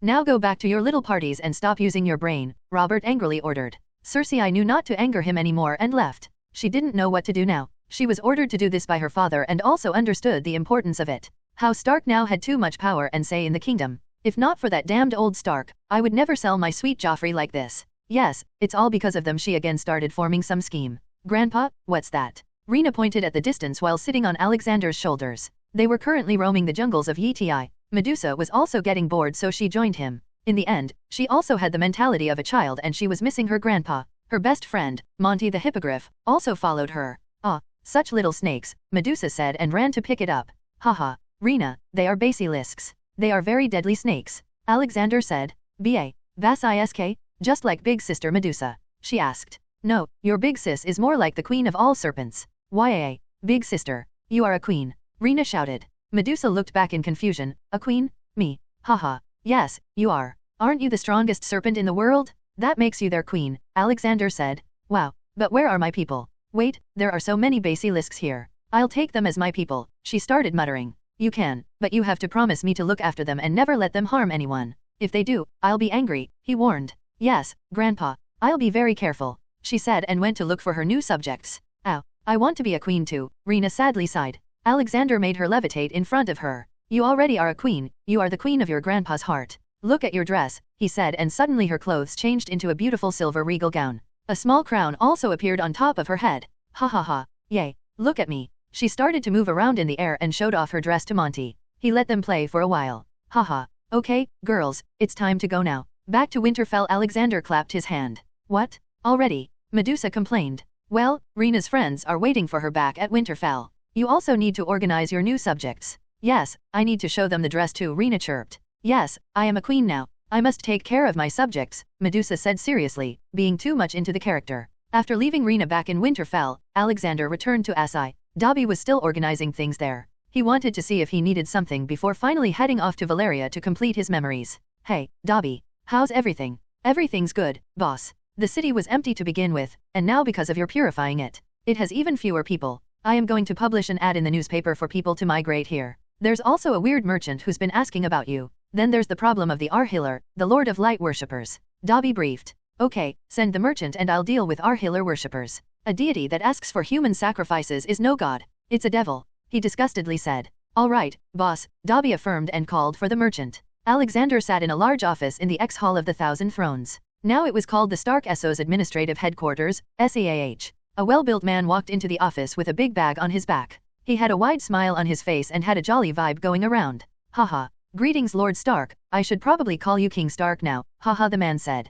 Well, that would be treason, son, and I like my head too much, though they can't really fight me even if I do declare myself king. So, I heard you were looking for me, and why do you look so happy? Alexander inquired. What's not to be happy about? Until last week, I was a prisoner of crazy sorcerers in Skagos. People say that no one comes back alive from there. And here I am. Ha ha ha, though I did lose my wings. He then showed a sad expression for a split second. Wings? He asked. Yes, my name's Kevin, from the city of the Winged Men. We winged men don't really have real wings but for some reason, our arms are very strong. So strong that we can wear fake wings made of leather and fly in the air. I was originally a merchant but a sorcerer caught and did tests on my arms. Since then, I haven't been able to fly anymore. I'll miss that, he explained. Alexander was truly surprised by the story. The men of the Winged City must have gone through some mutations due to that black liquid from the moon. He still felt bad for the poor guy. I am very sad to hear that, Kevin. Please tell me what can I do for you? He asked. Haha. Well, after the sorcerers suddenly disappeared I checked around the whole Skagos and found these beautiful stones, he said and took out 6 egg-like stone with beautiful patterns on them. With just one look Alexander understood that they were dragon eggs. Haha. These really are pretty but they aren't stones, son, Alexander said. Kevin looked at his stone with interest and asked. Then what are they? They are old dragon eggs, he calmly replied. What? Dragon eggs? Haha. Then getting caught by the sorcerers was a blessing, Kevin said and laughed. 3 of these must be the ones Daenerys gets as her wedding gift in the show, but I'm pretty sure I had taken away all dragons and eggs from here to Drachium. Did they fall later from the remaining part of the moon? He asked himself and decided to check the moon in the future. Yes, so, how much do you want for them? He asked. I really have no idea how much I should ask for dragon eggs. Kevin replied. Alright, what about this? I'll give you 20,000 gold dragons, a ship to use for trading, membership in my merchant guild, and a medicine that can heal your arms. He offered. If you can heal my arms, I don't want anything else, Kevin firmly replied. Alexander took out a vial from his desk and gave it to him. Drink this. Kevin surprisingly didn't ask anything and straight up downed the vial. After some minutes, he started feeling warm in his arms. Whoa, yes, I am feeling stronger. I think I can fly again. He checked out his arms excitedly. Haha, good. The other items are also prepared for you. You can take them whenever you want, he said. But, I don't need anything else, Kevin denied. Dragon eggs aren't cheap, son. You earned the money. Now, go and see your new ship. Ha ha ha. Okay, Lord Stark. Pleasure doing business with you. Kevin left. What a weird guy. What merchant says no to money? Alexander murmured. Sigh, should I give 3 of them to little Dany or not? Little Rena, Jon, and Eric can see dragons whenever they want in Drachium, but what about Dany? Though she does have the biggest dragon by her side as an old man. I am also not sure what the future holds. By the speed I am conquering the world, Dany wouldn't need dragons. He fell into deep thoughts. Alexander stood outside the Red Temple of Arhealer in Asai. It was a beautiful city now, the sun was shining, the buildings were white, though the streets were still empty. He slowly walked and entered the temple. He was surprised by all the red color everywhere. The floor, walls, ceiling, furniture, curtains. They were all red. They sure have a weird fetish. For the night is dark and full of terror. Welcome to the shelter of Great Arhealer. A priest came to greet him. Alexander quickly but grudgingly looked in their minds and he was more than disgusted by what he found. All the red color he saw around him was made by the use of blood. The blood of the people they sacrificed. Now, he was facing a dilemma. He couldn't deal with them as he did with the House of Undying. The faith of the Lord of Light was spread throughout Essos. There were thousands, if not millions, of followers. Even if he killed all the priests, he can't just kill all the worshippers too. So, he needed to improvise and overcome. And even as he killed Arhealer, another demon would take his place someday if God's equilibrium theory was to be believed. He looked around and only saw one guy. He made the guy fall unconscious and then called out loudly. Arhealer, come down here or else I'll tell father, he threatened. He waited but nothing happened. I will only count to 5. After that, only death will be there for you. 5, 4, 3, 2. What do you want, Godson? An angry voice came from behind him. He turned around and saw a flaming humanoid thing. It had claw-like hands and not a very complete body as most of it was fire. It also had burning horns and wings. Anyone in their right mind could not associate that image with a god. You can see the image of the R-Hiller on illustration channel of my Discord, https://discord.gg/dghgron. Or see them on Instagram, https://www.instagram.com/Mr_Immortal_novel. I want you to stop burning people and showing prophecies. Tell your priests to do the same. Alexander straight away got to the point. And why would I do that? R-Hiller retorted. Well, okay then. I'll let Father to deal with you. I'm sure he'll just erase you. Or maybe take away your powers and turn you back to a small-time demon. Fath. Wait. Okay. I will stop the sacrifices. They were just for my entertainment anyway. However, I cannot stop giving prophecies. I must use my powers in some way to sustain myself. R-Hiller said. Then why don't you show prophecies to animals that cannot comprehend them? Like rats, cows, fish. He suggested. I can agree with that. It's better than just dying. R-Hiller said, now having lost all his angry personality. But deep inside, who knew what he was planning? Okay, you can go now and tell your priests to spread your word of no human sacrifices. Though murderers and R***pists should still be punishable and your priests have been doing that in a violent way, just tell them to hang or behead the evil men. Alexander said. R-Hiller nodded and left. Alexander then cast a massive curse on the position of Red Priest. If any of them commit evil, they will die of some disease. He also axio some of the evilest Red Priests who just liked to kill and punished people. After that, he went back to Dobby to tell him about the situation and then leave for Valeria. Highgarden, reach. Ting a steel plate bang straight into Mace's face. You stupid oaf, I am going to kill you today. You have doomed our house. What the hell were you thinking, you fat burden on the earth? Who told you to betroth Margaery and Joffrey? Olenna roared in a fit of rage. Mother, our Margaery will be queen someday. Someone with Tyrell blood will become the king of 7 kingdoms someday. Just imagine. Mace said, starting to drool at the idea. Tell me, who asked you for the betrothal? Olenna asked. Oh, I received a request from Lord Tywin and Queen Cersei. He proudly said. I read that letter, they didn't request it. They ordered you, like a little child. And tell me, does Lord Tywin and Cersei have the authority of the king? Can they decide the future wife of the toddler crown prince? She asked. Why not? Queen Cersei is the mother of Joffrey and Lord Tywin is the head of the richest house in Westeros. He also finances the crown with money, Mace proudly replied. Don't tell me you haven't read my reports. She looked horrified. Lord Stark was right. This fat excuse of a lord will ruin this great house. I must tell Willis to quicken his studies, she thought to herself. Oh those, I was planning on reading them later, he stuttered. May the 7 give you some brain. Tywin has no authority in King's Landing or on the king anymore. Lord Stark changed that when he went to King's Landing the last time. He publicly berated House Lannister. He publicly berated the queen. And there's still been no retaliation from Lord Tywin. You know why? Because Lannisters aren't the wealthiest anymore.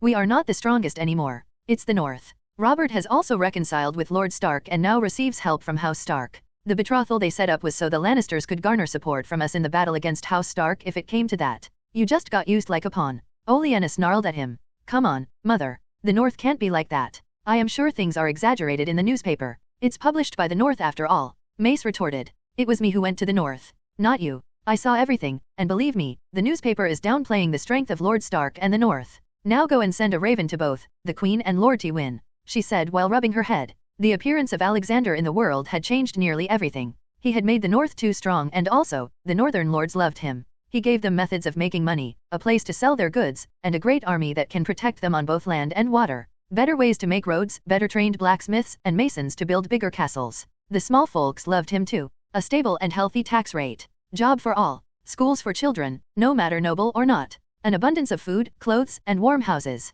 Beautiful cities and beautiful music too. The public radio connected with speakers throughout the city. They now have amazing places called hospitals too. They could also take something called general health insurance from the Iron Bank. All made possible because of the great Lord Stark. But, the world was like a coin. It always has two sides. If there were people who loved him, there were also people who hated him. One of them was Roose Bolton. He was now one of the poorest houses in the North. There were less and less small folks working in mines and fields every day as they left for the lands of other lords. He couldn't even force them due to fear of being caught by the Northern police, run by those scary wolves' sword. He saw no way of dealing with House Stark, but no more. He had found some allies in the south and it was time to make a move. He also knew where to find more allies. After all, the Starks were too rich now and even if he divided their money, it would be a lot. Greed always sways people. It doesn't matter if they are family or foes. Money moves all. Moat Cailin. The great castle stood tall with its towers. The moat city now had a population of 300,000. But it didn't look crowded or dirty. All because of the amazing planning. It had become another hub for economic activities as ships used the Great Moat Canal to travel to and from the Narrow Sea and the Sunset Sea.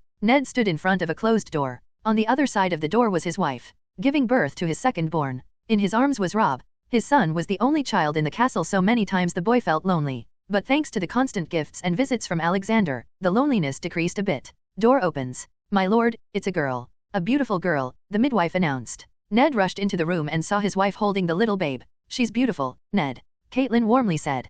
She is. What should we name her? He asked. Sansa. Sansa Stark, she happily declared. A beautiful name it is. Ned slowly held the babe in his arms. You must be tired, Cat. I'll leave you to rest. Let's go. Robb. Ned left the room. One by one, the midwives also started to leave. But the last one dropped a parchment near Catelyn before leaving. She picked it up and read it. It was from her father. After she read its content, her face lost its color. Even in that condition, she got up and burnt the letter in the fireplace. But those words in the letter did attach themselves to her mind. She had a big decision to make now. While so many people were busy planning and plotting against Alexander, he was busy finding out about his past. He was currently in Valyria. The whole land was covered in toxic gas. Weird insects roamed the place. The ground had taken a rocky and sharp texture due to the lava. It was hard to imagine why he would give such punishment to an entire civilization. He just walked around, exploring things. There were some ruined buildings. He found lots of Valyrian steel weapons too. He didn't know what all the fuss was about. It was just some strong metal. He already knew how to make it.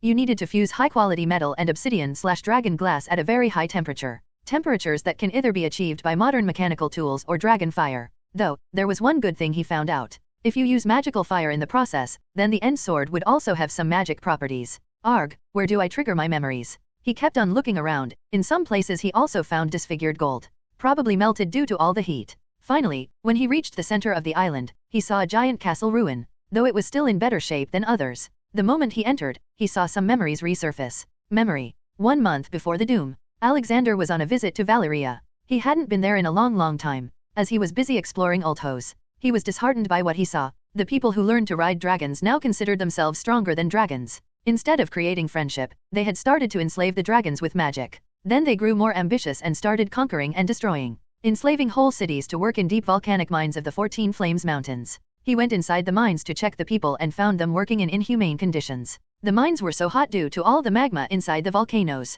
They were still forced to mine gold, iron, and other things. Every day, hundreds of people would die and be immediately replaced. There were kids as young as 11 years old working in the mines. He decided to act then, and helped all the slaves run away. Then he helped them establish the new free city of Bravos, hidden from others, until they became strong enough. He also created a big sentinel for them. It would save them if someday a dragon decided to attack them. But Alexander's work was for nothing as the Valyrians again started destroying cities for more slaves. He decided to talk to the rulers of Valyria and headed to their main city. But in his way, he saw a dragon rider burning a ship full of people. He heard the desperate cries of people on board, children screaming in burning pain. He quickly flew and cut down the dragon rider and sent the dragon to Dratchium to be checked by Ragnarok. He needed to know why the dragons were acting as servants of humans. He also saved the people on ships and helped them to get to Bravos. All that time he acted like just some normal man, hiding things behind illusions. Inside Valyria, Alexander went directly into the council chambers. Halt, who are you? The guards tried to stop him, but Alexander had enough of them. He had enough of all these people. Time and time again, he helped humans progress and become better. But every time they chose the path of slavery and murder. First, it was the Bloodstone Emperor of Dawn, then the Giscari Empire, and now the Valyrians. By now he had understood which world he was in and had decided to just leave the world to its own device. He knew that for some reason the Iceman would attack, and he was okay with letting that happen. He had already done a great help by bringing the civilization from Stone Age to the current level. While walking, he received a message from Ragnarok. Boss, what is going on? The poor dragons you sent have been harmed in their brains. It's like, their brains were never able to develop more than when they were children. Ragnarok angrily asked. That explains everything. Ragnarok, humans found some way to use dragons like their pets to conquer and enslave. They bond with dragons when they are small with some dark magic. Alexander answered. Whatever it is very cruel. They are simply forcing the dragons to never grow in their minds. I will send all other dragons to you. Treat them in Dratchium, will you? Alexander said. Yes, I will. Humans don't deserve dragons. They can never be friends. People will always try to use the dragons for their own ambitions, he said, and vanished from the council chambers, not caring about the Valyrians anymore, and took away all the dragons in Valyria, even the eggs. It turned out that the Valyrians were also using some big enslaved dragons to pour magic on seals of the 14 flames, seals that were keeping the volcanoes from erupting. They were using the volcanoes' heat to make Valyrian steel and many other things. So, when Alexander took away the dragons, the volcano exploded and a chain reaction started. He quickly transported all the slaves, innocents, and children away to Bravos. He made sure that no Valyrian that he saved had memories of dragon magic or anything related to Valyria. After that, he simply went to Stark's and rested there for the next 100 or so years, as the North was calm most of the time. Memory ends. So, I didn't directly destroy the Valyria. Good thing that father locked these memories away. If I had gained them the moment I woke up, I still would have let the Iceman/White Walkers take over the world. But now that I have so much to protect, I can't let that happen. 15,000 years were really wasted on nothing. But this time, things will be different, as I will be doing everything myself. The thing I learned from memories is to never trust people to do their duty righteously, he talked to himself. Then he did the last thing before leaving the place. Actio Suprema, all the Valyrian steel objects in the ruins of Valyria, all the books in the ruins of Valyria, all the valuable items in the ruins of Valyria. Soon in front of him were 3 small hills of items. One was made of Valyrian steel items, one of books, and one of precious metals and stones. Oh, isn't this bright roar, the ancestral sword of the House Lannister? I wonder if Jerian has left to find it or not. I'll check it out while going back north. Alexander appeared in the sky above Casterly Rock. He was invisible so no one could see him. He suddenly heard someone shouting, "Punish that were asterisk, how dare she think she can marry a Lannister?" The commander of the castle guards shouted. Behind him was a 14 or so year old girl. She had bruises all over her face. 2 guards were holding her. "Take her to the stables and do what we do with were asterisk s. Don't be afraid, girl. We will pay you. Every guard who uses you will give you a silver and every Lannister, a gold. By the time we'll be done, you'd be the richest were asterisk in Westeros." The man said, and the other guards laughed at that. Alexander was saddened after he looked into the girl's mind. The girl's name was Tisha. Tyrion and Jaime had saved her from some outlaws some weeks ago. Later Tyrion took her to a nearby inn and fed her. They drank wine and talked, and soon they were making love. Tisha gave her maidenhead to Tyrion. Afterward they kissed him and sang "The Seasons of My Love." Tyrion truly fell in love with her and got married to her by a drunken septon with pigs as witnesses. Afterward, they happily lived in a cottage by the Sunset Sea in Lannisport. But then Jaime told Tyrion that the girl was a were asterisk, hired to make a man out of him. The whole thing was a setup to get a feel. Tyrion got really angry at Tisha and let the guards take her. She cried for her innocence, but Tyrion believed his brother more. Alexander quickly found Tywin and read his mind to see what truly was happening. The drunken septon had confessed to Tywin. He got enraged that a common woman dared to marry a Lannister, so he ordered Jaime to tell Tyrion all those lies about Tisha. Then Tywin told his guards to punish her. That was enough for Alexander to act, and he could also feel that the girl was praying to Allfather to save her. He used his magic to stop the time around him, and walked to Tisha. The girl was not affected by the time pause. "You have been wronged, my child. Come, you don't deserve to be here. Not with the new life growing inside you," he warmly said, and freed her from the clutches of guards. Her injuries also healed up. She looked scared and shocked by what was happening. The people around her had stopped moving. She meekly asked, "Who are you?" "Haha, you were praying for me to save you a moment ago and now you don't recognize me?" "I am saddened," he said. Tears welled up in her eyes and she fell down on her knees.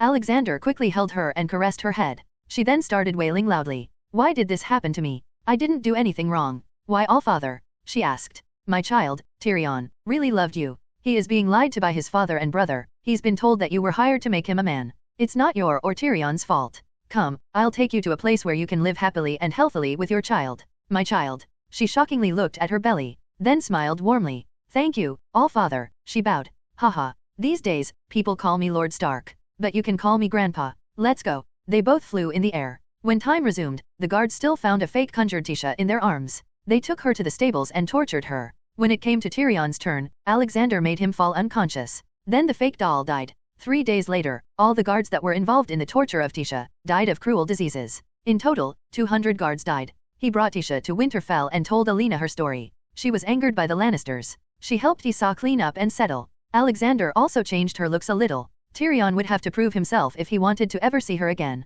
He would have to prove that he's not as dumb as he just acted like. 1 month later, Alexander officially returned back to Westeros. Although the journey from Asai to Westeros normally took a year because you needed to follow the wind patterns. But it was widely known that North's iron warships were very fast and could ignore the wind patterns. Alexander walked down from Yamato warships in Norgold. Seeing the busy city and working people really makes his heart elated. He took pride in the fact that he made the lives of so many people better. Brandon came to greet him on the Gold Harbor. "Haha, how are you, my boy? Haven't seen you in a while." Alexander gave him a hug. "Well, it was you who gave me such a big city to run. But on the good side, now I and Ned get to sit together and bitch about our work like some rich fat lords." Brandon joked. "Haha, good to see you still haven't lost that jolly nature. How's Ashura?" he asked. "Haha, she's good. My little Alexandra will soon have another brother or sister. I've sent her to Winterfell, she'll have company there," he embarrassingly said. "Good, good. The wolf pack is getting bigger and bigger. May God forever keep the pack safe. Alexander said. Wait, aren't you a god? Brandon whispered.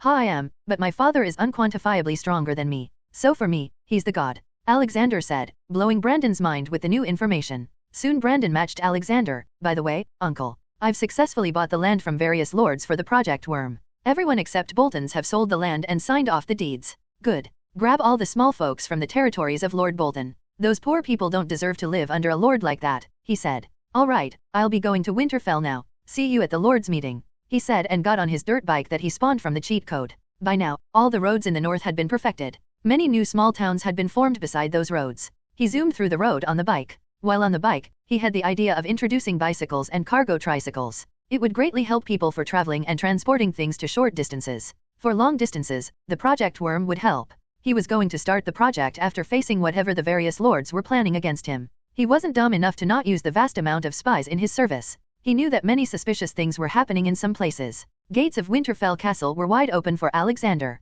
As soon as he entered, he saw a big line of people waiting for him. Brandon, Anna, Alina. They also had little ones in their arms. It was Rena who ran to him first. Ha ha ha. Come here. He grabbed her and put her on his shoulders. How have you been, sweetie? He asked. Very good, dearest grandpa, she politely replied. Why are you acting so formal? What did you do? Alexander got interested. And nothing, she softly replied. Ahem. Lyanna decided to speak, also trying to hold her laughter. Our lovely Rena was learning how to hold a sword this morning with Benyon. She mistakenly pricked his butt. She said. Ha ha ha ha. Our young wolf got injured by the small desert dragon. Alexander roared in laughter, though only they could hear his last words. Ha ha ha. Lyanna also started laughing. Come on, be a little mature, Benyon complained. Those words don't suit you, Benyon. You have visited nearly every woman in every pleasure house in the north. Lyanna retorted. Come on, I was doing health checkups. Besides, I am not that kind of man. Benyon huffed and crossed his arms. Here, take this. Consider it a gift. Dobby suddenly handed the small pen drive to Benyon. Alexander recognized it and somehow controlled his laughter. What's in this? Benyon asked. Look at it in private, Dobby warned, and then went on to pick up the other three children. Dobby was equally as favorite of Eric, Alexandra, and John as Alexander. Dobby mostly spends his time with them when he's in Winterfell. I can feel a new wolf in his way, Ashura. He's healthy and happy, Alexander said. Oh, thank you, uncle, she embarrassingly replied. All right, let's go in and eat something. By the way, did you hear any word from Creed and Bronn in King's Landing? He asked Alina. They have done quite a good job and are currently on their way back. The whole flea bottom has been rebuilt, and the sewer system is also in perfect condition. Robert really liked the 3 men, Godroids, you sent to help him. He even appointed one as the Master of Law. One is the commander of City Watch and the last one is managing the city administration with Jonaran. She briefed. She had really turned into a full-fledged secretary. Good, good. I hope all this is not too much work for you, Alina. You must enjoy yourself sometimes, he advised. Not really, most things are easy. The Godroids you gave me have been very helpful too. I am also happy with my life. I get to spend a lot of time with my family too. She said she wasn't just including Eric and Rena as her family, but the whole Stark house. Haha, very good. What about our treasuries? How much have we made from the initial 10 million? He asked. We have done very well, uncle. We are currently at a steady rate of income. We're earning more than we're spending. Currently, we have 75 million dragons in our account. We have increased our initial funds by 7.5 times, she proudly declared. She was sure that they were already the richest house in Westeros. This was all even without counting all the money still lying in the big vault. That is amazing, my child. I am going to start phase 2 soon. I know I said we'll do it after some time, but the things I saw in my travels. I want to increase our working speed so we can help more people. Anyway, any message for me? He asked. Yes, there are 2. Caitlin recently gave birth to a daughter. They named her Sansa Stark. Ned wanted you to meet her. Then there is a personal letter from Hoster Tully. He has invited you to the marriage of his son/heir with some cousin of Lord Bolton. Hoster Tully is also taking another wife. It's some girl from House Frey. He wants you to attend the wedding at the Twins with family in 3 months. He says that it will strengthen the relationship between North and Riverlands, as Edmure Tully will be the next Lord of Riverlands, she said. As soon as Alexander heard that, bells started ringing in his head and the bells were red in color. Are they trying to pull a red wedding on me? They really are desperate to kill me. Whatever, I'll still go to the wedding. If nothing happens then it's good, but if something happens, then I'll have the perfect and righteous reason to attack and expand, he said. What? Why would Hoster want to kill you? You are the one who helps him make money, Alina asked. Haha, my child, greed makes people do crazy things. Initially, Hoster thought that his daughter would become the wife of the next Warden of the North and his grandchildren would rule it someday. But then Brandon popped up again and he gave me the lordship. He still wants some control over the North through his daughter and grandsons, but I am sure the Boltons won't agree with that, so there must be something more in all this. Even more so now that we've become so rich. Everyone wants to rob and kill us these days. Haha, he explained. Thank God I am just a secretary. Wait, you are the god. So thank you uncle, Alina said and chuckled. Riverrun, Riverlands. How can you even think of doing this, brother? This is treason, Brynden Blackfish Tully protested to his elder brother, Hoster Tully. I know, and that's why I am not alone. The question is, are you in or not? Hoster angrily asked. No, I will not be a part of this treachery. Not when I know your little scheme will fail. You have no idea about the might of the North. They will crush us like nothing, and I know it. Starks has dozens of northern houses loyal to him. We don't even know the number of their soldiers yet. You should also not forget that Lord Ned Stark and Lord Alexander Stark are very close to the king. The Highgarden might as well support them. And don't forget the Iron Bank of Westeros, Brynden warned, but his words fell on deaf ears. You need to take risks to grow sometimes. What armies? What king? What Iron Bank?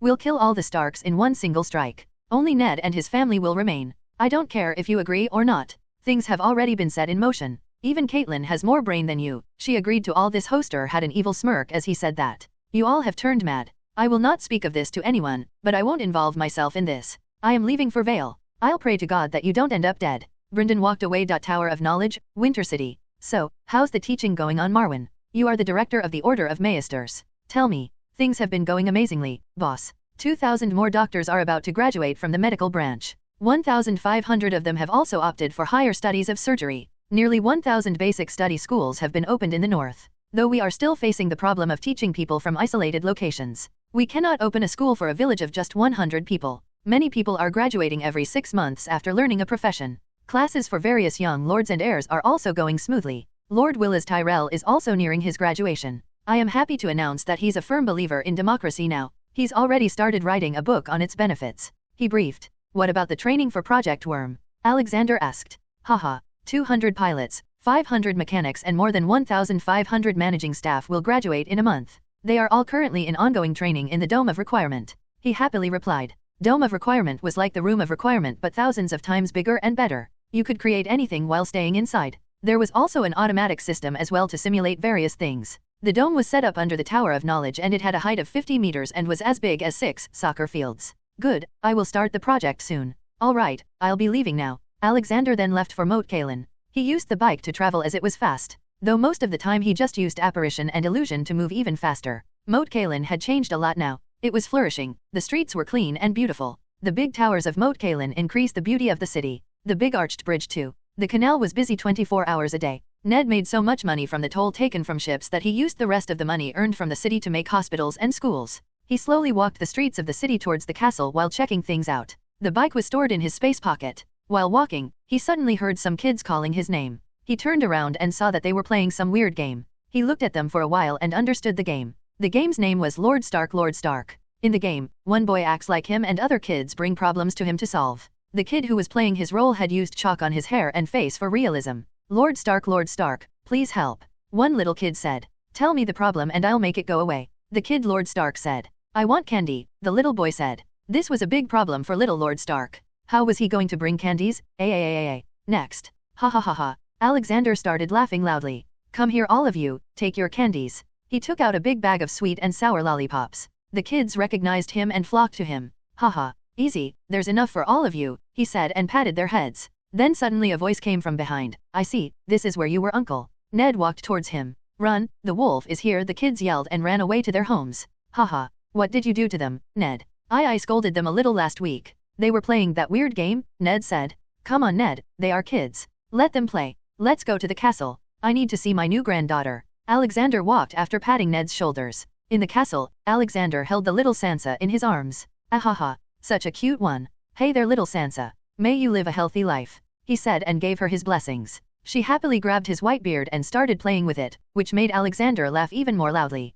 Congratulations Caitlyn, you gave birth to a very beautiful girl. Be sure to send her to school when she turns 6, he said. I think a septa would be better, she said. Oh really, you want to say that a septa is more knowledgeable than maesters and teachers who spend their whole life studying. She's a Stark and she'll have the best study in the 7 kingdoms. She will grow and become an independent woman who doesn't have to bow and act ladylike in front of everyone. She won't be used as a marriage bargain, he irritatedly said. He always became a bit possessive when it came to the future of his loved ones. Ned nodded at his words. He knew what kind of woman Caitlyn was. She didn't see Sansa as a daughter but a valuable candidate for marriage with some powerful man in the future. She would start training her and brainwashing her from an early age. something which he wouldn't let happen. Uncle, when do we leave for the Lord's meeting? Ned asked, trying to change the topic. Oh, in a few hours. Creed and Bronn are also bringing Robert's illegitimate children. We'll be taking them to Winterfell too, Alexander said. After some hours, Bronn arrived with little Maya Stone, Bella Rivers, and Gendry Waters. Maya was some months older than Rena, but her behavior looked more wiser for someone of her age.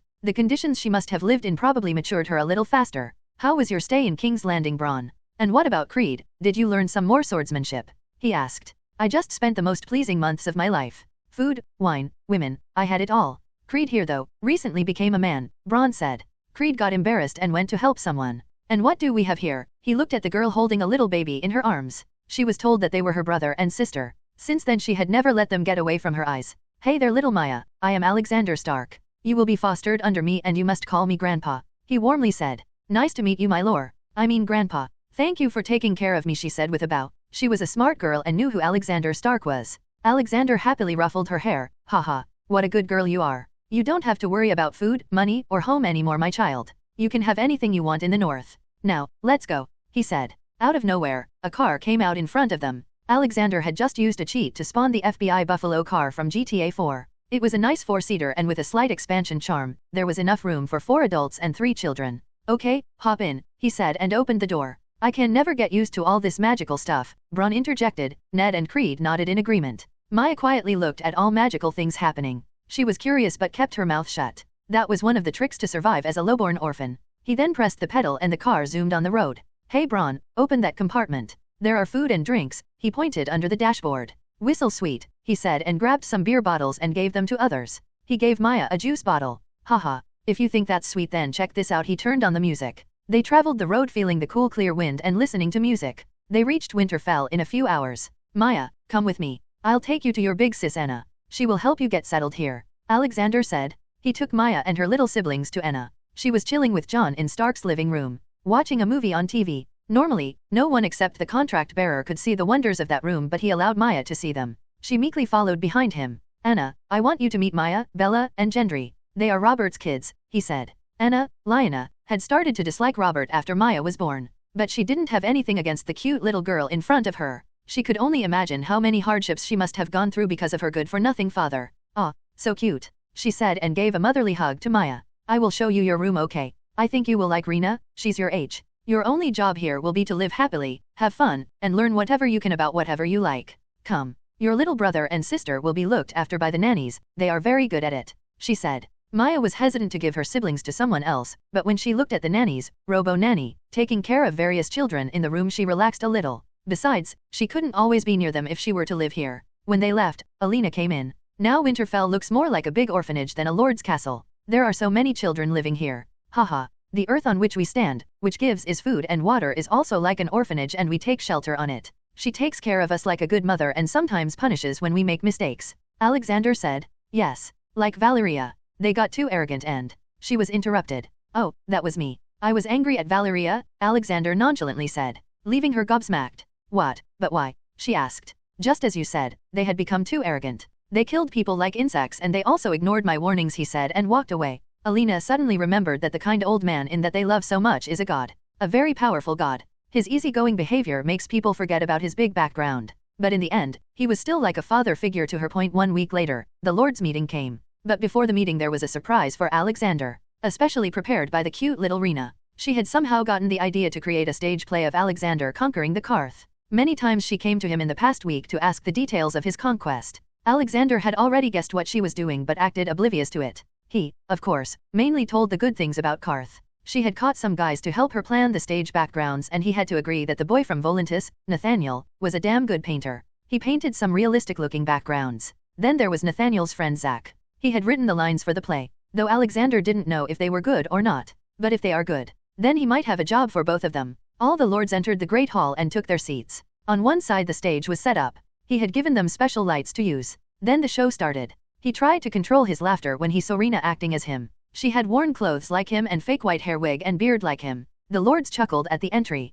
but little Rena happily acted with all seriousness. Sometimes she would forget some lines or words but a voice from behind the stage would always help her. It was Maya helping her. They both had become really good friends very fast. Dobby was still there, acting like Dobby. God knows how Rena got him to act but Alexander knew Dobby. His body might have become big, Too big, but he was still the good old pure, Dobby, the free elf from the heart. The other little children who were able to walk also helped. Rena had made John, Eric, and Alexandra the little versions of Wolf's sword. The trio didn't really understand what they were supposed to do, so they were just roaming around on the stage. Alexander had quietly called Barry to help Rena create the correct mood for each scene with his songs. No one shall be a slave on any land under Stark rule, be it in Westeros or Essos or even Sot. Sothorios. Rena spoke her last line. Alexander jumped up from his seat and clapped madly. He ran to the stage and picked Rena up in the air. All the lords also genuinely clapped, even if the actors weren't great. The background sceneries, the lines, and the strange bird made things enjoyable. After the whole play was done, he helped disassemble the stage. He went to talk to the two helpers of Rena.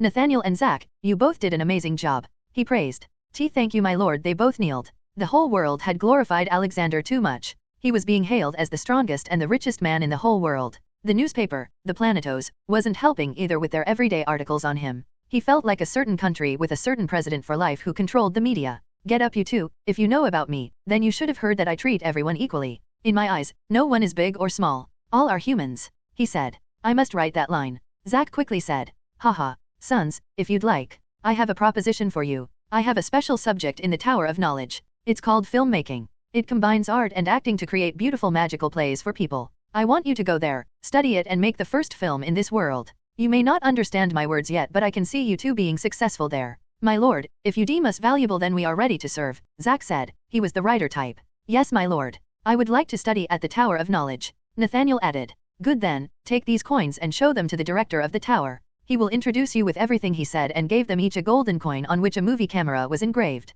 I must return to the meeting now, go after the big lunch. Have fun till then. Alexander left. Westeros was probably gonna have its first movie soon. For that, he'd also need to start creating movie theaters. Alexander returned to the Great Hall. It had been returned to normal by now. Alexander went ahead and took his seat. There was no Maester or Master at Arms in Winterfell anymore. The old ones went with Ned. Winterfell and Wintercity were filled with Maesters, so he didn't need one. However, the Order of Maesters did appoint Marwyn as the Grand Maester of Winterfell. There were 3 Grand Maesters in total now, one at Norgold, one at King's Landing, and one at Wintercity. Alexander sat beside Brandon, Benyon, Ned, Dobby, and also Alina. She was the one who ran the whole north whenever he wasn't around, so it was normal to let her sit with them. He was a good guy from the 21st century after all. To him, women were as valuable as men. Bronn and Creed were also sitting among the lords. Thank you for coming here my lords. I am happy to see that some of you have grown fat. Lord Dustin has nearly doubled. Are you drinking all the good alcohol you are making yourself? He joked, and all the lords laughed.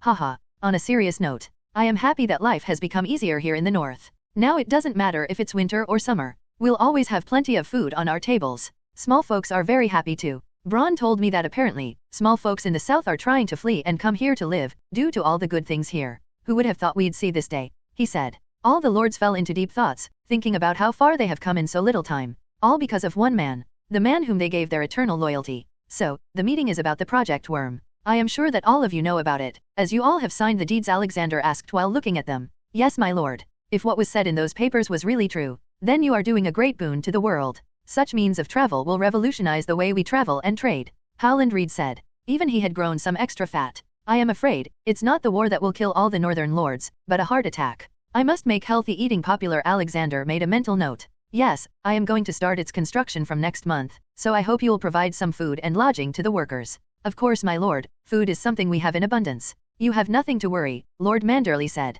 Thank you. Now to the next point. I want you to set up your house's trading shops in Karth and Asai. They are fully under my control now. If you invest there now, our profits will increase a lot. East is a market that hasn't been fully utilized yet. This is our chance. How are the sea routes now, my lord?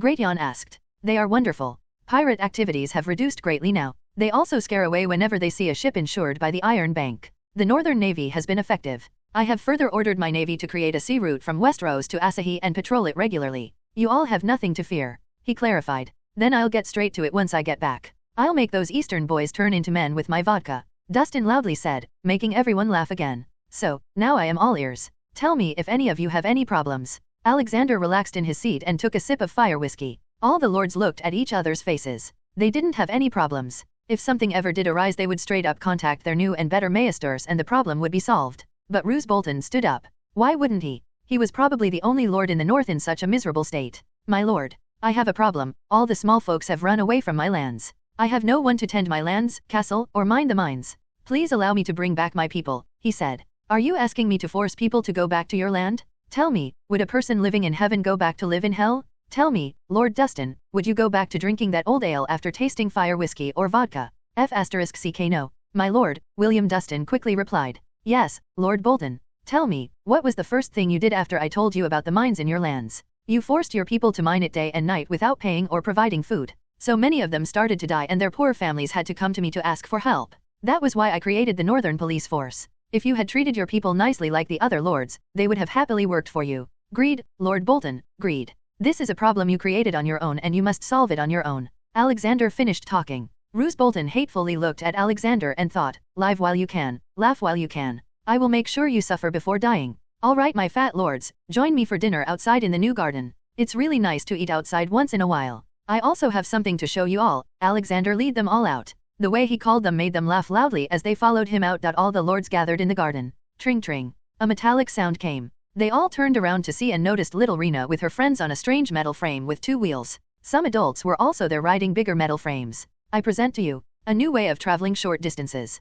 They are called bicycles and these are tricycles. They can be used to commute or transport small cargo to nearby places, he said. Some lords who had some experience with metal work went to check it out. Haha, ingenious, this would surely help the people. Let me try it though, Robert Glover of House Glover said and got on a bicycle. Sure enough, he fell. Haha, Lord Glover, it takes some practice first. It's like swimming. Once you know it, you'll never forget it. I will give each of you one of these. Tell your blacksmiths to study and remake them. Then distribute some of them to small folks to make it famous. Once everyone knows its usefulness, start selling it. But at a very affordable price. Remember, this is not about immediate money but boosting our economy. With these, our workers will be able to move faster and further without getting much tired. Now, let's eat something. Alexander announced the end of the meeting and everyone became more informal. Highgarden, Reach. What are you up to now, Mace? Olenna asked. Oh, I have been honorably invited to the marriage of the next heir of Riverrun and the current Lord of Riverrun. Even Lord Stark will be there. As you said, I'll go there and talk to him, he said.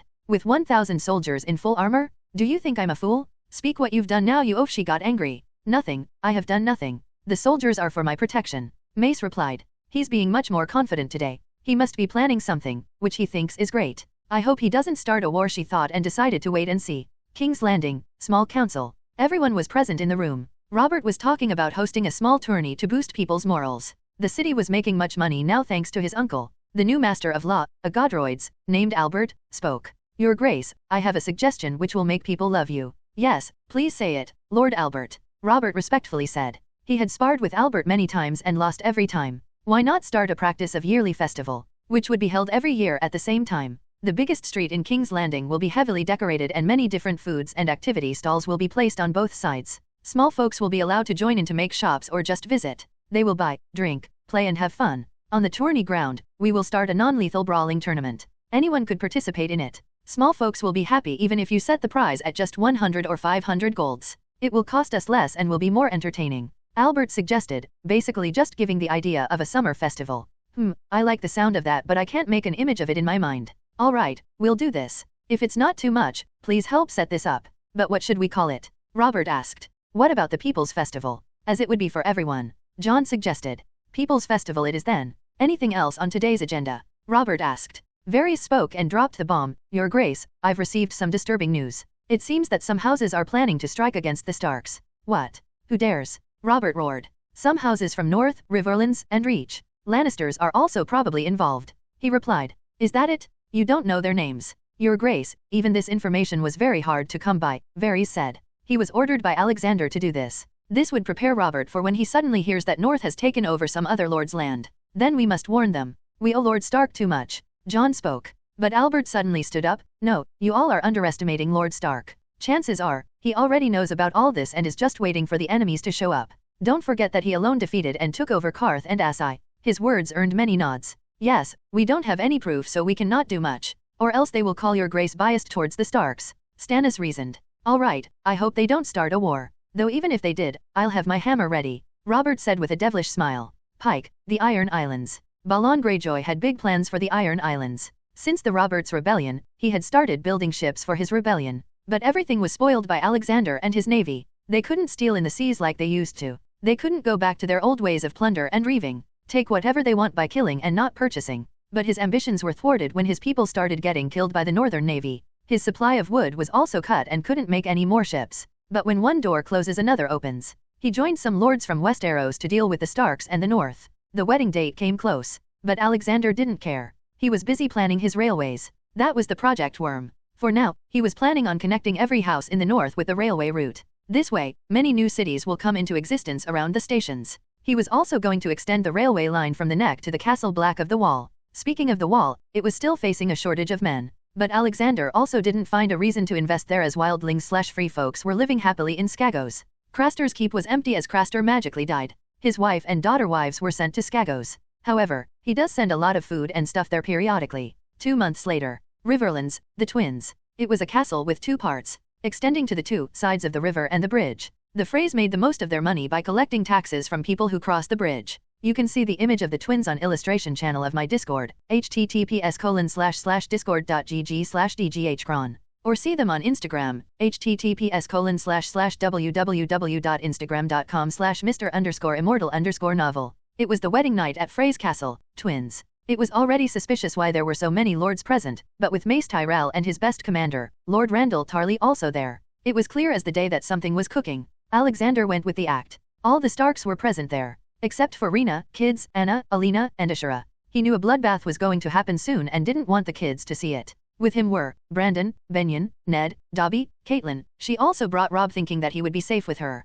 Creed and Bronn also tagged along. He didn't bring many guards with him. Just 100 wolf swords. To be honest, he considered bringing 100 of them an overkill. Just him and Dobby were already good enough. He was continuously talking to the Starks through telepathy. So, are you ready, boys? It seems like many big lords hate us. Nay, they don't hate us. They drool on our wealth, Benyon scoffed. Aye, that is true. It's hard to believe that Hoster would do this, but nothing is impossible in this world, Ned added. Including your wife, Alexander thought. Ting ting. Valder Frey started to make his announcement. Alexander was sitting at the main table, just beside Valder. There were Mace, Roose, Hoster, and Randall too. There were some more Riverland lords that he didn't know. The whole hall was filled to the brim. He had noticed the girl serving him wine had a knife hidden under her clothes. Ah, here we go again. My lords and ladies, thank you for joining us on this great evening. A girl from my house, marrying Lord Hoster and his son, Ed Muir, marrying a Bolton girl. I am also happy to announce that Lord Bolton has promised to wed his newborn son with a daughter that I would probably procreate tonight. We also have 2 great lords here.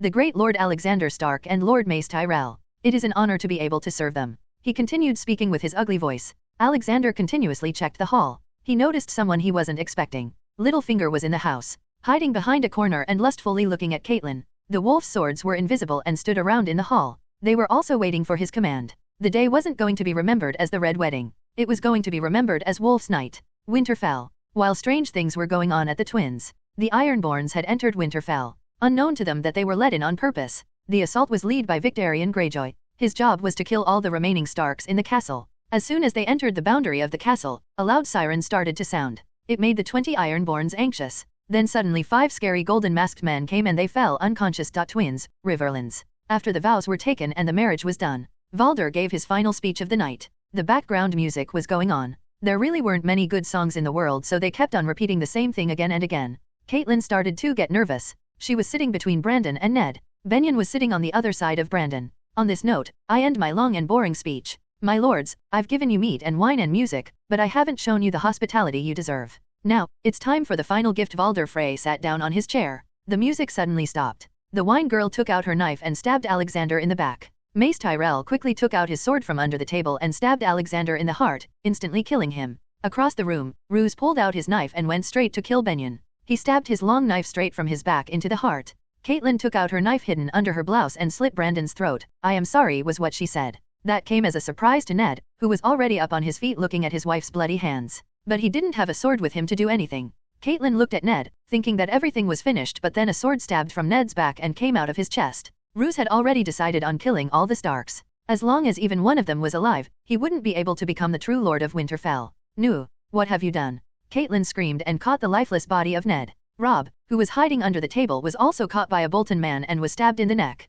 Caitlin looked at everything lifelessly. Stark and Northern men were getting killed left and right in the hall. Hoster Tully and Ed Muir Tully were fighting Frey men and couldn't help Caitlin. We had a deal, Roose and Valder. What are you doing? I just wed a woman from your house. Hoster shouted. Valder took a sip from his wine glass while still sitting on his chair. Haha. What Frey woman? That was some were asterisk off the streets. And did you really think I would let this chance go? I want to be the Lord Paramount of the Trident. We are all ambitious people, Hoster. Now with so much money that the Starks have left behind, I'll happily live my remaining years eating and f***ing on your grave. As soon as his last words fell, a sword pierced Hoster and killed him. Congratulations on becoming the new Warden of the North, Lord Bolton, Valder spoke and toasted his wine glass.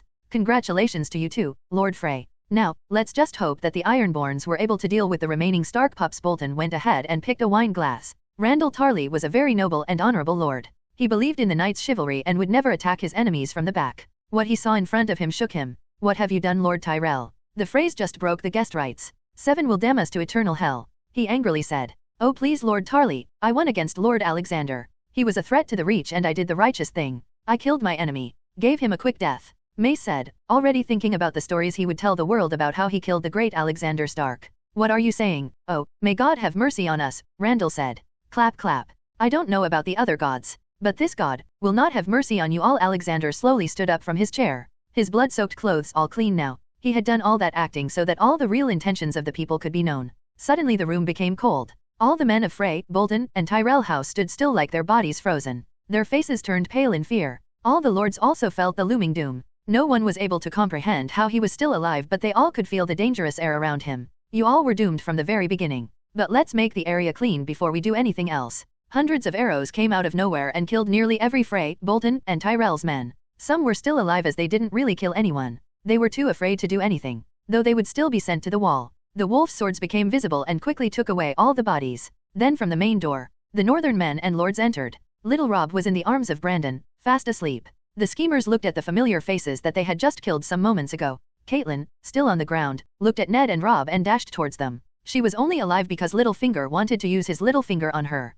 Slap. A hard loud slap was what she received from Ned. You betrayed me. You knew since for God knows how long about this. If it weren't for Uncle, we all would have really died today. Forgive me, Ned. I did it for us. For our future, she said. Slap. A future where you would have been a widow. Ned fumed. All right, enough talking. It's time for punishment. Alexander interjected. Soldiers, come here, save your lords, Mace shouted. Oh, no one is coming, Lord Flower. I had told Olenna once that you'd be the one to bring your house to destruction. Good thing for you that I like Willas. He's a good kid. But you forfeited your life the moment you decided to go against me. And you, Bolton, I was looking for an excuse to wipe out your house for a long time now. All I have to say is, thank you. Valder, you old fool. You already had one foot in your grave, but no, you had to take your house with you. Be happy, your wish has been granted. Why you can't kill us in the name of justice? This will cause a war, Lord Stark. Only the king can do justice, Mace Tyrell said. Haha, then let there be war. But I do like the prospect of getting you all hanged at the King's Landing.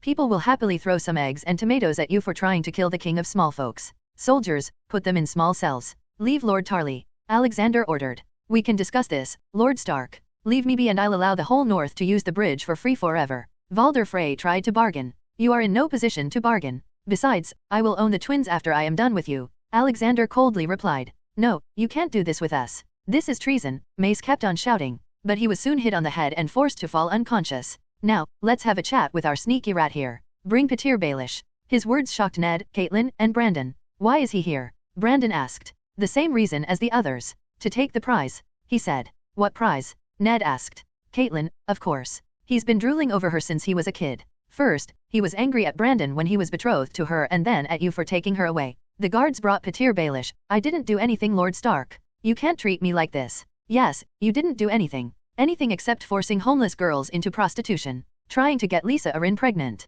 The list is big, Petyr. Not everything is little when it comes to you, I guess. You. No more words came out. He was dead, with a headless body. His list of crimes was long. Petyr Baelish, Category 3. Murder, 3. Indirect murder, 58. Sex trafficking, 87,000. Human trafficking, 9,079. Child trafficking, 6,689. Kidnapping, 1,788. Blackmailing, 2,890. Sin percentage, 70%. Ned, what do you want to do with Caitlin? Alexander asked. What we do with all the traitors in the north. Ned coldly replied. What about little Rob and Sansa? They will live without a mother if you do this, he questioned. I will marry again. This time with my choice. I will never let them miss this traitor, he firmly said. Brandon put a hand on Ned's shoulders to support him. True, if they didn't treat Caitlin as a traitor then the world would think they are weak. A traitor is a traitor. That's the end of it, Ned thought. He also forgot about the small amount of attachment he had with Caitlin. Please, Ned. Please. I am sorry, she cried. but death came suddenly. Her heart stopped beating and she died quietly. She was a half-step category 3 sinner. Although no one died, she was still okay with killing Brandon, her own good brother, with her own hands and letting many others die too. Now, her fate was to be reincarnated again. Maybe as a human, or an insect. Who knows? That day, 2 houses went extinct. House Frey and Bolton. House Tully still had Brynden Tully, a good man. Alexander would probably have to talk with him later. On the other hand, most of the Freys were dead. Those who were alive would be sent to the wall. The women in the house will be given small folk status. The same was the case for House Bolton. Their castle, Dreadfort, would be besieged by Stark forces tomorrow. Lord Stark. I had no part in this. I just came because Lord Mace asked me to. If I knew he was going to do this unhonorable deed, I would have killed Mace myself, even if it meant I be named a traitor. Randall Tarley said. Calm down, Lord Tarley. I know you had no part in this, but I want you to bear witness to their crimes in King's Landing. I can kill them right here if I want, but I want the whole world to see what they had planned to do. Alexander sternly said. To not tell the truth is not honorable, Lord Stark. I've already been associated with this treacherous deed by just being here. I can't have my reputation to be tarnished more. Randall seriously replied. Good, let's go then. I'm guessing the ravens have already been sent, telling about what happened here. He walked out. After they left, in the shade of the night, Alexander's forces moved into Riverlands and took over the whole region that was under the now extinct House Frey. When all the prisoners were being escorted to King's Landing, Alexander popped back to Winterfell to check up on the situation and also to leave Robb there. Thankfully all the Ironborns were caught. Although no one was supposed to get hurt, a good Samaritan saw the Ironborn intruders trying to break into the castle and decided to fight them. He was slightly injured before Wolf's sword saved him. He entered the Starks' living room. Grandpa. All the kids ran to him. The small ones had also started to speak perfectly now. Ah, my little wolves and dragons,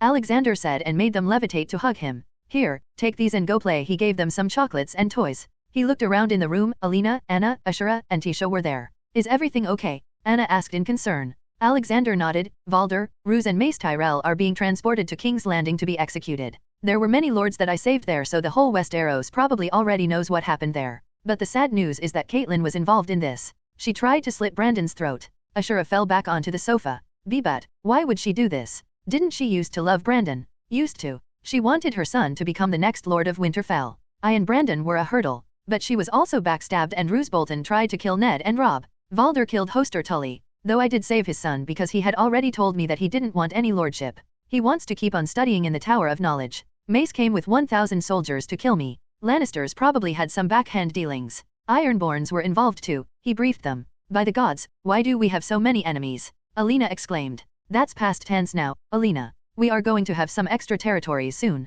Also, our army will lay siege to Dreadfort tomorrow. Lord Greatyon Umber will probably join. Take care, I must go back to my prisoners now. He popped back to the convoy escorting prisoners. Midnight. King's Landing, Red Keep. Knock knock. The door of King's chamber opened. What happened now, damn it? Did the moon fall down? Robert groaned. No, Your Grace. It happened. They attacked Lord Stark. Jon said. What? What happened? His eyes suddenly lost all the sleep. Jon then told Robert whatever he knew from the multiple ravens he received. Good, I will chop their heads myself. Breaking guest rights and plotting to murder a great house. I would especially like to behead Mace. He's been going around 7 kingdoms telling that he defeated me in the Battle of Ashford. Robert said angrily. That would not be wise, my lord. We must give them a proper trial. At least just for the sake of showing that we are unbiased. Jon suggested. God damn it, Jon. They attacked the uncle. Starks have done so much for both of us. We can't do this to them. Your Grace, you misunderstood me. I never said to let them go. I just ask you to announce their punishment in the trial. In fact, I'd say, let's hold a public trial.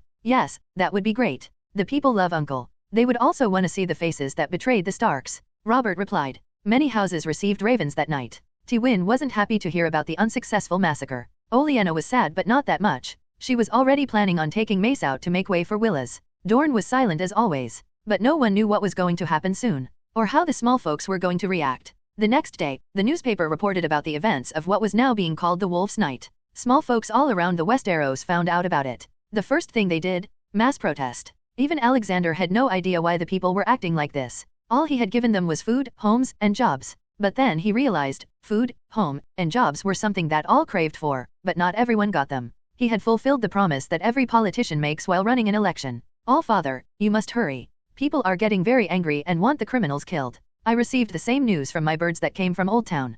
People are cursing at House Tyrell. I never thought I'd see a day when all the people of Westeros will love one person this much, Varys said in the communication mirror. Even I didn't know this was going to happen. Good thing we are just a few hours away from King's Landing. See you soon. Alexander replied. Alexander was welcomed into the city by a cheering crowd. They did throw some eggs at the 3 criminals in the cage. Alexander had to reprimand them to not waste food and told them to throw small stones if they wanted. So, from the gates to the Red Keep, Valder Frey, Roose Bolton, and Mace Tyrell were beaten with small stones. By the end, their faces had swollen up. He stopped when he saw that the preparation for the trial had already been made. It was going to be an open trial. Robert was sitting on a big chair behind a long table. They had put the setup on the stairs leading to the Red Keep. The small folks also gathered behind. Robert quickly got up and gave a hug to Alexander. Haha, my boy, you really lost some weight. Now you look like a real warrior. Thank you, uncle. There's no harm in being prepared. Who knows who might stab you in the back, he said, looking at the prisoners. Haha, I think you'll need to use your war hammer on someone soon.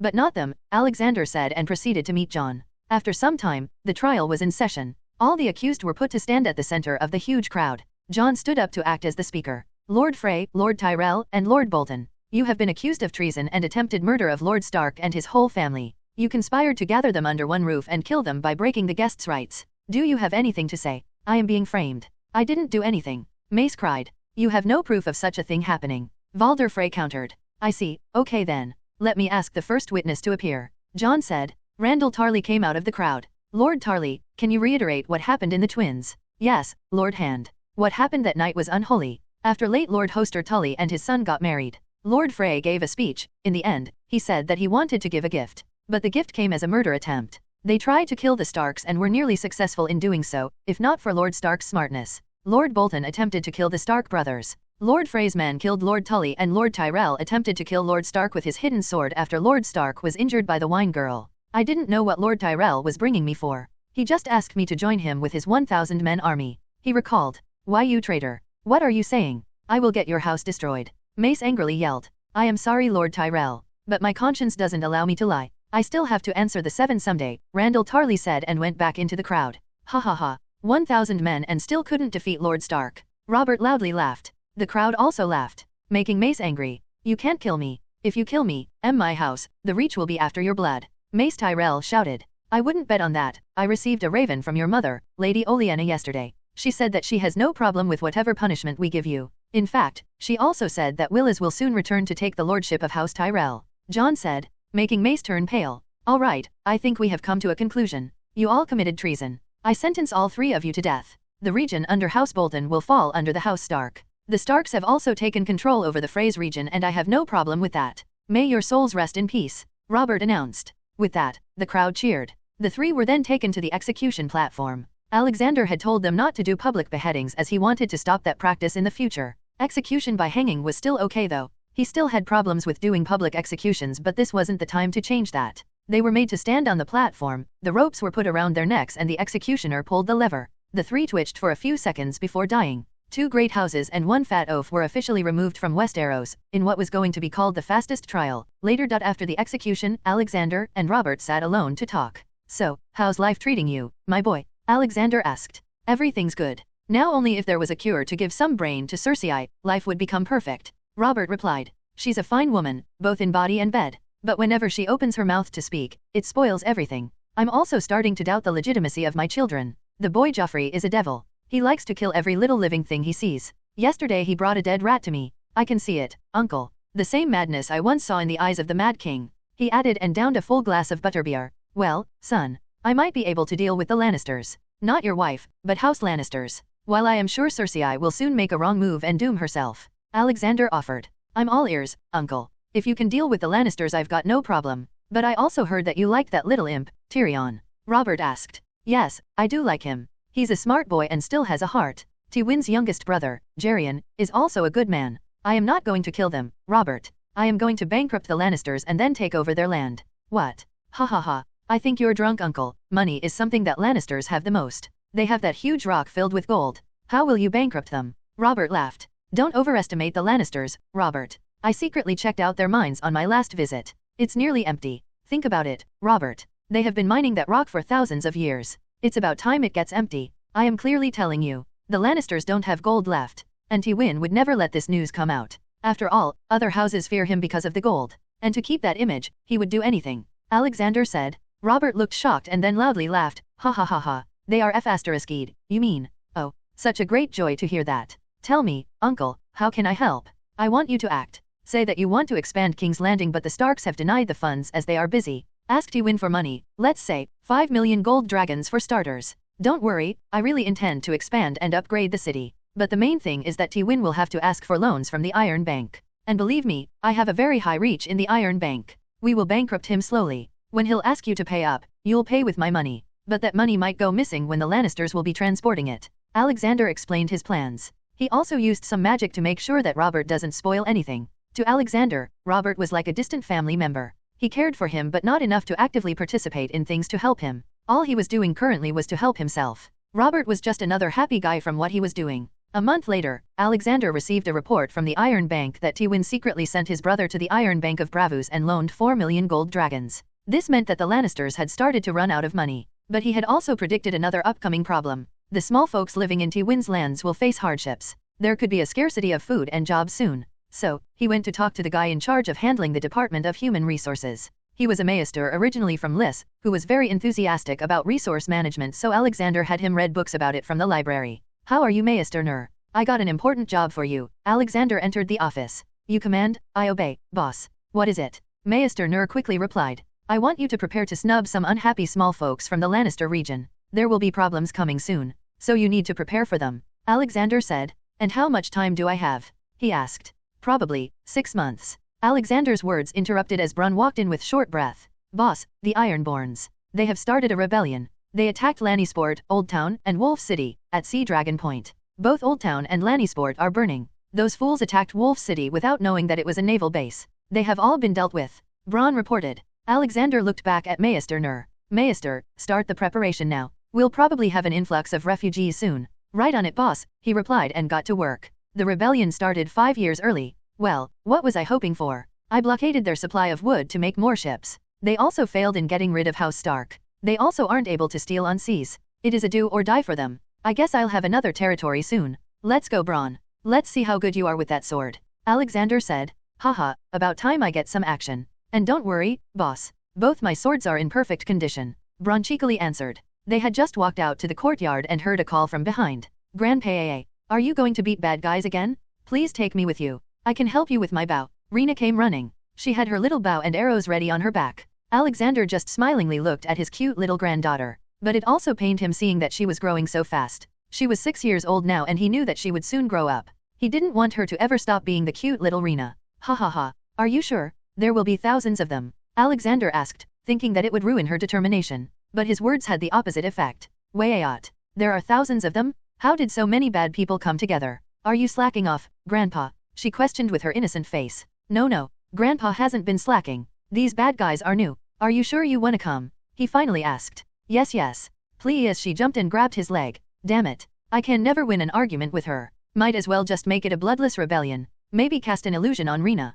Alright, you're coming with me. Come here and take your favorite seat. He grabbed her and placed her on his shoulders. So, do I still get to use my swords? Bronn wondered. Swords? Where is the other one, Uncle Bronn? Rena asked. Ahaha. Nowhere, Rena. Don't listen to Bronn. He's a dumb guy. Alexander rushed his steps. Bronn, I'll cut your extra sword if you ever said something like that again in front of her, Alexander warned with a mental message. Bronn had never experienced that and quickly took out his sword and looked around, only to realize it was his boss. Fucking magic, he muttered and followed. Alexander boarded his ship from the Wolf City. The initial railway track connecting 4 major cities of the north had been laid. However, it was still in the initial testing stage. But still, the army used it. It connected Winterfell with Wolf City, Moat City, and Norgold.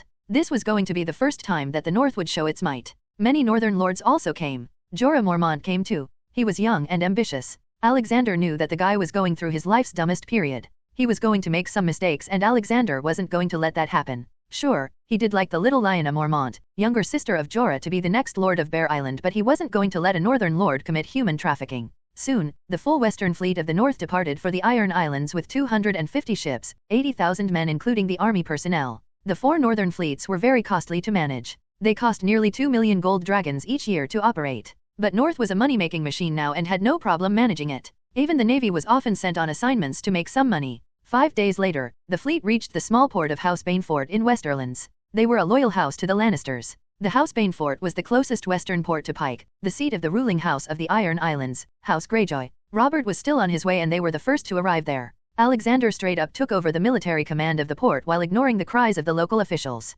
He then told his men to continue patrolling the sea and sink any iron-born ship they saw. Only the main commanding ships were anchored near the small port. He also kept Rena near him at all times. She also honestly stuck to Alexander as she slightly understood the seriousness of the situation. "Where are the bad guys, Grandpa?" she vigilantly asked. "In the sea, my child. We are waiting for the king here," Alexander said. "Isn't the king a bad man too?" Mama said that. She inquired. "Haha, yes, he's also slightly bad. But not bad like the ones we are fighting now. The king is just dumb, not that bad," Alexander corrected her.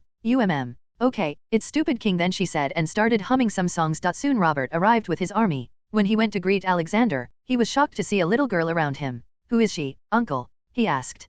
Let me introduce you to our lovely lady Rena." "Rena, this is the king," he introduced. "Ha ha ha, so this is the famous Rena. I've heard a lot about you, girl," Robert warmly said. "But why did you bring Rena? This is not a place for a child," he questioned. "Well, she wanted to beat the bad guys. Anyways, I'll stay with her the whole time. Now that you're here, let's head to Pike." Alexander stood up. "Wait, Stannis will be coming with the royal fleet. We should wait for him," Robert informed. "Really, do we still need more ships, Robert? I brought the whole fleet of 250 warships and 80,000 men. I don't think we need anything more," he stated. "What? So many? If that's the case, let's go," Robert agreed. Soon, all the lords boarded the ships. Tywin and the Reach had their own ships. Robert went with him on his steel warship. In their way, the Northern Fleet sunk every Ironborn ship they could find. "Robert, our target is simple. Annihilation of the Ironborns. They are just like Boltons. Ambitious and backstabbers. They will strike you at your lowest. If we're doing this today, we'll do it all the way till the end." "Yes, you are right, uncle.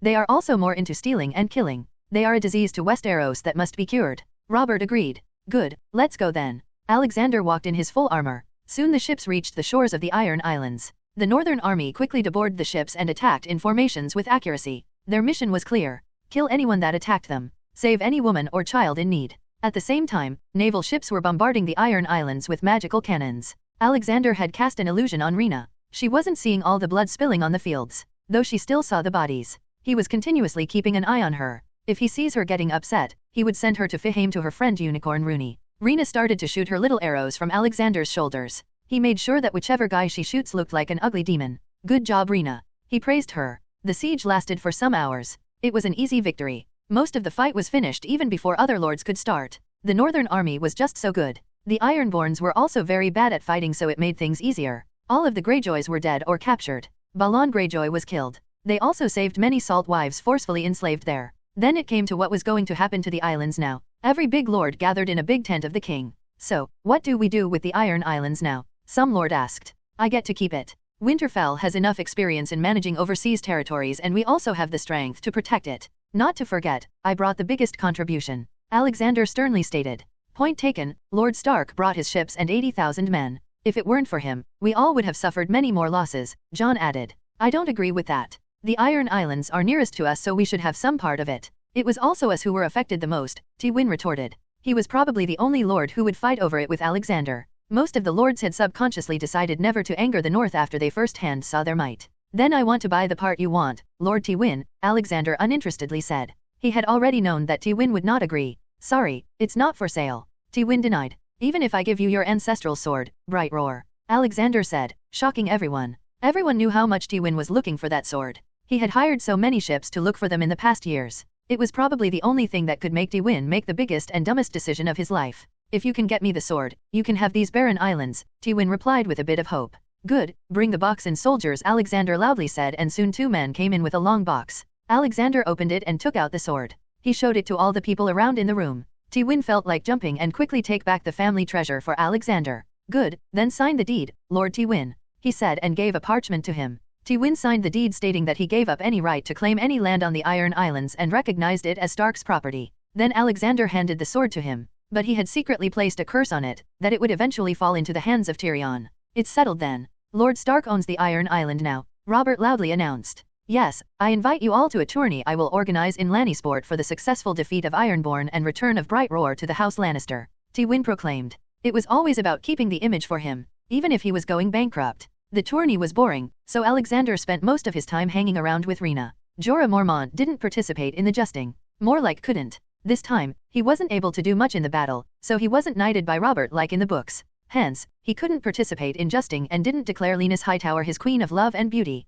A small change was caused by Alexander's actions. The Iron Islands were going to be turned into a naval base. The native people would be given some jobs. Their religion of drowned god was going to be removed slowly. After he returned back, he for the first time felt like he didn't have any work. The railway tracks were being laid, and everything else was also going smoothly. The North could easily self-sustain itself now. It didn't need him. So, he decided to relax for a while and chill with all the people in Winterfell. 1.5 years later. It still hurt him seeing all the children grow up, but what could he do? He did announce that he was taking Jon as his ward and legitimized him. The little boy was called Jon Stark from then on. Anna was very happy with that. She didn't really care if he didn't have a Targaryen surname, at least he won't be called Snow now. For those who don't know, there is a reserved surname for bastards born in different regions of Westeros. In the north, they are called Snow. In the Riverlands, they are called River. In the Crownlands they are called Waters. In the Iron Islands, they are called Pike. In the Vale, they are called Stone. In the Stormlands, they are called Storm. In the Reach, they are called Flowers. In the Westerlands they are called Hill.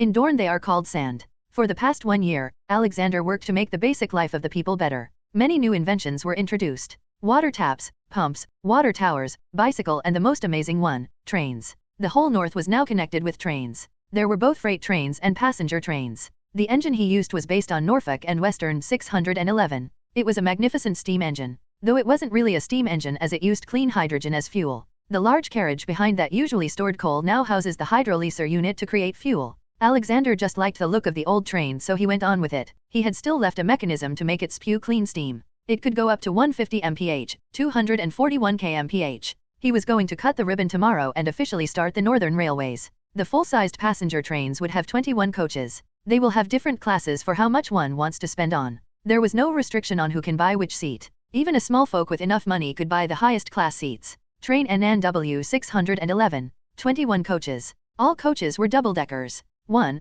Class B, 6 double-decker coaches and 4 restaurants, lowest costing, 780 seats. 2. Class A, 10 premium double-decker coaches with recliners, wide seats, and 4 restaurants. 480 seats, divided into cabins of 6 seats each. 3. Class S, 4 ultra-premium double-decker coaches with full-room cabins with beds and room service. 24 rooms. 5 luggage compartments with expansion rooms. It can carry 300 horses. 21 coaches plus 1 engine. Sleeper trains would also run on overnight routes. You can see the image of the train and Stark-occupied territory map on illustration channel of my Discord, https://discord.gg/dghcron. Or see them on Instagram, https://www.instagram.com/Mr_Immortal_novel. The next day, a huge crowd came to the Moat City railway station. He had invited many big lords to come and see the engineering marvel. For the past 1 month, Alexander had been advertising the train in the newspaper, with the warnings to not jump in front of it as it won't be able to stop in time. Many rules and regulations were advertised.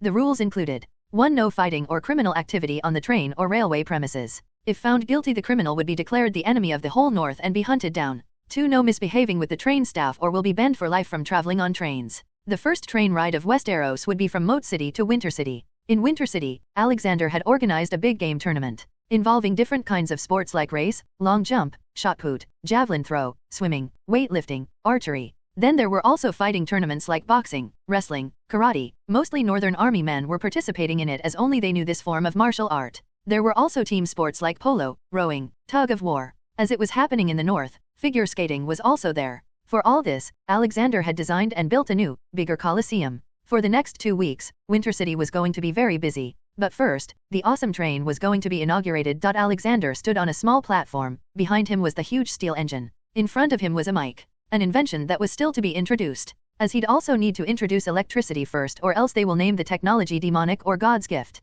Thank you for coming here, everyone. All of you are here to witness the history in making. A machine that will change everything. From this day on, our lives will not be the same. We will be able to travel from the Moat City to the Winter City in just 3 to 4 hours. We will be able to travel from Winter City to Norgold in just 5 hours. We will not be limited by the time anymore. All because of my new creation, train. There was a long whistle from the train as he said that. I think most of you know how it works, as I have been advertising in the newspaper. There will be 2 kinds of trains. 1, which will carry us. 2, which will carry big transport. Imagine being able to transport hundreds of carts worth of food, grains, clothes, metal, and other things in one go. And even that at a speed never seen before. And now, I invite you all to travel with me, from her to Winter City, to join the Moon Festival. Those who can't get on the train shouldn't worry, as I have arranged many more trains for today. Enjoy. He finished up and boarded the train. Mainly the lords boarded first. Then some small folks. Alexander went ahead and sat with Robert, Jon, and Olenna. They had specially come to see the train. Tywin also came, but he was sitting in another cabin with his family. Cersei was also with him. Surprisingly, Tyrion was also there. Now the boy has probably turned 15 or 16 probably. His unfortunate wife, Tisha, had given birth to a healthy baby some months ago. She had named him Illyrian, a mixture of his and Tyrion's name. In the Lannister cabin, Cersei sat with her father, children, and the despicable dwarf. The train was moving at a high speed. She looked at the changing scenery outside, crossing many small rivers along the way. The best thing was that she couldn't even feel that the carriage was moving. It was so much better than traveling in those uncomfortable horse carriages. Here, she could comfortably sit, drink, or eat while looking at the beautiful scenery. She could even sleep if she wanted. Such a marvelous way to travel. And fast too. I should tell Lord Stark to make one of these from King's Landing to Casterly Rock. Then I'll be able to comfortably travel, Cersei said, being her usual egoistical. Tywin was acting of reading some book while secretly admiring the view outside and the train. But his peace was broken by dumb words of Cersei. Yes, go on, tell him to make this. You will probably receive another public insult, Tywin mocked. Northerners are barbarians. They will do anything for money, and money is something we Lannisters have more than enough. I will pay them to make this thing. A Lannister always pays his debts after all, she sneered. Except, you're a Baratheon now and yours is the fury, Tyrion interjected. Shut up you. He's right. You are a Baratheon now, and I suggest you stop counting on Lannister gold from now on, he said, still not ready to accept that the mines were running dry. But Tyrion saw the look on Tywin's face, and stopped calling them barbarians too. If barbarians can build mighty cities and armies, and this train too, then what does it make us? Tywin coldly said. You have grown soft, father. I was and will always be a Lannister. Don't forget, Robert has asked you for gold, and with that, you can gain back control over the King's Landing and the king. When my sweet Joffrey becomes the king, it will all be worth it, she lovingly said, looking at her sleeping son. Joffrey suddenly sleep-talked. Kill it, show me blood. Tywin and Tyrion shook their heads at the same time. They were also having nearly the same thoughts. I hope he doesn't get killed like the Mad King, Tywin thought. I hope he doesn't turn into another Mad King, Tyrion thought. In Alexander's cabin, he was having a nice meal with everyone. And then little Rena pricked Benion's butt with her needle sword. Alexander retold the story. Ha ha ha. Seriously, uncle? Whenever I hear all the tales about you grandfather-daughter, I feel like, when will Myrcella grow so that I can play with her? Robert laughed. I hope I'll have a daughter too, Jon added. His wife, Lisa Tully, was again pregnant. Now that there was no Petyr Baelish to mess things up, she grew to love Jon for his kind nature. Haha, I hope you aren't using my medicine too much, Jon, Alexander said. He had gifted Jon some Viagra some months ago. How is Willis doing, Lady Tyrell? Alexander asked, changing the subject. Oh, please call me Olenna, Lord Stark. We are all old ones here, except for our young Stag King. Well, Willis has been doing great. He brought many new changes to the administration of the House Tyrell, all thanks to his studies at the Tower of Knowledge. I am now considering sending Loras to study there too, she replied. Haha, Tower of Knowledge is open to all, Olenna. By the way, did you receive any news about Renly, Robert? Alexander asked. Actually I did. He said that he wants to study some more before coming back. Seriously, what's so good about living with books? He made an irritated face.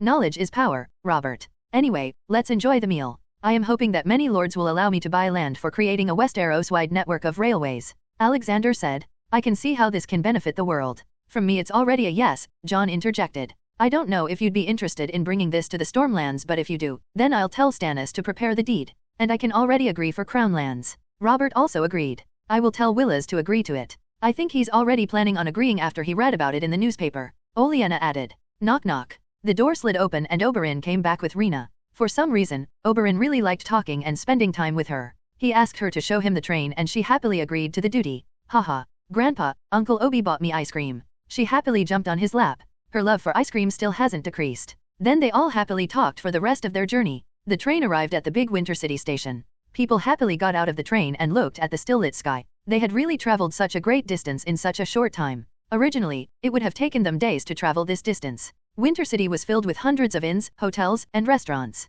When Alexander got out and looked at the crowd, he suddenly had the idea of making the Wall a tourist destination. He had already created the railway network. Now all they needed there was a nice place to eat and stay. The Wall was, after all, a wonder of the world. 300 miles long, 700 feet tall wall made of ice was a magnificent sight to behold. Most of the big lords booked rooms on the top 5 floors of the Tower of Knowledge, while the king was being taken to Winterfell to stay.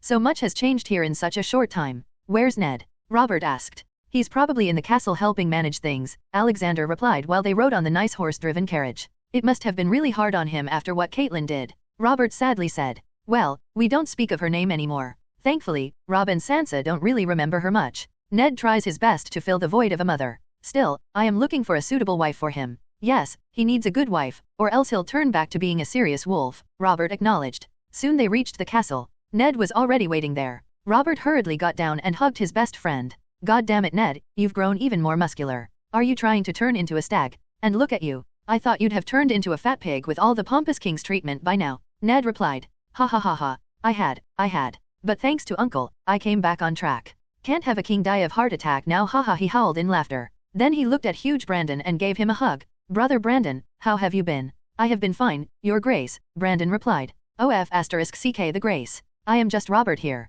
like I used to be. Robert loudly said. Ned, Uncle, take me to the crypts. I want to pay my respects. Robert said solemnly. Cersei then came towards him to say something, but Robert spoke first. Don't open your mouth and spoil my mood, woman. Go inside and smell some flowers or something. Don't disturb me, he said, and walked with Ned and Alexander. Everyone was trying to hold their laughter at the berated queen. How dare he? I am the queen. He will pay for these insults. They all will, she internally screamed. Robert had now turned really fit and muscular. He looked really handsome now, and Cersei did try to get Robert in line by using her body. But every time, Robert would break her with his manhood and then leave. Though she was wondering why she never got pregnant. Unknown to her, she would never be a mother after she gave birth to Myrcella. Alexander had stopped it. He knew what lengths Cersei could go to, and he didn't want her to give birth to a Baratheon and then later use the child for her personal agenda. Inside the crypts, Robert stood in front of the statue of Lyanna. He suddenly kneeled down and prayed. I hope you are in peace. I am sorry I was a real dumbass back then. No better than wildlings or free folks, what they are called now. I should have treated you better. It took me some time, but in the end, my thick head understood that you had fallen out of love for me after Maya got born. Can't blame you, who would have married a drinking and whoring bastard like me. I have changed now. I wish you could have seen me like this. Maybe then, things would have been different. I am not sure what happened at the rebellion. I don't know if you went with that silver boy willingly or unwillingly, and honestly, I don't care. Not now, not ever. I probably started the rebellion just for the sake of using my warhammer. When I look back at my actions now, I question myself many times. Was it the right thing to do? And I don't know the answer. But I do hate being the king. I wish I could go back to being just me. A better and free me. Arg. I must be boring you now. Rest in peace, wolf girl, he said. His voice turned a bit shaky at the end. He must have remembered a lot of things while sitting there. Unknown to everyone except Alexander. Lyanna heard everything from a hidden corner. She had slight tears in her eyes, but also a small smile. She also remembered the few good memories she had of Robert. Alexander's company was at least doing something good for Robert. Maybe, in the end, the world would see a Robert Baratheon no one expected to see. After coming out of the crypts, they all sat down in the gardens. It was probably the best place Alexander had made in Winterfell. Many kids played there together, running around, making the air cheerful. Rena and Maya were in front of them teaching other kids how to ride bicycles. However, Godswood was still a place to calm down. Speaking of Godswood, I nearly forgot about that god-level peeping Tom. I must go north of the wall again, he made a mental note. The 2 weeks of Moon Festival were amazing. Robert spent more of his time with his illegitimate children than his real children. Small folks enjoyed their time watching various sports. Then the time came for the closing ceremony, and it was reserved for giving awards. After all the winners were awarded, it was time for the Civilian Award. Alexander hadn't planned for this, but when he remembered the guy who got injured due to Ironborns invading the castle last year, he decided to create this honor. Now for the awarding of the highest civilian honor award. Vinicius, a citizen of Winter City, saw the Ironborns invading on the Wolf's Night. He showed selfless bravery and fought them, slowing them down so that the guards could catch the infiltrators. In the process, Vinicius also got injured. For his bravery, he is being awarded the Medal of Wolf, the highest civilian award. The receiver of this award will get many other benefits as well, the announcers announced. Then the young adult came on stage and received the award from Alexander. Looking at that scene, many lords had the idea to do that as well. After that, all the people started to return to their places. Some headed to the Winter City docks to catch a ferry to Norgold. Some took trains to go back to Moat City. Before going, John and Robert signed the deeds for the development of railways in their lands too, though it was also agreed that Alexander would operate and earn the money from it for as long as he doesn't recover the cost of creating it. Riverrun was currently ruled by Brynden Tully, who had agreed to hold the fort until Edmure finishes his studies and returns. Normal to say, Alexander already had the permission to expand railway there. He secretly already owned the whole of Riverlands, as most of the houses there were neck-deep in debts to the Iron Bank. Only Tywin didn't sign it. He said he needed time. Oberyn said that he would talk to his brother about it. Doran Martell had started to get a gout now. He would soon not even be able to walk. Stormlands were under Stannis, so Robert had to first talk to him. Olenna already agreed and said that she would send the deeds as soon as possible. So, Alexander was going to be very busy now. He had 3 kingdoms and 1 crown lands to work on. Stormlands would 99% agree to. Stannis already held Alexander in highest regards and wouldn't deny it. Dorne and Westerlands were doubtful. Tyrion walked to Alexander before boarding the train. Lord Stark, Please do tell me when you start that sightseeing resort near the wall. I am very much interested in seeing that grand structure. Absolutely, son. It should be ready in a few months. By the way, did you think about my offer to study at the Tower of Knowledge? Alexander asked. I did, and I would like to go there and drown myself in books. But my father didn't allow me. He sadly replied. Oh, he would never allow you to do anything. And why do you even need to listen to him? You are 15 now and already a grown man. Shouldn't you make your own decisions? Here, if someday you change your mind, show this coin to any northern ship in Lannisport and they will bring you north. Without anybody knowing it, Alexander said and handed him a golden coin with a tower engraved on it. Tyrion quickly took the coin and safely hid it in his clothes. Then he nodded. I should be leaving now. Thank you for your hospitality, Lord Stark. Haha. I really want to see his face when he remembers me from when he was 5 years old. After everyone had gone, Alexander decided to go to the north, set up the Wall Resort and also deal with the three-eyed peeping Tom. Dobby, I am going to the north. Tell Alina that she's in command, Alexander telepathically informed. Dobby was somewhere in the castle. All right, boss. He simply answered. Alexander flew in the air towards the north. It only took him a few minutes to reach the Castle Black. There he found 2 guys he wanted to meet. Jair Mormont, the ex-lord of the House Mormont of Bear Island. He voluntarily took the black. Then there was the old boy, Aemon Targaryen. Though most didn't know he was a Targaryen. He was probably the most normal Targaryen of all. He voluntarily rejected the throne when his chance came and decided to take the black and become its maester. Welcome to the Castle Black. My lord Jair welcomed him. Thank you for receiving me, Lord Commander. Alexander greeted.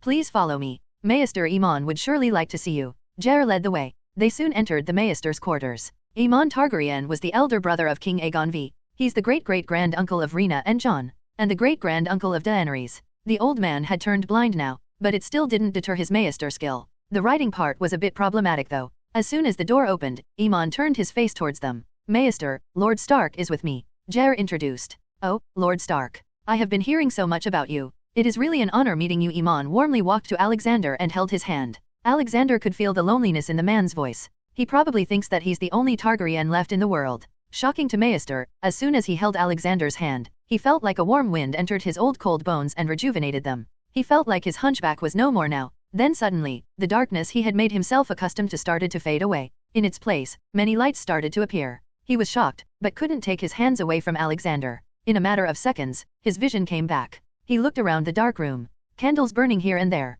Then he looked at the person in front of him. The kind old face. He remembered that face. How could he ever forget it? He spent so much of his time in the Great Sept of Baelor in King's Landing before joining the Order of Maesters. How could he forget the face of the Supreme God? And what just happened wasn't something any mortal or sorcerer could do. The old man's eyes teared up a little. Then he noticed that Jair wasn't moving or speaking. He looked at him and the man wasn't even blinking. Like the time had stopped. Once a little boy told me, holding a sword only gets you killed faster. Look how far that concept got you. The official oldest man in Westeros. Alexander joked. All father, it's you. Aemon rejoiced. Yes, I am, child. Alexander said and thought, it feels so weird calling a man looking more physically older than me a child. How do other gods do it? Have you come to take me? He asked. Where do you want to go? I am the last of my line. I think I would like to see them again. Aemon sadly requested. Okay, I will tell someone in the Citadel to reassign you to Winterfell. You can meet them there. Aemon looked shocked. What? Why you mean? They are alive. Yes, you got 3 little great-great-grandnephews and niece in Winterfell. They are called Rhaena, Eric, and Jon now. Alexander replied. Aemon's eyes once again teared up and bowed. I thank you, All-Father. Pack your luggage. I will come back soon. If everything goes right, there will probably be another of your line joining you. Alexander said. Who? Aemon interestingly asked. Brynden Rivers, the Blue Draven. The illegitimate son of Aegon IV and your uncle. Alexander dropped the bomb. What? How can this be? We both joined the Night's Watch together but he went missing in a ranging mission. He's still alive? Aemon asked. Yes, he is. He was saved by the children of the forest. They probably used magic and combined him with a weirwood tree. Since then, he's been living in that tree. He briefly explained. This is really surprising to me. All this time, I had no one and now I have so many of my family. Aemon sounded conflicted. And you should be happy about that. Now, I need to go. I am really Lord Stark by the way. Don't call me All-Father in front of people. So, Lord Stark, you want to make the wall a tourist place. Are you serious? Jair shouted. Calm down, Jair. When was the last time your men fought free folks? Alexander asked. We haven't, in years. He thoughtfully replied. Then tell me, why should all the lords keep on sending money here? What's the use? The people you protected the realm from are now happily living in the realm. I want to make this place profitable. If tourists come here and spend money, then southern lords will not cry over the uselessness of the Night's Watch. I am also not even asking you to do anything. Your job is simply to make sure that none of these criminals that Night's Watch is made of do anything bad to tourists. Alexander explained. Jair thought about it for a minute. He could also see that tourism will help the Night's Watch. If they could make some money, then they would not have to plead to lords every time. Your proposal could be beneficial to the Night's Watch. I can see that, but I'm doubtful about its profitability. Okay, I will help you in this endeavor. He agreed in the end. Alexander shook his hand and left to the north of the wall. He landed with a loud thud in front of a huge weirwood tree. He waited for a minute and soon a house elf-sized green forest elf aka Children of the Forest came out. She looked at Alexander and instantly dropped to her knees. She knew who he was. The one who had punished them for enslaving the Iceman thousands of years ago. Get up, Leaf. You've atoned enough for your sins, Alexander said and helped her get up. Take me to Three-Eyed Raven, he ordered. She quickly led him inside the tree. He saw many more forest elves in his way. They were probably the only remaining ones. After a while, he came to the end of the long path and saw an old man stuck to the tree. The roots of the tree were going inside his body from everywhere except face. So, Brynden Rivers, or I should say Bluedraven, how's life treating you? Alexander calmly asked. I am honored to meet you all, Father, Bluedraven said, a bit of fear in his voice. So, you've been peeping at people throughout the history. It's just an ability I received by combining with the tree, he replied. I also have the ability to see a lot of things, even if it's inside your head. As soon as Alexander said that, he looked inside Bloodraven's mind. He had lived a really long life, but a lot of it was spent stuck in the tree. Then Alexander looked at all the past and future he saw and all that he planned. So you had planned on taking over Bran's body when he would have come to see you in 19 years, Alexander coldly stated. Yes. But I stopped following that plan and also using my ability since I saw you at the Tower of Joy. He tried to clarify. Still, it doesn't change the fact that you had been cooking some not so nice plans. So, what is your plan now? He asked. I was only thinking about protecting the realm and I have no regrets. I planned to do whatever was necessary. I have been doing the same since I became Bluedraven from Brynden Rivers. I didn't know that you would return to the mortal world, so I was just planning for the White Walkers. But nothing matters now. I cannot live a normal life even if I wanted to. The moment I separate myself from the tree, I will die. So, just give me a painless death. That's all I ask for, Brynden said, closing his eyes. Okay then, I will make it painless, Alexander replied. In a moment, his body separated from the tree, but the pain never came. But the death also didn't come. Bluedraven opened his eyes and looked up. Welcome to the land of walking. You are old but still have some years of life. Just like Iman. I met him before coming here. He would be happy to see you. You will die a natural death when your time comes. Thank you for letting me see them again. He gratefully thanked. No need to worry, but make no mistake. You don't have the ability of a green seer now. You will still be a warg though, Alexander reminded him. I am grateful for even getting a chance to walk again. Thank you all, Father. He kneeled down. Haha, get up now. I am going to see the White Walkers soon. You should come with me, he added. What? Okay, Bluedraven quickly agreed. He couldn't imagine God having trouble dealing with the White Walkers. Then Alexander looked at Leaf. Tell all your people, your punishment is over. I am taking you to a new place. Only happy and good animals live there in the forests, unicorns, phoenix, and more like them. I will allow you to live there but you cannot harm them. Otherwise, Medusa will not forgive you, he commanded. Yes, we will be good. Leaf quickly nodded. She was happy to get a new place to live. Her species was already going extinct. Maybe now they would get a chance to re-emerge. Alexander then took all the children of the forest to Fihame and notified Medusa. After that, Alexander and Bluedraven, now changing back to the name Brynden, as it was more common in the north, flew in the air. To Brynden the experience of flying was just mesmerizing. He imagined how it must have felt like riding dragons in the old times. They headed straight into the land of always winter, an unknown and unexplored part of the north. Even free folks were afraid of going there because of the harsh climate. It was an extremely cold desert. Alexander always reasoned that the frozen north must be the giant ice cap of the planet. They kept on traveling more and more into the north. Alexander started to feel the temperature dropping to -70 degrees Celsius. He knew that if he didn't cover Brynden with a heating charm he would freeze to death. After looking for a long time, Alexander finally found something. He started to hear some sounds in the distance. But the closer he got to the sound, the more confused he started to get. Little by little the sound became clear and he confirmed that there was someone in that cold desert singing a song. Despacito. Quiero respirar tu cuello despacito. Deja que te diga cosas al oído. Para que te acuerdes si no estás conmigo. Despacito. What the F *ck. He flew faster and just beyond the hill he saw something he had never thought of seeing. Nearly 40 to 50 wraith were dancing. Some were playing some crude instruments like drums and tambourines. In the center was a White Walker dancing and singing Despacito. All Father, is this normal? Brynden asked, looking gobsmacked. I don't think so, he confusedly replied. Of course not. How can someone here know Despacito? Songs cannot transcend realities. He slowly descended from the air. The wraith saw him and stopped the music. The White Walker also stopped. Alexander interestedly looked at the White Walker in neat and clean clothes. What's your name? Alexander asked, hoping to get a reply. I am David, who are you? The White Walkers spoke. I am Alexander Maxim Universe Stark. How do you know Despacito? What? You know it too? Are you like me? A reincarnator? The White Walker excitedly asked. No, I am not a reincarnator. I am a demigod. I work for the big god. What about you? How did you end up becoming a White Walker? Alexander questioned. David cried while holding Alexander's legs. God, please help me, please. I was conned into this. After I died back in my world, I saw a white light asking me for a wish. I told him that I wanted to have cool powers and be very strong. Then he asked me where I wanted to go and I just said a medieval world. But that being sent me here like this. I look so hideous. Then I found my leader. He's a crazy psycho. He calls himself the Night King and keeps on repeating the same words. Freeze them all. I am stuck here. There's nothing fun to do either. I tried to talk to humans once but they attacked me. And when I decided to commit suicide they couldn't even kill me. After that, I also tried various ways to die but nothing helped. Please help me, God, set me free. I wanna rest now. I am so bored here. He requested and cried. Alexander quickly looked in the sky and tried to talk to God. Did you do this, Father? What? Oh, damn it. No, I didn't do it, son. It must be that elder ice demon. Only he likes to do these kinds of things. Ah, poor child. He's been stuck there for the past 300 years. God sympathized. Then, I will free him. You should send him to some nice universe of his choice.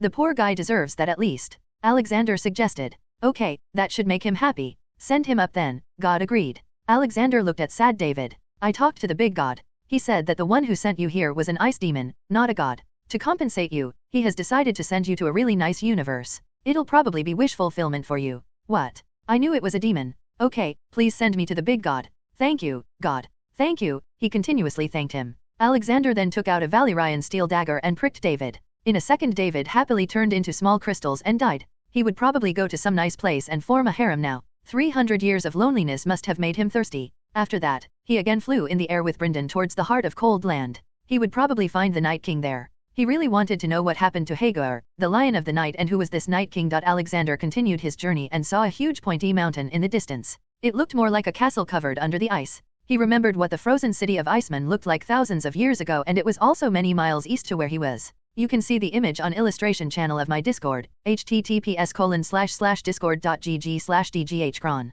Or see them on Instagram, https://www.instagram.com/Mr_Immortal_novel. This was a totally new place for Alexander. He landed on the ground and walked into the castle. Everything was frozen for as far as he could see. As soon as he walked in, dozens of ice spears attacked him. He cast a shield around him and Brynden, and the spears broke down after hitting the shield. Must have been some kind of anti-intrusion mechanism. He muttered. If anyone's here then come out. Don't make me destroy this whole mountain, he loudly said. Soon he felt the temperature falling. Footsteps started coming from a distance. A lot of them. Alexander waited for it to appear. The footsteps kept on getting louder. Holy! Brynden exclaimed. In front of them was a horde or wraiths running towards them. It looked more like a tsunami. There were probably tens of thousands of them. The horde kept on coming closer. Alexander and Brynden just looked at everything from behind the shield. Fiend fire. The fire in the shape of a dragon flew around and burned everything down. All the wraith turned to ashes. The heat also melted a lot of ice and the surrounding area became foggy. Alexander waved his hand and everything froze back to as it was.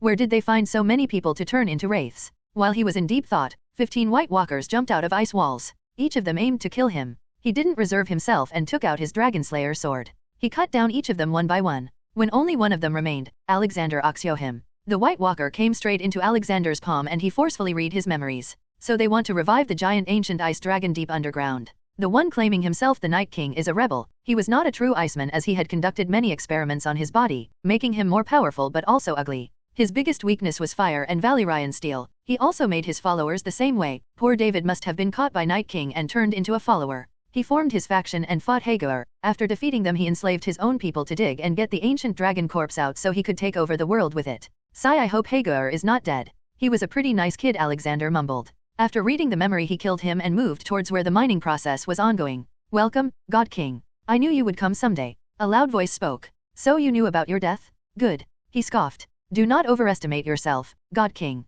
I have been preparing for you for so many years. The man who was speaking came out. How can you even call yourself king with that face? At least Hagar had a lion face. I'd have loved to see him as the king, Alexander blabbered. Yes, the foolish Hagar. He refused to believe in my ways. He said I am a fool. Guess what? The fool won. Hagar is now mining with his people. The Night King proudly said. That is where you are wrong. You haven't won yet. Oh, I will. Night King said, and a big cage fell from the ceiling on Alexander. That cage is meant to capture you. You can't use your powers to get out of there. You will live inside there till eternity. The Night King said with an evil smile pasted on his face. Ha ha ha ha ha, so this was your plan? You must have used those black stones that fell from the sky to make this. But sad for you, they don't affect my magic. As his words fell, the cage disappeared into his space pocket. He then suddenly appeared beside the now horrified Night King. Bam! A punch straight into his face. Alexander quickly looked at his sins. Night King, Category 5. Murder, 100,674. Necromancy, 87,789.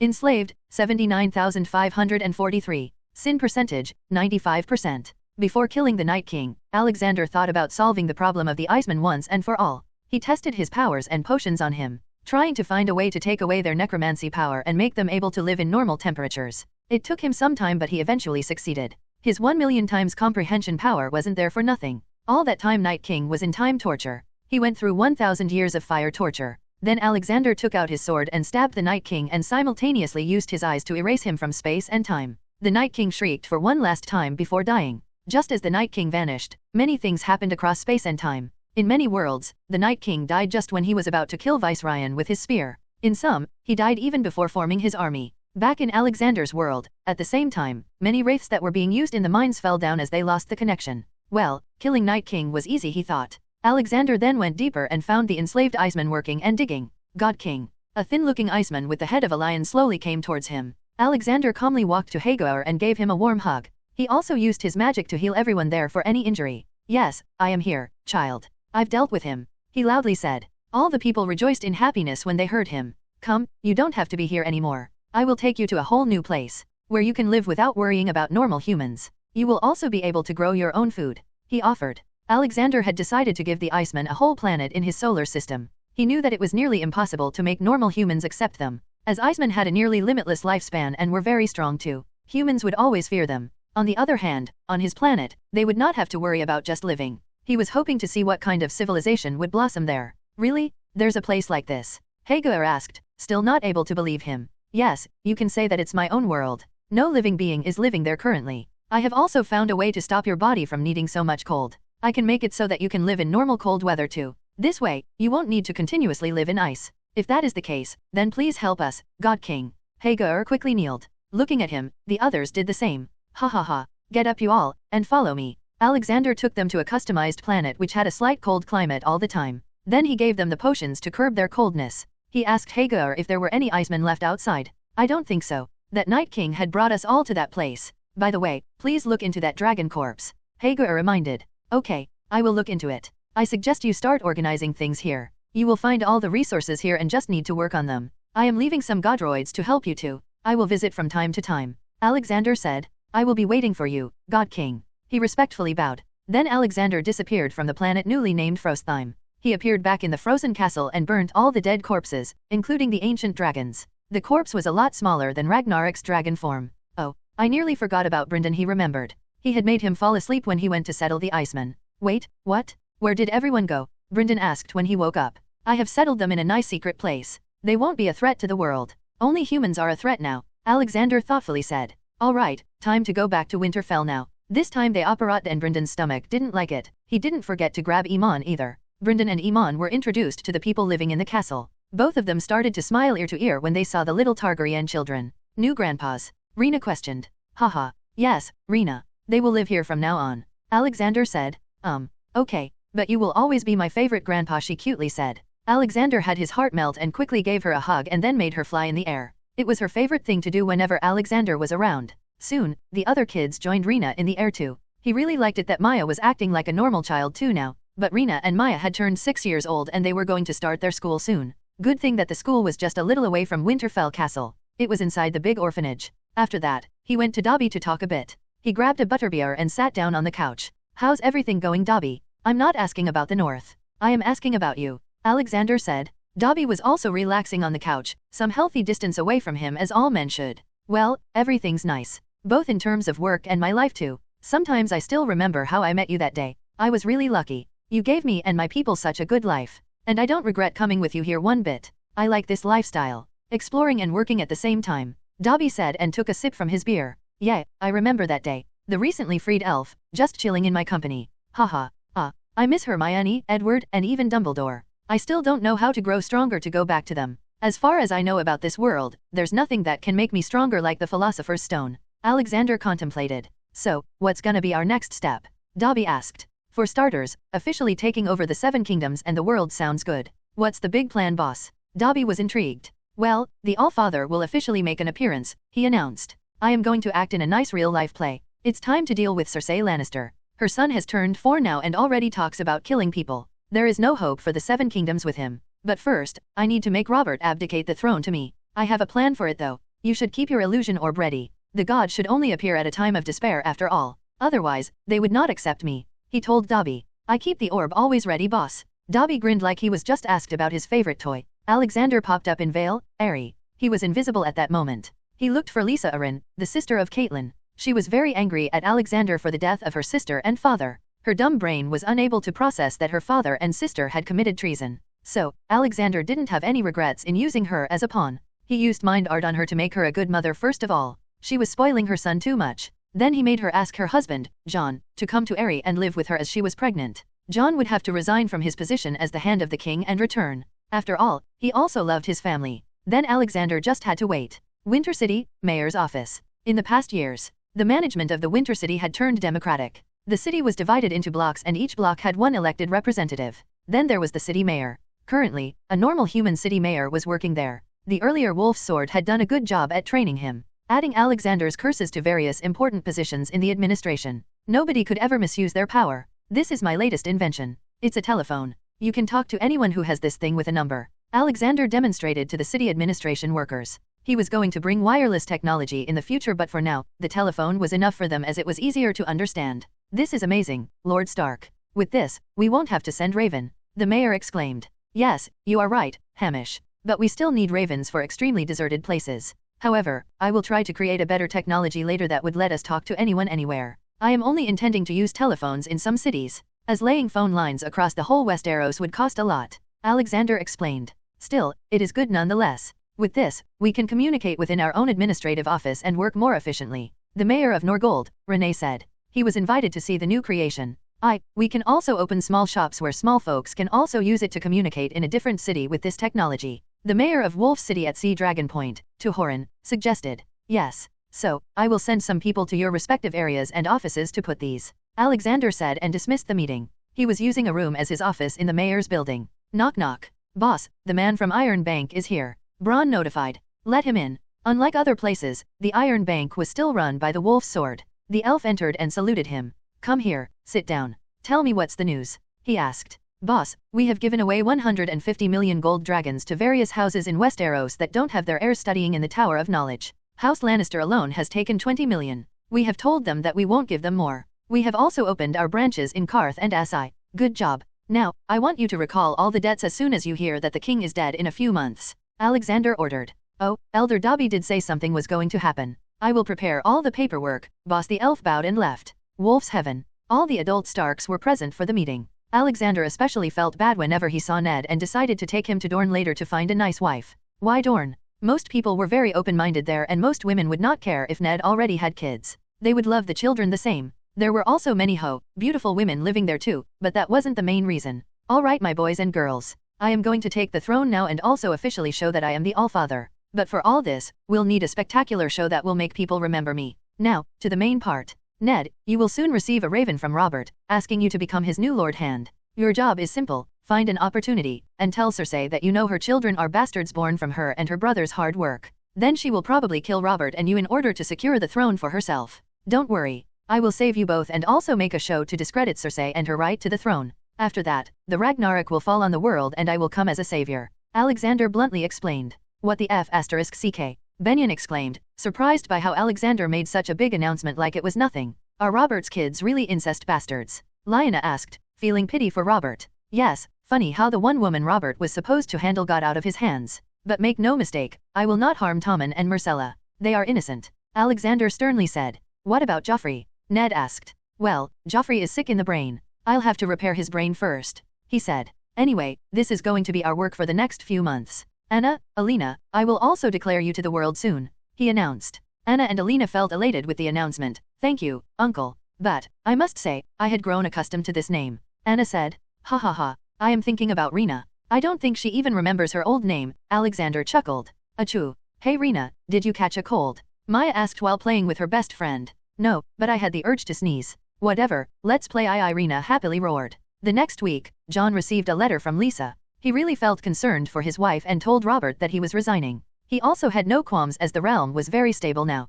Robert also happily accepted the resignation and immediately wrote a raven, telling Ned to come to King's Landing and become the hand of the king. Ned received the letter and left for King's Landing. He didn't have anything to worry about, as Robb and Sansa lived in Winterfell. The Moat City also had a mayor, so he wasn't worried about it either. First, he took the train to the last stop, Bamboo City of the Neck. The original bamboo town of Reeds had now expanded into a city on the swamp. From there he rode the horse. With him were 2 wolves' sword and 20 loyal men, all in their best shining armor and blue cloaks. They were warmly welcomed by every town they passed through. People loved anything related to the wolf sigil. Starks had done more for small folk than anyone else in the history of Westeros. The same was the sight in King's Landing.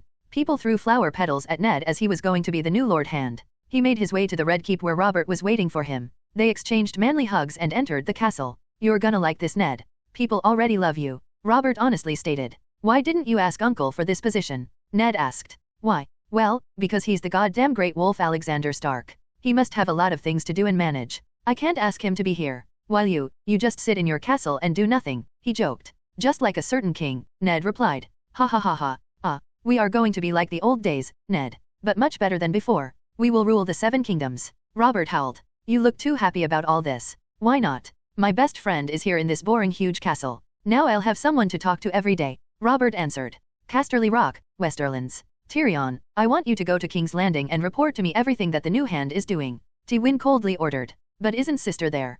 Can't she do this? He asked. She is too arrogant to notice others. I can't trust her. I want you there. You may be a disgrace, but at least you have a good brain. This is a chance, Tyrion. Don't mess it up, Tywin said. Tyrion quietly went out and started preparing for King's Landing. At least he's sending me somewhere, he thought. So, the boy is going on his own adventures now. Jerian entered his room. It's more like a do-or-die job. Tyrion rolled his eyes. Haha. Sometimes, adventures are also like that. I am also leaving. I have joined the Northern Navy as its sea mapper. My job is to map all the seas and coastlines and create a world map. Lord Stark has even given me a steel ship under the command of a wolf's sword, Jerian informed. Sigh, don't make me more depressed now, Uncle. Ha ha ha. Alright, but before you go, I wanted to give you something. This is a Valyrian steel dagger. May it protect you in the time of need. Jerian gifted him and ruffled his hair. Thank you, Uncle. This is truly precious. Tyrion suddenly hugged his favorite uncle. Okay, prepare now, or else Tywin will come to kill us with his cold gazes. He joked and left. Sigh, King's Landing, please don't be disappointing. 2 months passed. Ned did his duties as the Lord Hand. Ned had been living in the Starks Manor as it was safer than Red Keep. Today, he received the green light from Alexander to go ahead and provoke Cersei. So Ned prepared for a meeting with her in his office. At noon, Cersei gracefully entered his office. What was so important that you asked me to be here, Lord Stark? She asked and sat down without asking. It would be better if you heard about this in private. If words were to go out, they will start comparing you with Targaryens, Ned calmly said. Cersei's eyes widened in shock and sent her servants out. What are you talking about, Lord Stark? You know what I am talking about. I know about the true parentage of your children. Robert would get really angry when he finds out about you and Jaime, Ned said in a relaxed manner. Cersei knew that Robert would believe Ned. What do you want? Gold, power, or me? She said, trying to seduce him, and lifted her gown to show a bit of her white smooth legs. But the hard boy Ned looked at her disgustfully. Is this what you've been doing all your life? Using your body for favors? No wonder Robert never loved you. Then why haven't you already told this to Robert? What do you want? She frustratingly asked. Nothing, I am just giving you an opportunity to run away. When Robert finds out, he will kill you. And probably Joffrey too, Ned offered. You know, when you play the Game of Thrones, you win or die. There's no third way, she calmly said. That is why I'm giving you a third way, Ned scoffed. I am giving you until tomorrow evening. I will tell everything to Robert at tomorrow's dinner feast, Ned said, and dismissed the queen. Cersei seethed in rage and left. She went straight to her lover brother and took him to an isolated place. Why are you in such a hurry, Cersei? What happened? Jaime worriedly asked. He knows, she screamed. What? Who knows what? Ned Stark, he knows about us and our children. He's given me until tomorrow to run away, she ragefully said. Then, it's good. We always knew that the secret would come out someday. We should go somewhere far away and live a new life with our kids, he hopefully suggested. What? How can you even say that? I am the queen. My sweet Joffrey will become the king. I will never run away. She quickly dismissed the idea. Jaime didn't know what to do now. Then what do you want to do? We kill them. We kill the king, the Stark, his men. We kill them all, she screeched. Have you gone mad? Killing Ned is many times harder than killing the king. And even if we are successful, we will have to fight the whole army and navy of the North later. He tried to reason. So what? We are Lannisters. We can buy armies. We will buy some sellsword companies from Essos. Father will pay for it all, she confidently suggested. Then suddenly a voice came from behind the door. No, my dear sister. You are wrong. Father won't pay, or more like he can't pay. Tyrion entered. What do you mean? Jaime asked, not really worried that Tyrion heard them. Well, I heard Father talking to Uncle Kevin once. He said that the gold mines have run dry and the Lannisters are currently 20 million dragons in debt to the Iron Bank. Seriously, your best option is to run away. Most of King's Landing already doubted your kid's parentage. If words come out of Lord Stark, they will all believe him. Tyrion said, I didn't ask for your advice, and I refuse to believe anything you say. Lannisters can never run out of gold. We have the biggest mine in. Yes, the biggest mine that we have been mining for the past 6,000 years. Please do not do something stupid. You have no idea how strong the Starks are. They will destroy not just you, but the whole House Lannister. Uncle Jerian had told me what happened in the Greyjoy Rebellion. The Northern Army and Navy destroyed the Ironborns even before the fight could really start. He warned. Shut up. Lies, all are lies. I don't care what you think. I must do what I should. I am the queen, she screamed, refusing to accept the reality. Then I must go and tell father about what you are planning, Tyrion said and walked away. I must deal with him too, she thought. Guards, guards. Arrest Tyrion and put him in black cells, she shouted. Soon her 4 Lannister guards came. What are you doing, Cersei? He is family, Jaime questioned. I am doing what father would have done. I am protecting my family and the throne, Cersei replied. I don't think father will be happy when he hears you put me in black cells, Tyrion calmly spoke from clutches of guards. Take him, that devil is not my brother, she ordered. Tyrion's face fell when he heard that. Since he was born, Cersei had been calling him that because their mother died while birthing him. He was also very ugly, not anymore, which didn't ease things. The next day, Cersei didn't appear anywhere. Ned secretly felt worried that she might have really run away. Then he strangely found that Tyrion Lannister was missing too. The evening came and the feast began. He was in constant vigilance. His years working as the Lord of Moat Cailin had taught him some things about people. That was to always expect worse. Robert was busy eating when suddenly 2 men who were very close to them took out their knives and tried to stab them. Ned's guards were very quick and came to help. His attacker was quickly neutralized, but the same couldn't be said about Robert. The attacker had stabbed him in the guts. While all that was happening, Alexander was also there, just invisible. Come on Robert, make Ned the regent. But Robert was mumbling stupid things and wasn't writing his will. So Alexander had to manipulate him. After all that was done, he quickly replaced the body with a fake. The wounded Robert was now all healed and standing beside Alexander. He was invisible too.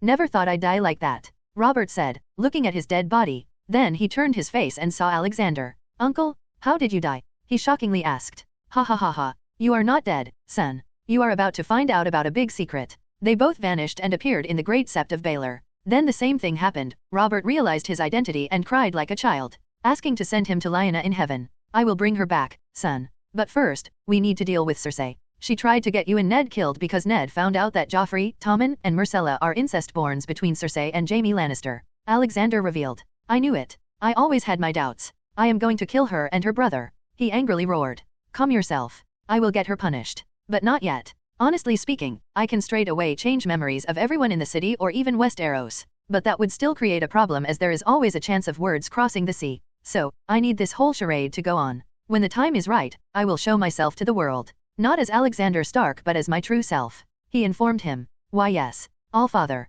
Thank you for saving me. I will do all I can to help. Robert deeply bowed. In the hall, the lifeless body of Robert laid on the floor. Ned stood beside it with the king's decree in his hands. Then suddenly the door opened and some Lannister soldiers and Cersei with Joffrey entered. Arrest Lord Stark. He conspired to kill the king. She screeched. No we can't, he's the Lord Regent now. King did that in front of all of us here. Ser Barristan Selmy spoke. Cersei cursed under her breath. She hadn't planned for this. What regent? Your king is here, she said, pointing at Joffrey. Yes, I am the king. Put his head on a pike, Joffrey shouted just like his mother. Ned, play on with her. You need to get arrested and sent to black cells. By tomorrow morning, everything will change. Alexander secretly spoke in Ned's ear. I have the king's decree. You can't ignore it, Ned said. Suddenly a Lannister boy jumped and grabbed the decree and ate it. No regent without a decree now, he said. This is too much. How dare she defy king's orders? We stand with Lord Stark. Many Crown Lands lords protested for what was happening. Shut up, all of you. Guards, I am the queen and you have your king with you. Follow your lords and die. Follow me and I'll make your life look like a dream come true. She tried to sway the guards. Many did sway. They didn't know that the Lannisters didn't have any money left. Put all of them in the black cell. We will put them on trial tomorrow, she said. forgetting that arresting so many Crown Lands lords would surely create big problems. She was just so consumed by the power, knowing that the king was dead and now she could have her Joffrey on the throne. Ned didn't know what his uncle had planned, but he did know that no matter what, his life wasn't in danger. He had already talked to the invisible Robert and felt relaxed. When he reached the black cells, he was surprised to find Tyrion Lannister also locked there beside him. So she was partially successful, I presume? Tyrion asked. Yes, she killed the king and has imprisoned half the Crown Lands lords, Ned replied. Sigh, I guess, it's the end of House Lannister then. Tyrion disappointedly mumbled. Cersei was very happy with her successful plan and decided to enjoy it with her brother. But instead of joy, she found irritation. What have you done, Cersei? You didn't just kill the king but also imprison so many lords. Do you really think they wouldn't retaliate? Oh please, not you too.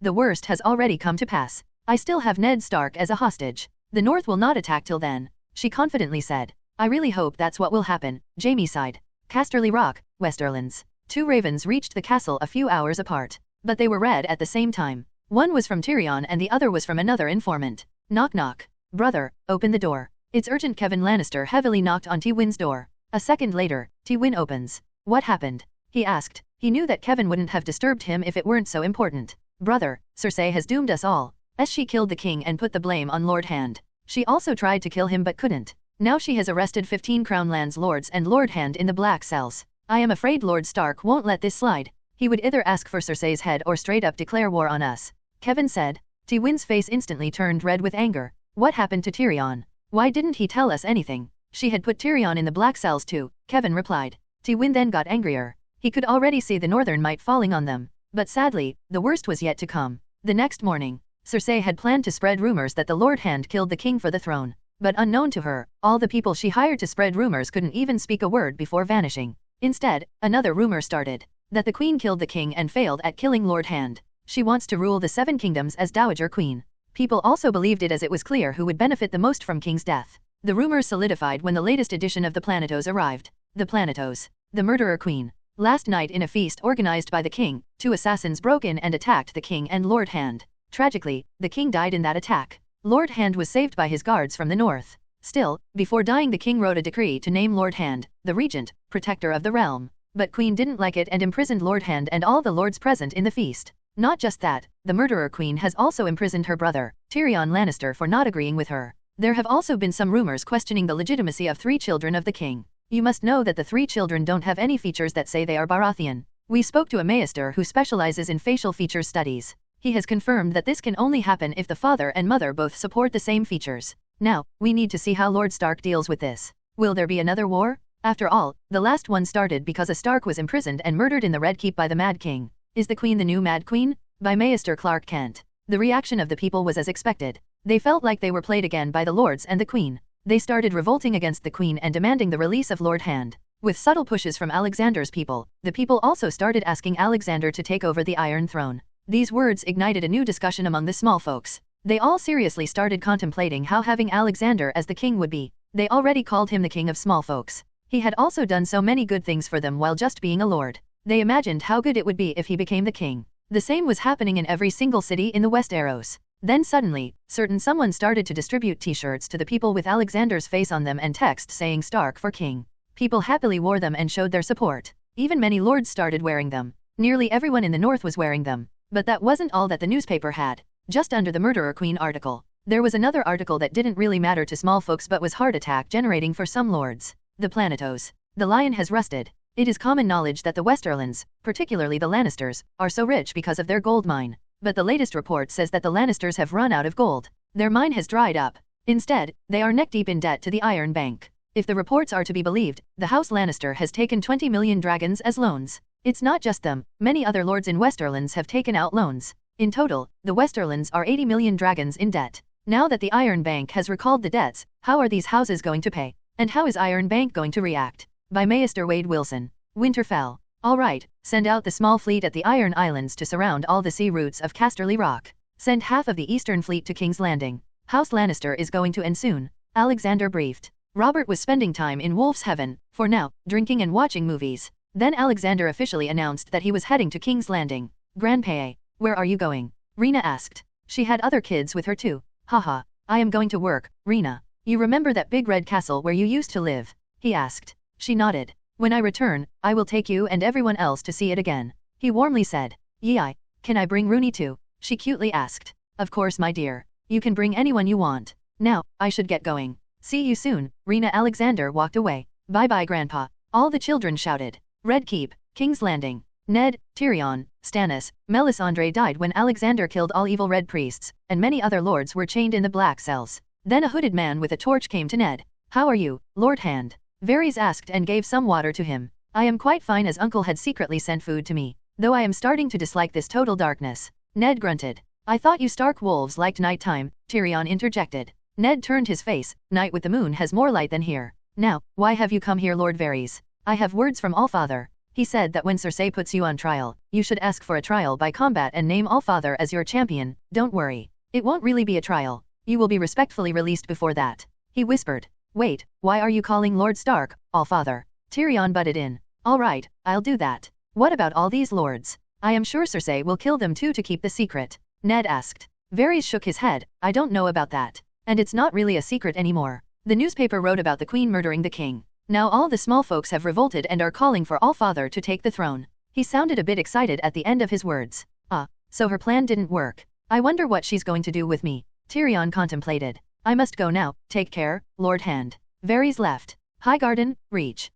This really is the end of Lannisters. If they have lost the gold then there's not much they can do. Olenna said, sipping on some tea. Yes, but it's all for the best. I really hope that Lord Stark takes the throne after this. Willis added. So you want to support him? She asked. No, he doesn't need our support. He's powerful enough for this. We should just agree with him when he takes the throne. He replied. Yes, you are quite right. The small folks have already started to call him king. Let's hope he brings good days with him. I also received a raven that Lord Stark has invited me to King's Landing, she softly said. The next day, due to so many people being put on trial together, the trial grounds had been set up as the huge stairway to the Red Keep. Small folks could still see everything but there was a wall of guards between them. Cersei arrived with her son Joffrey and took a seat beside him. Then her brother Jaime started speaking, acting as the speaker. All of you here are charged with high treason. You killed the king in the feast and tried to take over the throne. Do you have anything to say? Most of the lords started to scream that they didn't do anything, but soon their own guards came and testified against them. They were most probably enticed by Cersei. Then it came Ned's turn. I have done my duty with honor and truthfully. I didn't do anything to the king. I was also attacked. I know you have already planted some fake witness, so I leave it to the gods. They will be my judge. I demand a trial by combat and I name my uncle as the champion. Kill him. Show me his blood. Dog, why are you still not doing anything? Joffrey started to screech loudly. All the people who were still a bit conflicted about the situation now started to believe the rumors. Anything would be better than that little shit as the king. Sandor Clegane just stood there silently. As a trial by combat couldn't be refused and he also didn't want to mess with the Starks. But Lord Stark is in Winterfell. You have to either fight yourself or choose someone else as your champion, Jaime nervously said. He knew that if Alexander came then Ned would walk away without a scratch. Then a new but known loud laugh sounded. Haha, I am already here, I accept being Ned's champion. Alexander walked in his full body armor. Seeing him, Tyrion also voiced, I also demanded a trial by combat and I name Lord Stark as my champion. He kept on looking at Alexander in hope. Haha, I accept. Alexander laughed. Then the lords made the same demand. I accept being the champion for all of you. Now, when and where am I supposed to fight? He coldly asked, looking at Jaime. Why you will fight 17 men, alone? Jaime asked to confirm. Yes, I will, Alexander confirmed. Okay, the trial will be in 3 days, Cersei quickly stated. She was happy thinking that she had a good chance to eliminate Alexander now. 1 day later, Alexander used his magic to make Cersei decide on the venue as the tourney grounds. Many lords had come to see it too. Thanks to the Northern Navy, they were quickly brought there. Tywin, Oberyn, and Olenna had also come. Alexander also had a different purpose for bringing them. Thank you for coming here, my lords and ladies. Today, I am going to show you something that will blow your minds. Just follow me, Alexander said and led the three into the Red Keep. It was late at night so most of the people had already gone to sleep. Where are you taking us, Lord Stark? Oberyn inquired. Haha, you will know soon, Alexander replied. Wait, this is the Queen's chambers. Why are we here? Tywin questioned. The surprise is inside, Alexander said. The door suddenly opened without making any sound. Alexander silently cast a silent charm on them and they walked in. Ah, yes, Jaime. They all heard the moans repeatedly. They already knew who it belonged to. Then they turned to the bed. And there she was, all naked, riding on Jaime's manhood. Oberyn looked at it with interest. Olenna's jaw fell in shock and Tywin was close to vomiting blood. Jaime slightly turned his head and noticed the people in the room. Cersei also looked on and her face turned pale in a second. Father Jaime scaredly called out and threw Cersei from on top of him and picked up his cloak to cover himself. Whistle. The queen is fine, Oberyn joked. What is the meaning of this? How dare you do this? You are brother and sister, Tywin roared. No one had ever seen Tywin this angry. Cersei had covered herself by then, so what? Targaryens did it. What's wrong with us doing it? I love my brother. Silence? Do you even hear yourself speaking? And did you forget that incest caused madness in Targaryens? Tywin shouted. Oh, now I understand why Joffrey is so messed up. All he asks for is to see blood and kill people. Just like the Mad King, Alexander added. How dare you call my Joffrey mad? Don't forget he's the king, Cersei screeched. No, he lost his right to be the king and you to be the queen the moment you decided to do the deed with your own brother. All your children are illegitimate and don't have the right to sit on the throne. Guards, arrest her, Alexander commanded. Soon some northern guards entered and caught the queen. Father, you can't let this happen. Do something. Cersei pleaded with her father. Jaime Lannister. You broke the oath of Kingsguard and sired children. Not once but 3 times. You also betrayed your king by performing sexual activities with the former queen. You are also under arrest. Alexander said, and the guards caught him. Take them to the black cells. But give them Lord's chamber. Put Joffrey with them too. The other 2 children are innocent, leave them be. He ordered. Tywin was okay with Cersei being arrested or even Joffrey, but not Jaime. Jaime was his heir after all. Lord Stark, what gives you authority to do this? I can overlook as long as you leave my son alone. Haha. Olenna, Oberyn, do you object if I do this? Alexander asked. No, Jaime is equally responsible for this as Cersei, Olenna answered. I have no objections, Oberyn added. So, Lord Tywin, I don't care what you have to say. You Lannisters have caused too much damage to Westeros. Your daughter killed the king too and caused such problems. But you should be happy as she won't be trialed for Robert's murder. What do you mean? Tywin confusedly asked. He meant to say that I am still alive. Robert walked in. All except Alexander looked shocked. What? How?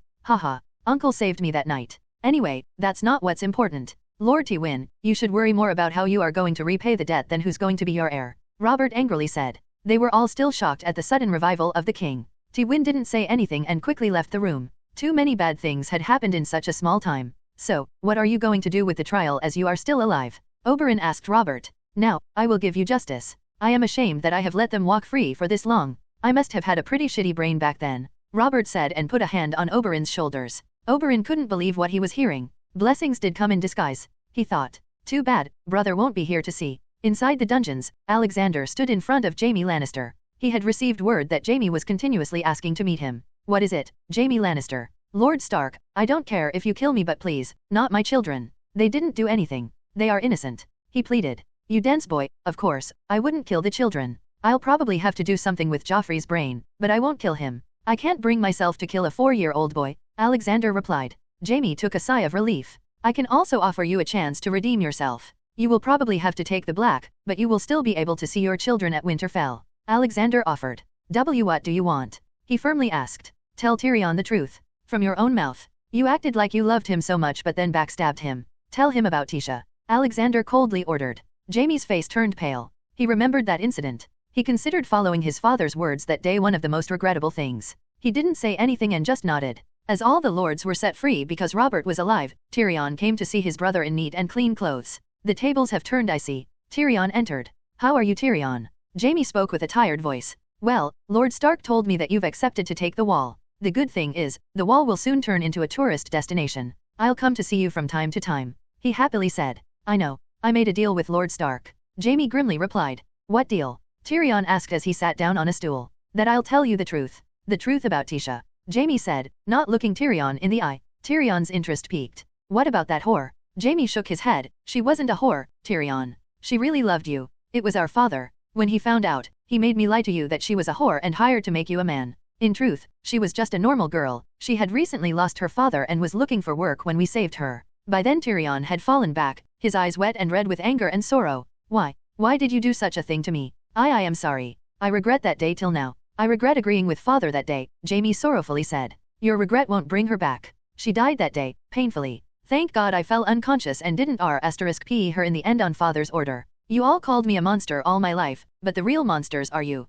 Hiding in the plain sight, Tyrion shouted and left. Jaime just looked at him going, not even able to speak a word. 2 days later, everyone gathered at the tourney ground. Small folks had already started cheering for Alexander. They were also surprised to see the king alive. Robert stood and spoke, my people, you must be surprised to see that I am still alive. That night I really was attacked by assassins and nearly died, if not for Lord Stark. But regretfully, in my absence, the ex-queen played a game and put the blame on Ned. In truth, she tried to kill me, and not just that. I recently found that she was in an incestual relationship with her brother Jaime Lannister. As I am still alive, today's trial is senseless and I dismiss it. All the lords are freed from false charges. I would instead like to start another trial. As we have Sir Amory Lorch and Sir Gregor Clegane here, they will be trialed for murder, infanticide, R*P, and many other crimes. Robert announced. The giant man and his sidekick were dragged into the pit. Do you have anything to say? Robert loudly asked. They both knew that they were going to be given death punishment. We demand a trial by combat, they said. Haha, good.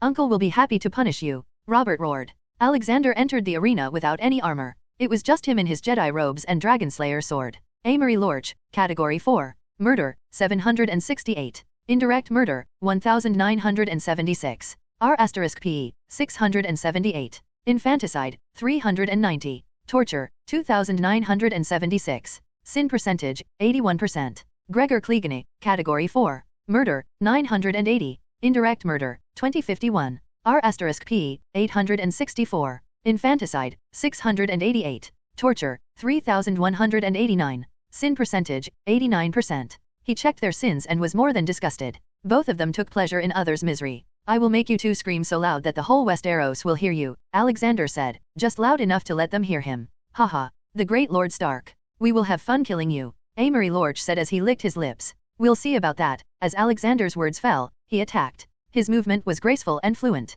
Even with his big sword, he moved fast. Every time his sword slashed, blood came out. Little by little, Gregor Clegane and his sidekick were covered in wounds. Now, for the main course, he said and took out 2 small vials. He left his sword firmly placed on the ground and went closer to them. With various punches, he poured the liquid in the vials into their mouths. What did you make us drink? Gregor yelled as he started to feel pain. Nothing, it's a new medicine that makes your body 100 times more sensitive. Meaning that even a small prick from needle would feel like a sword now, Alexander loudly said. All the people cheered hearing that. Everyone hated the 2 demons in human skin. Amory Lorch screamed in pain as Alexander made another cut. Confess your crimes. All of them? Alexander shouted. He had added a memory enhancement potion in the pain sensitivity potion. Now they both remembered every crime they ever committed.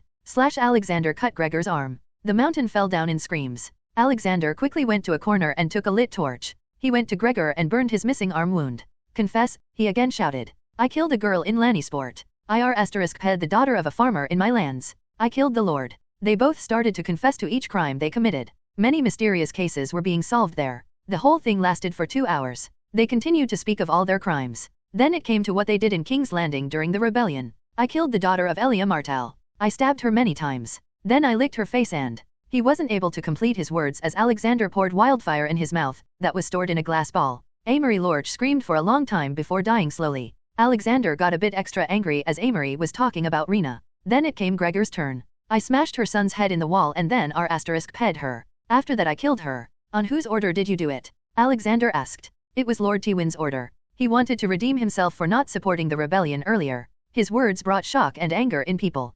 He shouted as Alexander cut his other arm and both legs. Then sealed the wounds with fire. Oberyn, do whatever you want with him, Alexander said and started walking away. Kill me. Please kill me, Gregor kept on shouting. Sandor looked at his brother's agony with satisfaction. He would have liked it if he could kill him with his own sword, but this was good too. Oberyn didn't do much. He also took out some of his pent-up anger and then killed him. Then Alexander looked at everyone. From this day onwards, punishment for R*P and murder, all across Westeros will be death. Be it a lord or small folk, he declared. All the small folks jumped and cheered in excitement. Too many of them had faced troubles from lords. Some had their wives, mothers, or sisters R*Ped by some lord and they couldn't do anything. Now, they would also receive justice. But as soon as his words fell, a bolt of loud lightning struck in the sky. The clouds started turning dark. The same was happening all around the world. People ducked to the ground in fear. Then an ear-deafening roar came from the sky. Goddamn, thank God Ragnarok is on my side. A dragon, bigger than any mountain people had seen, appeared in the sky.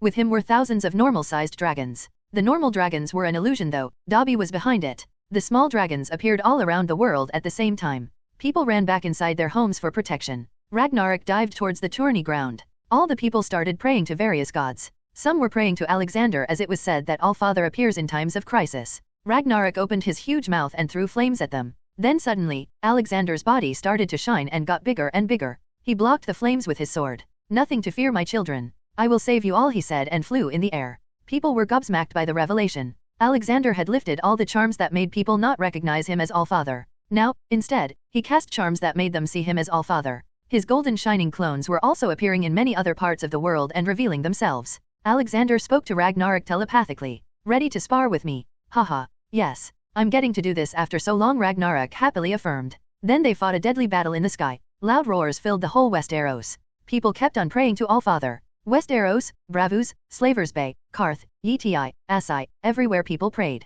Some priests in Yeti were dancing happily at their Allfather's return. Alexander started to put fake but painful wounds on Ragnarok. He couldn't let a dragon injure him as he was a god, so he had to be careful. They weren't acting. They were really sparing. You really are strong, boss, Ragnarok praised. Haha. They don't call me the wizard god for nothing, you know, Alexander smugly replied. Roar. Ragnarok threw flames again, but this time Alexander countered with his own flames. His golden fiend fire fought Ragnarok's flames for a while, but Alexander was clearly winning. Then suddenly Alexander vanished and reappeared at Ragnarok's side and attacked from there. Ragnarok didn't get a chance to defend and got engulfed in flames. Then the flames turned into a giant light ball, engulfing Alexander too. That was the peak moment of the fight. Boom. The light ball burst into a loud and powerful blast, so strong that half of the planet's clouds dispersed. People all across the world heard that. The sound wave was so strong that some people even fell on the ground. When the eye-piercing light subsided, Alexander in perfect condition started descending to the ground slowly. His whole body was shining in gold and releasing a godly and kind aura.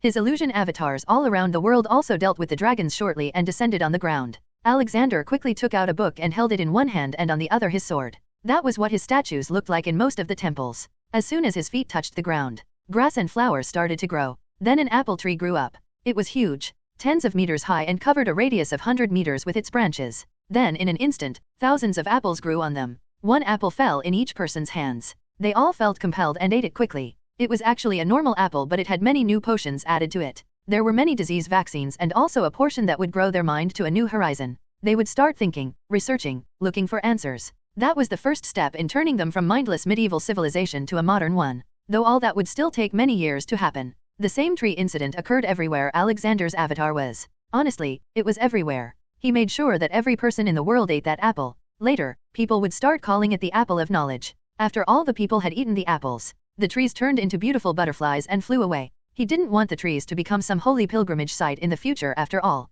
Quickly all the people ran to him and kneeled in front of him. Surprisingly, Ned and Robert were kneeling too, like they didn't know about his identity. Get up, children. I came down to the mortal world because I saw the world in mortal danger. Not just from the great dragon that attacked a while ago, but also the White Walkers. Look, they were forming their armies of undead to conquer the world. But I've dealt with them, he said, and huge screens started projecting images of White Walkers. Now, I have decided that I will stay here for a while and help the human civilization to grow and become better. A civilization where no one is big or small, all are equal as all of you have the same red blood. A world where crimes are justly punished. A world where children won't have to die of hunger. I am here to guide. I've been living as Alexander Stark for the past few years. But now, the time has come to show myself to you all. His words brought too much happiness to the people. Then suddenly Robert came to him and kneeled. Alexander had already planted the idea of giving up his throne in his subconscious mind. All-Father, if you are going to lead us, then you should be the king. I will be your follower. I, Robert Baratheon, abdicate my throne to the All-Father, God of all men and the whole realm. Robert gave him his crown. And I humbly accept this burden. Your good deed. Tyrion Lannister was also there and recognized All-Father. He remembered the face from years ago, when he was small and asked for a dragon as a present. He remembered how he got that dragon figure toy that he had still securely kept in a metal box, away from the harming eyes of his sister. He also fell down on his knees and prayed. Prayed for Tisha. So, what now? Dobby asked. They both sat in the highest room in the Red Keep. Now, we attack the Slavers Bay. Take over without troubling innocents. One more thing. Now that I am officially announced as a god, the Wolf's Sword can use magic as they want. Just make sure that they establish the fact that they are my blessed men. We will use magic to quickly finish the Westeros-wide railway system and promote trade. Alexander planned. What about the Lannisters? Dobby asked. Tywin and Cersei will die in the upcoming trial. The 3 children will be sent to Winterfell. I don't think life can be better than living there. Tyrion will be the new lord after he completes his education in the Tower of Knowledge. Until then, Kevin will be acting lord. Yes, now that all the Westerlands lords are in debt and know that the Lannister mines are empty, they won't even say a word if you pronounce death punishment to them. Dobby agreed. No, my friend, it's you who will pronounce the punishment. I am naming you my hand of God. Practically, you really are a god. I mean, with your magic you can do pretty much anything. Alexander added. But you have told me that in some universes there are beings that can even defeat you. Dobby intriguingly asked. He remembered what Alexander had told him about the Marvel Universe. A world filled with extremely strong entities. Yes, but why should we care about that? We don't even know where we'll go next. Anyway, let's get to work now. In the Great Hall, Dobby sat on the Iron Throne. He also wore a set of Jedi robes. In front of him were Cersei and Jaime Lannister. "Why are you sitting on the throne? Where is my Joffrey?" Cersei shouted. Joffrey was taken away from her in the black cell. Dobby just waved his hand and a duct tape appeared on her mouth. "I am the hand of God. You will only speak when you are asked to. Now, you are accused of high treason. You tried to kill Robert Baratheon and Eddard Stark. You also planned to kill your own brother, Tyrion Lannister, and 15 more Crown Lands lords." Dobby calmly spoke from the throne. "Jaime Lannister, do you accept being in an incest relation with the Queen who also happens to be your sister?" Dobby asked. Cersei looked at her brother smugly, thinking that he would never say it, but it was a day full of surprises for her. "Yes, I accept," Jaime replied, looking at the ground to ignore his seething sister. "Cersei Lannister, do you have anything to say?" Dobby asked. "I didn't do anything and you have no basis for all these accusations," Cersei replied. "A total of 58 men have testified against you. 120 people testified about what happened at the feast. Your own brother, Tyrion, testified about your plans and now your brother Jaime has also confessed. He laid out all the evidence. I refuse to accept his testimony," Cersei proudly said. "You are a criminal. You don't get to choose your witness. Now, Jaime Lannister, you broke your Kingsguard oath and indulged in sexual activity with your sister and produced 3 children. You also knew about Cersei Lannister's plans and did nothing. But because you have agreed to help, so I'll be more lenient to you." Dobby's words caused shock in the hall. Then the doors loudly opened and guards dragged Tywin Lannister in. "What is the meaning of this? Why am I being treated in such a way?" Tywin angrily asked. Silence. Dobby's words made all the murmurs die down.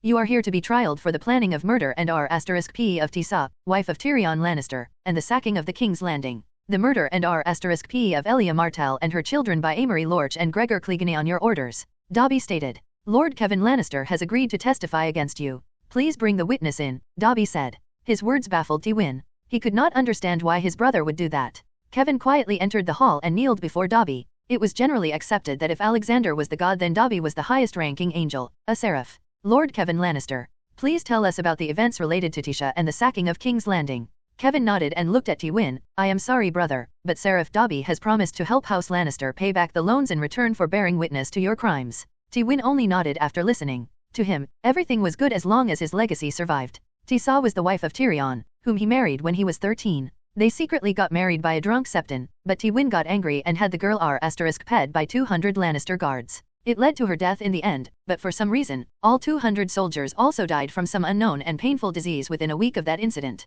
Kevin narrated. Dobby nodded his head. That was probably a punishment given by Allfather. In his eyes, lord or not, all are the same. He has already announced the punishment for crimes like these is death. Now, tell us about the sacking.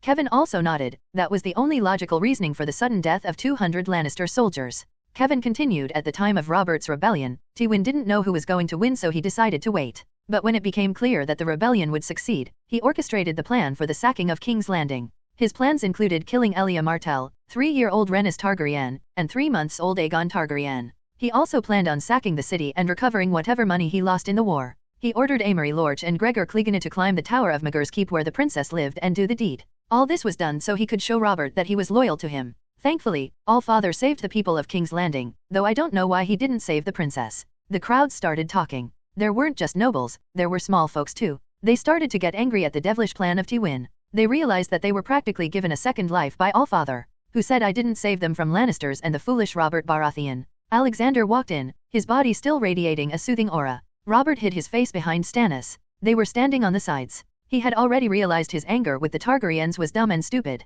Even he didn't know why he was after their blood. The most harmful thing they did to him was just abducting Lyanna. As soon as people saw him, everyone kneeled down. Everyone except Cersei. It's not like he was going to make her. Get up, all of you. If you do this every time you see me, you'll get back pain, he said and lifted everyone up with magic. He waved his hand at Dobby to stay seated. Now, I didn't lie when I said that I saved the princess. She is really a good girl and her children too. She never committed a crime. Her only mistake was trusting the Targaryens. The Mad King used her as a hostage to make sure that Dorne stays loyal to him. The Mad King had gone mad, so I came to punish him back then. I did leave fake human bodies of the 3 in the Maegor's Keep. If I hadn't, we would have never found out about the true nature of Tywin Lannisters. The demonic face he hides behind his old cold face. Then there was the mess that was the Robert's Rebellion. I am about to reveal the biggest conspiracy to ever occur in your history. As all of you know, the Order of Maesters is very old. Even older than the Valyrian Freehold. Before Aegon's conquest, the Order of Maesters had a firm grip on every house in Westeros. But when the Targaryens came with their dragons, the Order felt threatened. They formed a long plan to remove all things magical from the world, including the dragons and the Targaryens. Little by little, they corrupted the Targaryens. They fed the king secret medicine that intensified the madness that occurred in them because of incest. Some strong kings fought the madness and remained sane their most life, and some didn't. The dance of the dragons happened because the Order of Maester secretly pushed both sides, Rhaenyra and Aegon too. Then they fed poisoned food to the remaining dragons and killed the last of them in the world. Then came Aegon IV. The Maesters convinced him to legitimize all his bastards to start infighting. It eventually led to the creation of the Blackfyre branch that later caused so many rebellions. Little by little, the Targaryen family shrunk. Then came the Mad King, made mad by Grand Maester Pycelle. But that's not the main problem. The rebellion started because a small Maester decided to burn a letter that he was supposed to give to Lord Rickard Stark. Now, I present you, the one who started it all. Everyone was silently hearing Alexander's words, soaking up the truth. It all made sense to them now. A wolf's sword operated into the hall with an old man, tied to a chair. I present to you, the ex-Maester of Winterfell, Maester Whaleys. He served at the time of Rickard Stark. Maester, please tell us about the letter you received from Lyanna, Alexander ordered. Robert's ears were attentively opened instantly, including everyone else in the room. I received a letter from Lady Lyanna before she went away. In the letter, it was written that she was going with Prince Rhaegar on her own accord, that she was in love with him since the tourney of Harrenhal. She also disclosed that she was the secret Knight of the Laughing Tree. I knew what I had to do at that moment. If that letter had reached Lord Rickard, the rebellion would have never happened. So I burned it and hired a lad to intercept Lord Brandon Stark and tell him that Lady Lyanna was abducted by the prince. The rest we all know. However, I did receive another news that Lady Lyanna and Prince Rhaegar had secretly married as well. Prince Rhaegar had already secretly gotten his marriage undone with Elia before all that. As soon as he finished speaking, Robert fell to the ground with a loud thud. He felt meaningless. He felt like all his life was meaningless. The Maesters were behind God knows what else. He looked at his hand and remembered how he killed Rhaegar. Furthermore, he widowed his beloved Lyanna. Surely she didn't love him, but he did like her. The rage he had felt at that time was for her. Even if it was misplaced, it was still for her. The Order of Maesters had brought so much damage to our society that even words can't describe it. So many wars started because of them. So many more that we will never know happened because of them. They lived like a leech, sucking the life out of Westeros. They held back all the knowledge and made it nearly impossible to spread. This way they made sure that Maesters were always needed. This is the reason why I visited the Citadel in Oldtown some years ago. There I met a good man, Archmaester Marwyn. He told me about the secret plots of the Order. I also did my investigation and found dragon and human bones secretly kept underground. So, I had no choice but to destroy and rebuild. I created the Tower of Knowledge, which only serves one purpose, to spread the knowledge. There is no Order of Maesters anymore. The position is just a word now. In the North, we now call them teachers or professors. I will be creating these towers of knowledge in every city in the world. These will be places where anyone can go to receive an education. I will also make it free to teach children as well. Our future is bright, as long as you follow me. Now, back to the trial. But, let me bring some new guests first. He took out the Anywhere door from his pocket dimension and opened a passage to Winterfell. Alina, Anna, Rena, John, and Eric were waiting for him. He opened the door and 2 women and 3 children walked him. As soon as Rena and the kids saw Alexander, they ran to him. Grandpa, they shouted. Ha ha ha. Come here. He laughed and picked them up. Rena and Eric on his shoulders and John in his arms. They may not look familiar to you all, he said and lifted their disguise. Alina's hair returned to being black and her skin a bit tanned. Anna's hair turned back to being the original and her face to what it was before. Rena also looked at her hair change from reddish brown to black, her eyes from black to deep blue. Aegon's hair turned back to white and his eyes purple. John was just John. Welcome back, Elia, Lyanna, Rhaenys, Aegon, and John. Alexander greeted. Who's Rhaenys, Grandpa? Who's Aegon? The kids asked. They are also your names, sweetlings. But you can still keep calling yourself Rena and Eric if you want. I love my name. I won't change it, Rena proudly said. Yes, me too, Eric added. But that was not the case with Elia and Lyanna. Ned walked out of the crowd and hugged Lyanna. He knew about her, but still, he felt like his sister was really back now. Robert didn't know what to do. He just walked up to her and kneeled down on one knee. I am sorry, Lyanna. I made you a widow. I will accept any punishment you want to give me. I'll accept it even if you want to behead me, he solemnly said, his eyes facing the ground. Lyanna walked up to him and caressed his hair. It wasn't your fault. It was no one's fault. The Maesters did it. I forgive you, Robert. I am also happy to see that you turned out to be such a fine man. She smiled. Robert lifted his face to look at Lyanna. Both had tears in their eyes. You should meet my son, Robert. John, come here, she called. Little John came hopping to his mother. John, this is Uncle Robert. He's a very strong man. John looked at the bearded, well-built man in front of him. Both of them were face to face as Robert was still kneeling. Robert kept on looking at John's face. For starters, he was happy that the boy had mostly Stark features. Ha ha ha. Come here, little John. I'll give you a ride on my back. Robert howled in laughter and put Happy John on his back. While all this was happening, another reunion was taking place just a few steps away. Sister, is that really you? Oberyn walked towards Elia with widened and shock-filled eyes, just on the brim of tearing up. Elia also had tears in her eyes, looking at her brother as Elia and not Alina. Yes, it's me. I missed you, big brother. They both tightly hugged and cried. I thought, why you? Yes, we would have died if not for Uncle. I mean Allfather. She corrected herself. Smack. Only to receive a light pat on her head by passing by Alexander. I am still your uncle. I may be a god but I still have feelings. All the people chuckled seeing that. To them, God seemed so perfect. Not pompous, not extremely proud. Instead, God was warm, kind, and approachable. This led them to think whether if the High Septon was also the same as Maesters and manipulating them. You look good, sister. I wish Doran could be here to see you. Oberyn happily said. Me too. I heard that he can't walk now because of gout. Elia sadly replied. You know, you can use the door. Just go and bring him here. Alexander offered. Elia quickly opened the door and let Oberyn go in to bring Doran. The whole world already knew that Allfather had descended to the realm of men and that he was currently the ruler of the Seven Kingdoms too. So when Doran came out of the door, with his walking stick, he still tried to kneel in front of Alexander. Alexander waved his hand and cast a healing spell. Gout wasn't a hard disease to cure with magic.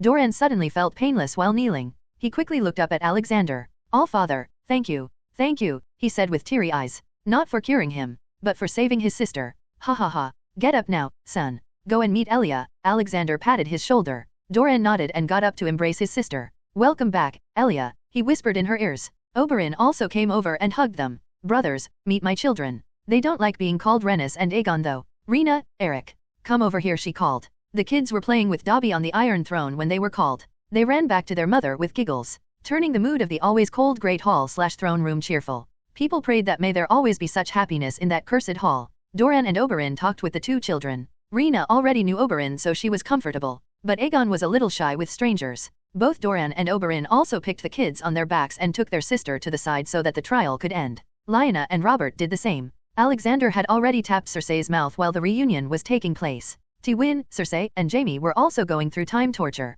They went through all the cruelties they did to others. When the hall fell back into silence, Dobby loudly spoke. Now Alexander was sitting on the throne while Dobby was announcing. Cersei Lannister, you have been found guilty of your crimes and are sentenced to death. Jaime Lannister, for cooperating with the trial, you are to take the black. Tywin Lannister, even if Elia and her children are alive, you still orchestrated the sacking and planned their murder. You also caused the death of Tisha. For your crimes, you are also sentenced to death. Maester Whaleys, you are sentenced to death for causing conflict and manslaughter. All your punishments will be given tomorrow morning, inside the execution hall. Dobby read the verdict. Cersei Lannister, Category 3, Murder, 44, Indirect Murder, 209, Blackmail, 387, R*P, 15, Sin Percentage, 59%. Jaime Lannister, Category 3, Murder, 497, Indirect Murder, 29, R*P, 37, Sin Percentage, 63%. Tywin Lannister, Category 3, Murder, 238, Indirect Murder, 3,278, Reigns of Customary, Blackmail, 392, R*P, 67, Sin Percentage, 70%. Alexander had given the data to Dobby already and they were getting rightfully punished. Though Alexander also knew that most of the people involved in the Lord and Knight's business were Category 3, especially those who fought in rebellion. Most of the people in the hall cheered. Except for Kevin, Tyrion, and the criminals. Tyrion didn't have much love for his sister and father but he still loved his brother. Maybe a little less after learning about Tisha. Tywin and Cersei were taken to the specially made cells with new locks. Jaime was left to wait for someone from Night's Watch to come for him. You don't look so good, Tyrion, Jaime grimly spoke. Sigh, we all are broken people, brother. Some broken by strangers and some by your loved ones. Now, sorrow is my only salvation. Goodbye, enjoy the wall, I always wanted to see it. Tyrion slowly walked away, leaving Jaime standing alone, to think about his whole life and the things he could have done differently. The next morning, in a cold large room, 3 people were made to stand on a platform with a rope around their neck.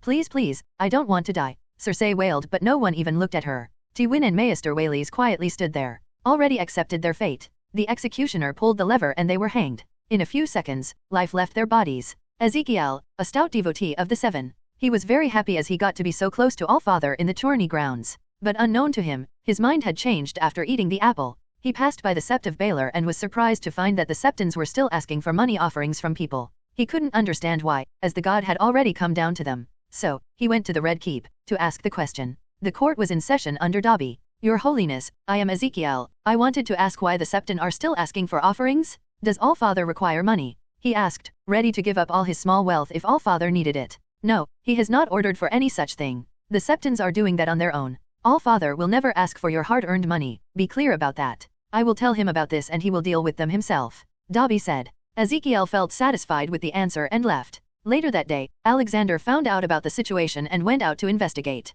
He hovered above the streets, giving blessings to all the passerby. When he reached the sept, he was greeted by kneeling septa and septons. Where is the high septon? He asked. He will return soon, All-Father. One of them nervously replied. Soon, a fat and ugly man entered. The high septon looked at Alexander and came at him running. All-Father, thank you for coming to us mortals. Why do I smell an unpleasant odor from you? You have been drinking and indulging in unholy deeds. How dare you, Alexander said, keeping his godly image. Alexander quickly searched his mind.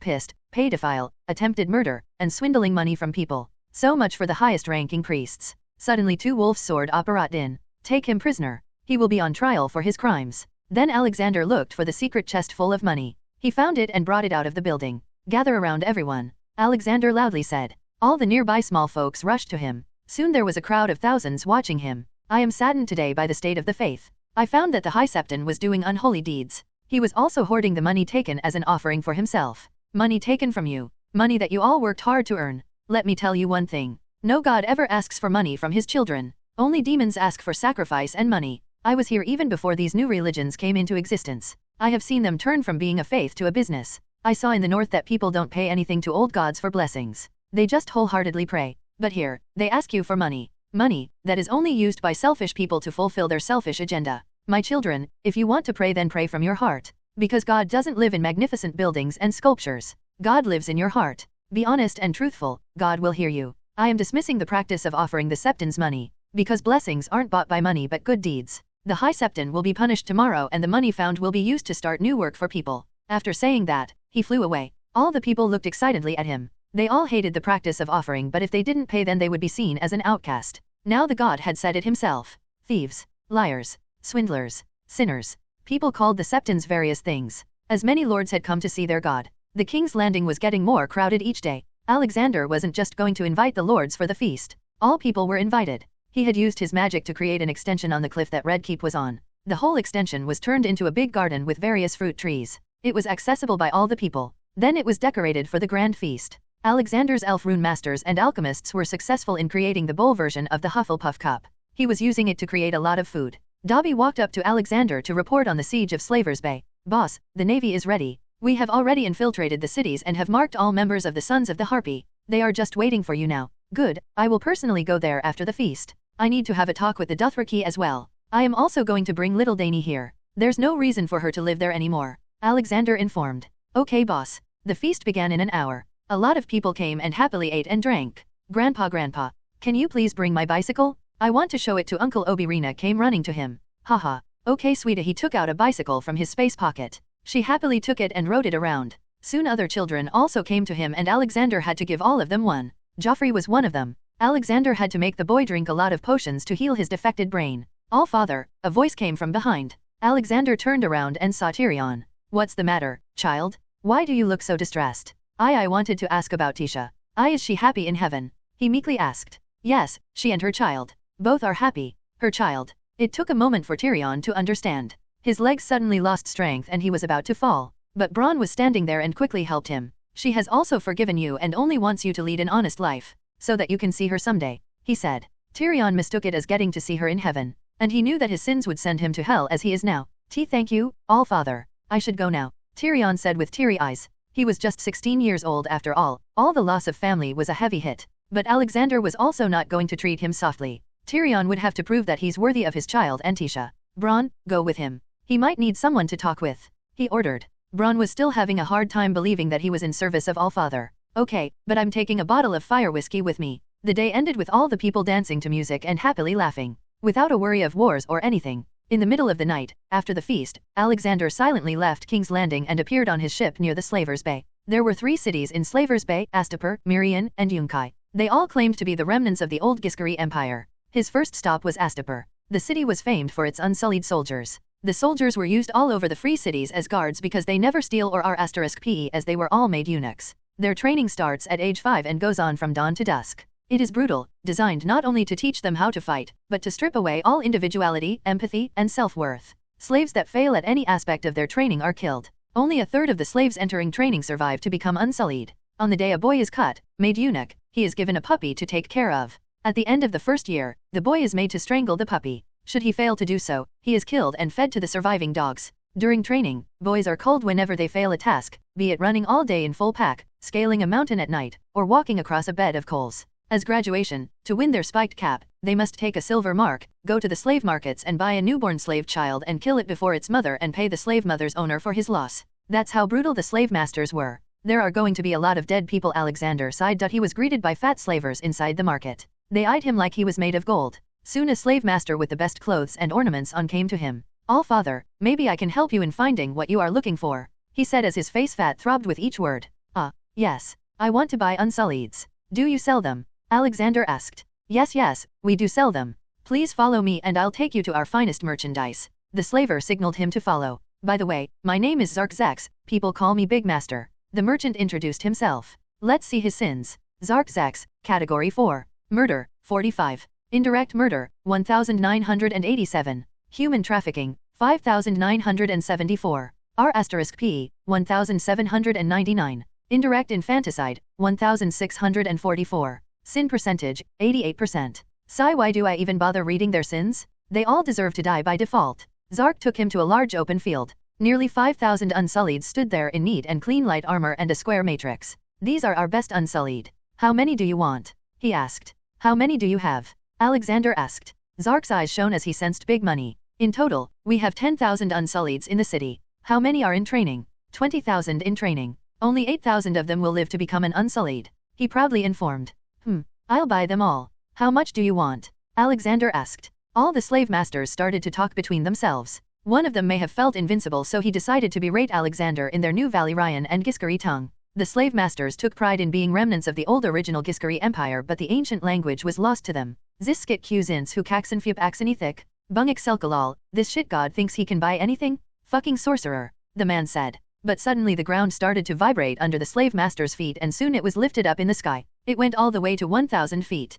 Penais axen supolial din blank ebvo amyib faxacoxald tuko. Pum saxok hiskaxali liso pi baxer. Pug waxen klaxen zo saximo baxito teugt. Don't act superior in front of me with your bastard tongue. I saw Giscari rise and fall. Do you want me to grant you the same fate? Alexander said in pure Giscari tongue, which even the best of slave masters found hard to understand, but they still understood the gist of it. We are sorry for disgracing you, Allfather. Please let Hixa come down, Zark pleaded. Sure, Alexander agreed. The stone on which the slave master was standing in the air vanished. Hixa fell to his death and turned into an ugly mess. Now, how much for all the slaves in the city? Alexander asked while conjuring a seat and sitting down. What? You mean Unsullied's right? Zark nervously confirmed. You heard me the first time. Just say the price. Or as he said that the ground again started shaking. Yes. We can sell you all. But let me bring all the good masters here first. He and hurriedly sent his assistants. That was easy. He's bringing all the slavers to me to judge, Alexander internally thought. After an hour all the slavers had gathered there. One of the slavers had a little girl with him whom Alexander recognized. It was a 3-4-year-old Miss Sendai. She was probably just recently kidnapped by some unknown pirates from the island of Noth. It was really a weird island. A special kind of poisonous butterflies lived there and the islanders were immune to them. Naughty people have a unique look to them with flat faces, dark skin, and golden eyes. They are called the peaceful people, due to their belief in extreme pacifism. They make music rather than war and kill nothing, not even animals, eating only fruit and never flesh. They are widely sought after by slavers who consider them to make the best slaves. Before the doom of Valyria, Noth used to be a major exporter of silk from silkworm caterpillars. The naughty also exported fine handicrafts and delicate spiced wine. The naughty's shimmering silks could be found in markets throughout the Seven Kingdoms and the Free Cities at that time. But, the slaver raids became so frequent after the doom that the naughty abandoned their coasts to take refuge in the hills and forests of the interior. As a result, the export trade has largely collapsed in the past 400 years, and naughty silks are less and less frequently seen in the world's major cities. I guess I'll visit that place too. Such kind people don't deserve to face such hardships because of people's greed, Alexander thought. Allfather, we have bought all the slave masters and they all have agreed to sell all their slaves to you, Zark said with a frowning smile. Haha, good. And what's the price you have come up with? Alexander asked. AAA. It's we have decided on 30 million gold dragons. Zark scaredly said, fearing that Alexander might not like it. Ha, good. I like that price. Here, take these. Alexander waved his hand and 10 large chests filled with gold. All the slave master had their mouths salivating seeing all that money. They all knew that 30 million was a big price for their slaves. Their minds were jumping thinking that this was the best trade deal in the history of trade deals. One by one, they all gave Alexander their master sticks, which signifies that they were the masters of the slaves they owned. Then the master that brought Miss Sendai turned around and started to walk away with her. She looked at him with longing eyes. Wait, I'll be keeping that girl too. Alexander loudly stopped him. The slaver turned and showed his disgustful face. She's not for sale. And I wasn't asking. As soon as his words fell, the slaver got swallowed by the ground. One by one, all the slave masters started to disappear into the ground. Zark looked at him with a horror-filled face. Why are you killing us? All of you, category 3 or 4, Alexander replied. Soon, the big field had turned silent. Alexander walked to little Miss Sendai. He didn't ask her about her parents as he had looked in her mind. Her small village was attacked and her parents were killed. He kneeled down and caressed her wrinkly hair. What's your name, little one? It's Miss Sendai, all father, she replied. Would you like to come with me? I'll take you to my family. There are many more children like you. My granddaughter Rena would love to be your friend. Alexander offered. Really? I can have friends, all father? She asked like it was the craziest thing. Yes, sweetie. And no calling me all father. Call me grandpa. Now come, let's go, he said and made her sit on his shoulders. She was too small to quickly follow him around. Then he called for Dobby and told him about the situation. Good thing you solved this without any major problems. The biggest problem with resettling the slaves is that they don't know how to do things without being ordered. This, in the end, causes great problems. I faced this in Asai. I'll have to slowly introduce the working of the world to them. I'll appoint one of my assistant elves to administer here. What about the Unsullied? Their minds have been damaged and molded into serving their masters since the age of 5. I don't think we can change them without magic. Dobby explained. Then I'll take them to become my people. I'll fully heal them with magic. Their minds and body combined. Alexander said. You want to take them to Faheim? Dobby inquired. Yes, but I won't force them to stay. After they are healed, they can leave. Dobby nodded. This was for the best. Yes, you can also teach them various modern things. Like things about technology, bureaucracy, administration, modern warfare. This way when they return to the world they will be able to do good. Dobby suggested. Nice idea. Let's do this. Alexander agreed. He looked at the Unsullieds and spoke in their tongue. My children, forgive me that you had to face such hardships in your lives. When I see you, I don't see slaves or soldiers.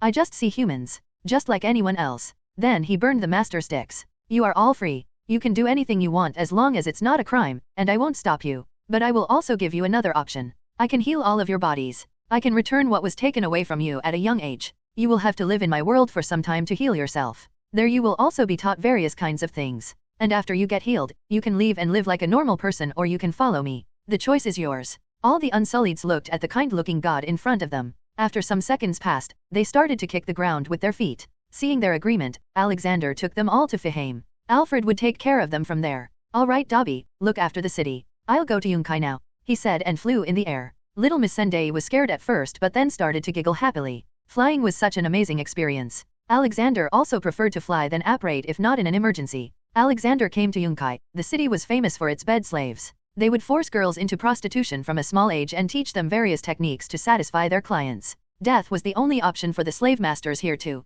Just like the cruel death he gave to the slave masters of Astapor, he killed all the slave masters there and handed the city over to his people. His last stop, Mirian, was the biggest of the 3 cities. It was bigger than Astapor and Yunkai combined. This was a city with various businesses. There were various big pyramids of different colors occupied by different noble families. The city was ruled by the great masters, members of the old slaving families. There were 15 families. Then there were the fighting pits and the temple where various kinds of things happened. From healing to pleasure. The city was also deeply involved in the slave trade. Alexander knew that the only way to correct the clusterfuck of a city was by thoroughly cleaning it. The mentality of the nobles could never be changed. Not without using magic. But then again, they were involved in slaving. It was basically their culture. And such cultures were best to be removed. But to his surprise, when he reached the big city, some slaves were already planning on revolting. He investigated and found a man named Lionel. He went and had a chat with him. How many of you are there? He asked. All father, we are blessed that you have come to us. I have gathered 1,000 slaves who want freedom.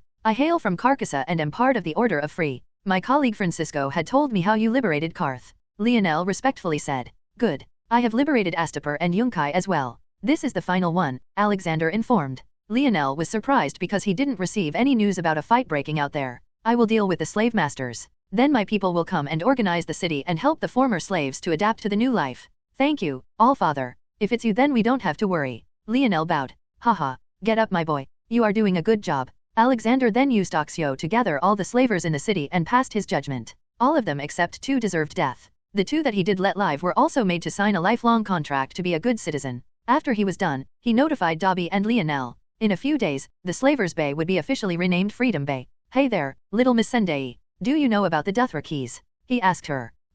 They steal from people, she said, not sure if she was right. Yes, my child. You are correct. We will be going to meet them now, Alexander announced and flew up in the air. Dothraki also ate the apple of knowledge, so they should also have grown a little bit in mind, he thought. Because of the changes brought by Alexander, the Dothraki weren't as violent as in the show or books. They didn't kill for no reason and only stole. They were still very powerful people though. Now instead of them being divided into various khals, they had a practice of electing a new king by fighting. Alexander went straight into their main city, Viz Dothrak. It was a big city, but the buildings were made of wood and mud. Very primitive. He landed in front of the biggest building in the city, which was probably the residence of the king. Khal Drogo from the show was still very young and hadn't even become a Khal yet. But the boy was still tall and strong. The king was named Khulnak. Alexander's god status made everything easier, as no matter which community or which religion, everyone recognized Alexander as one true god. He told them about his plan on including them in his world federation and upgrading their city to becoming like a modern one. He also told them his plans on bringing the train to Essos as well. The king was happy with all the things his people would get. In the end, Alexander ended up becoming the new king by the agreement of all the khals. He still let Khulnak act like a governor. In the meantime, his people would come to the city and change things. Then Alexander flew to Bravos to meet Daenerys and Ragnarok. Little Dany was playing in the courtyard under the lemon trees. She had been living a fulfilling and happy life without any worries. Ragnarok kept Viserys at bay, so she never faced the bullying. It was just another playful day for her. Playing with the various plushy dolls was the favorite pastime of her. But suddenly she heard a thud from behind her. She looked around and saw the person she had been hearing about for so long. She had heard the stories about the Allfather and had seen pictures. Grandpa, she cutely voiced. Alexander was surprised that she straight up called him Grandpa and was feeling just like he did when he met Rena for the first time. The little chubby girl was too cute. Haha. Yes, little Dany. I am Grandpa. Come here. He went ahead and gave her a hug. She also happily returned it. Then he waved his hand and a mountain of plushy toys came in front of her. She looked at them with stars in her eyes. Alexander also noticed the envy in Miss Sendai's eyes. Little Dany, meet Miss Sendai. Would you like to be her friend? He asked. Miss Sendai and Daenerys were nearly the same age, 3 to 4 years old. Both of them looked at each other for a while. Then suddenly Dany walked to her and hugged her. Flens, she said. All these toys are for you too. Where is your grandpa Ragnarok, Dany? Alexander asked. Daenerys thought for a bit and replied, inside. Haha, okay, I'll find him. You go and have fun. Alexander ruffled their hair. Hey, fat dragon. Come out. Alexander walked into the house. But instead of Ragnarok, Sir Willem Darry came out. The knight had grown fat now. Who dares to call me fat? Willem Darry quickly fell to his knees.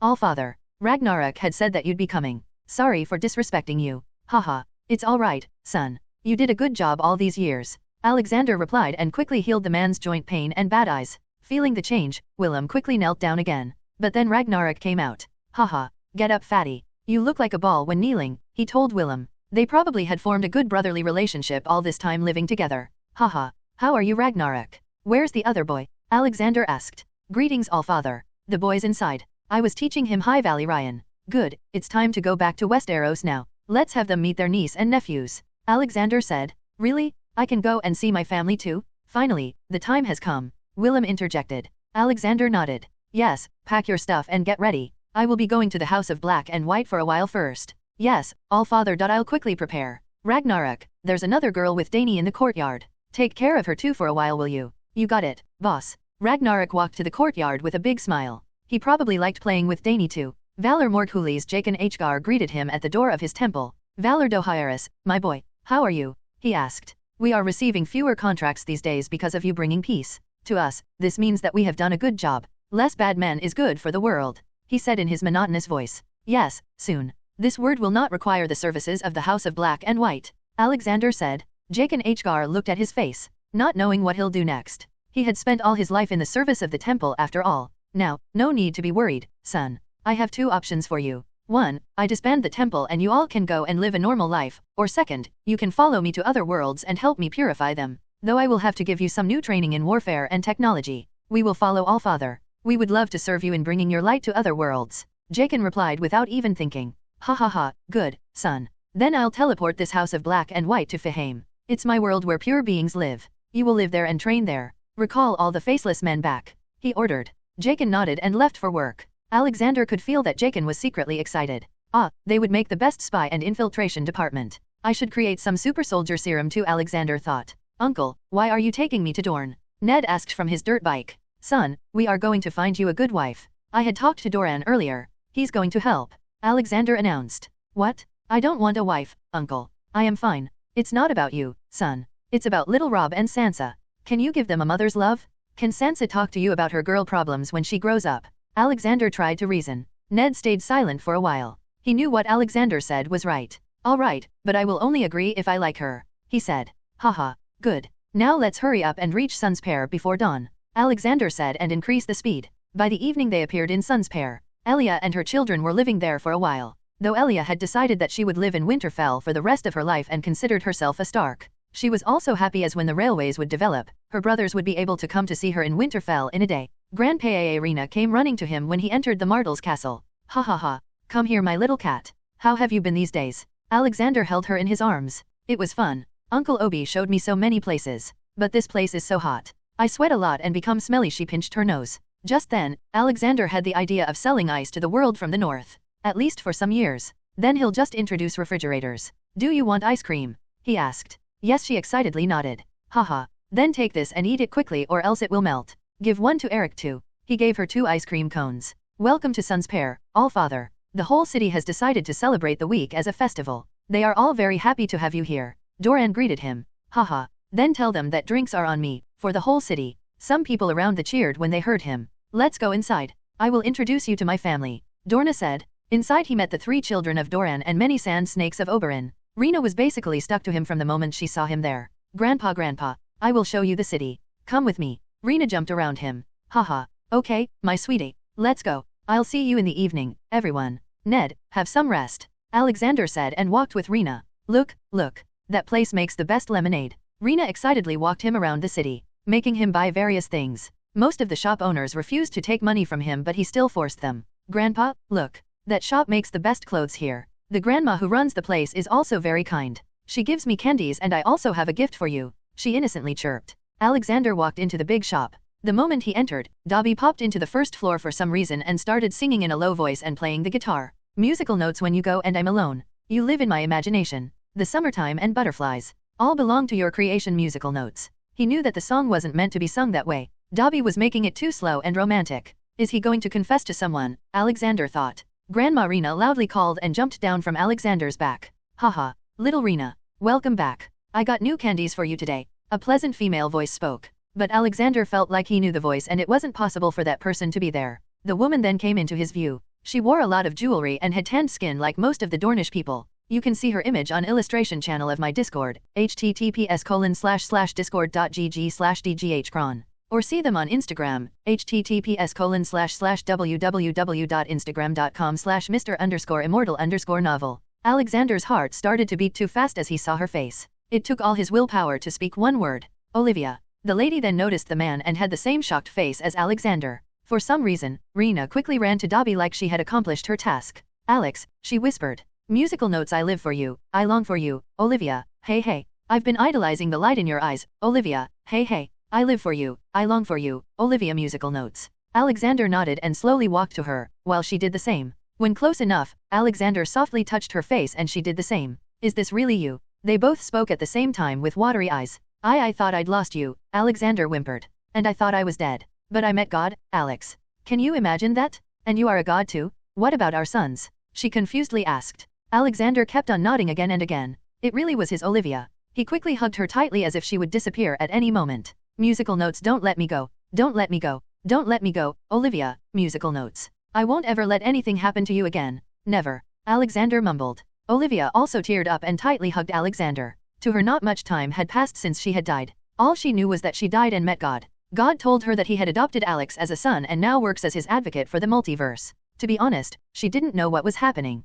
She wasn't really that religious. Then God said that Alexander misses her a lot, and for Alexander, many years have passed. She really felt sad hearing that. She already knew that Alexander was someone who wouldn't actively find a new wife, as he was very reserved in that area since his young days. God then said something about her having magic which she didn't understand and sent her to Westeros. She didn't know anything about the place, but thankfully she had some new memories which told her about her current status. She was the owner of a high-end boutique in a kingdom called Dorne. It had just been a month since she came there. She was worried that she'd have to find Alexander on her own, but then the dragons attacked and she saw him. The same old and kind face. People had started chanting prayers to him for some reason, and when she researched a bit she found out that Alex was a god. Since then she was planning on going to King's Landing to meet him soon. But fate brought him to her. I missed you so much, Oli. I missed you a lot. Alexander muttered. I missed you too, Alex. How are you? She asked. She felt a bit concerned seeing Alexander so emotional, but then remembered that for her maybe not much time has passed, but for Alexander, many years have. I am fine, Oli. Now better than ever. Father must have a hand in all this. Where's the little cat? She probably knew about all this, Alexander said, and found Rena and Dobby standing at the side. He quickly picked Rena up and embraced her in his arms and kissed her forehead. This is the best gift, Rena. The best in the world. He. I knew Grandma and Grandpa would be happy. Uncle Dobby also helped, she said. Alexander also went to Dobby and gave his giant elf friend a good hug. Thank you, Dobby. Thank you. Haha. Happy to see you happy. Dobby smiled. Olivia, meet my best friend Dobby, Alexander introduced. He still couldn't believe that his Olivia was back. While Dobby and Olive talked, Alexander spoke to God. Thank you, Father. Haha. Anything for you, my son. Your wife had finished her life cycle, so I thought about you and gave her soul the memory and body of her life with you. Though she would still think that she died just a month ago, God said. Yes, I will keep that in mind. Thank you again, Father. Ha ha ha. Now go and talk to her, son. Alexander looked back at Olivia. Oli, let's go to Fihaim. I'll introduce you to my people. Medusa and Barry will love you. He then took them to his pocket world. Rena went to play with Rooney while he talked with her. Barry came chirping to greet him and the new human. Hey Barry, meet my lovely wife, Olivia. If I am your father then she's your mother, Alexander said. Barry looked at Olivia first and then jumped on her shoulder and rubbed his head on her cheeks. Haha. Hey there Barry. Thank you for taking care of my old boy, she said, embarrassing Alexander. Grandpa Medusa came and jumped onto him for a hug. He ruffled her hair. Haha. How are you, girl? Meet Olivia. She will be your grandma. Medusa was a cheerful and smart girl. She could sense the nature of people, and her senses were telling that she was just like Alexander. She again jumped into a hug with Olivia. After all the greetings, they were both alone. So, are you going to tell me what happened to our sons? God said it would be better if you told me. Olivia asked the one question he wanted to avoid. Hello, everyone. As we wrap up this video, I want to share a quick note. I have a Patreon account. If you'd like to support me and enjoy on-demand audiobooks, you can become a Patreon member. Alternatively, you can check out my Google Drive link, which has 500+ novel audiobooks available through my Ko-fi or Patreon shop. I appreciate your support.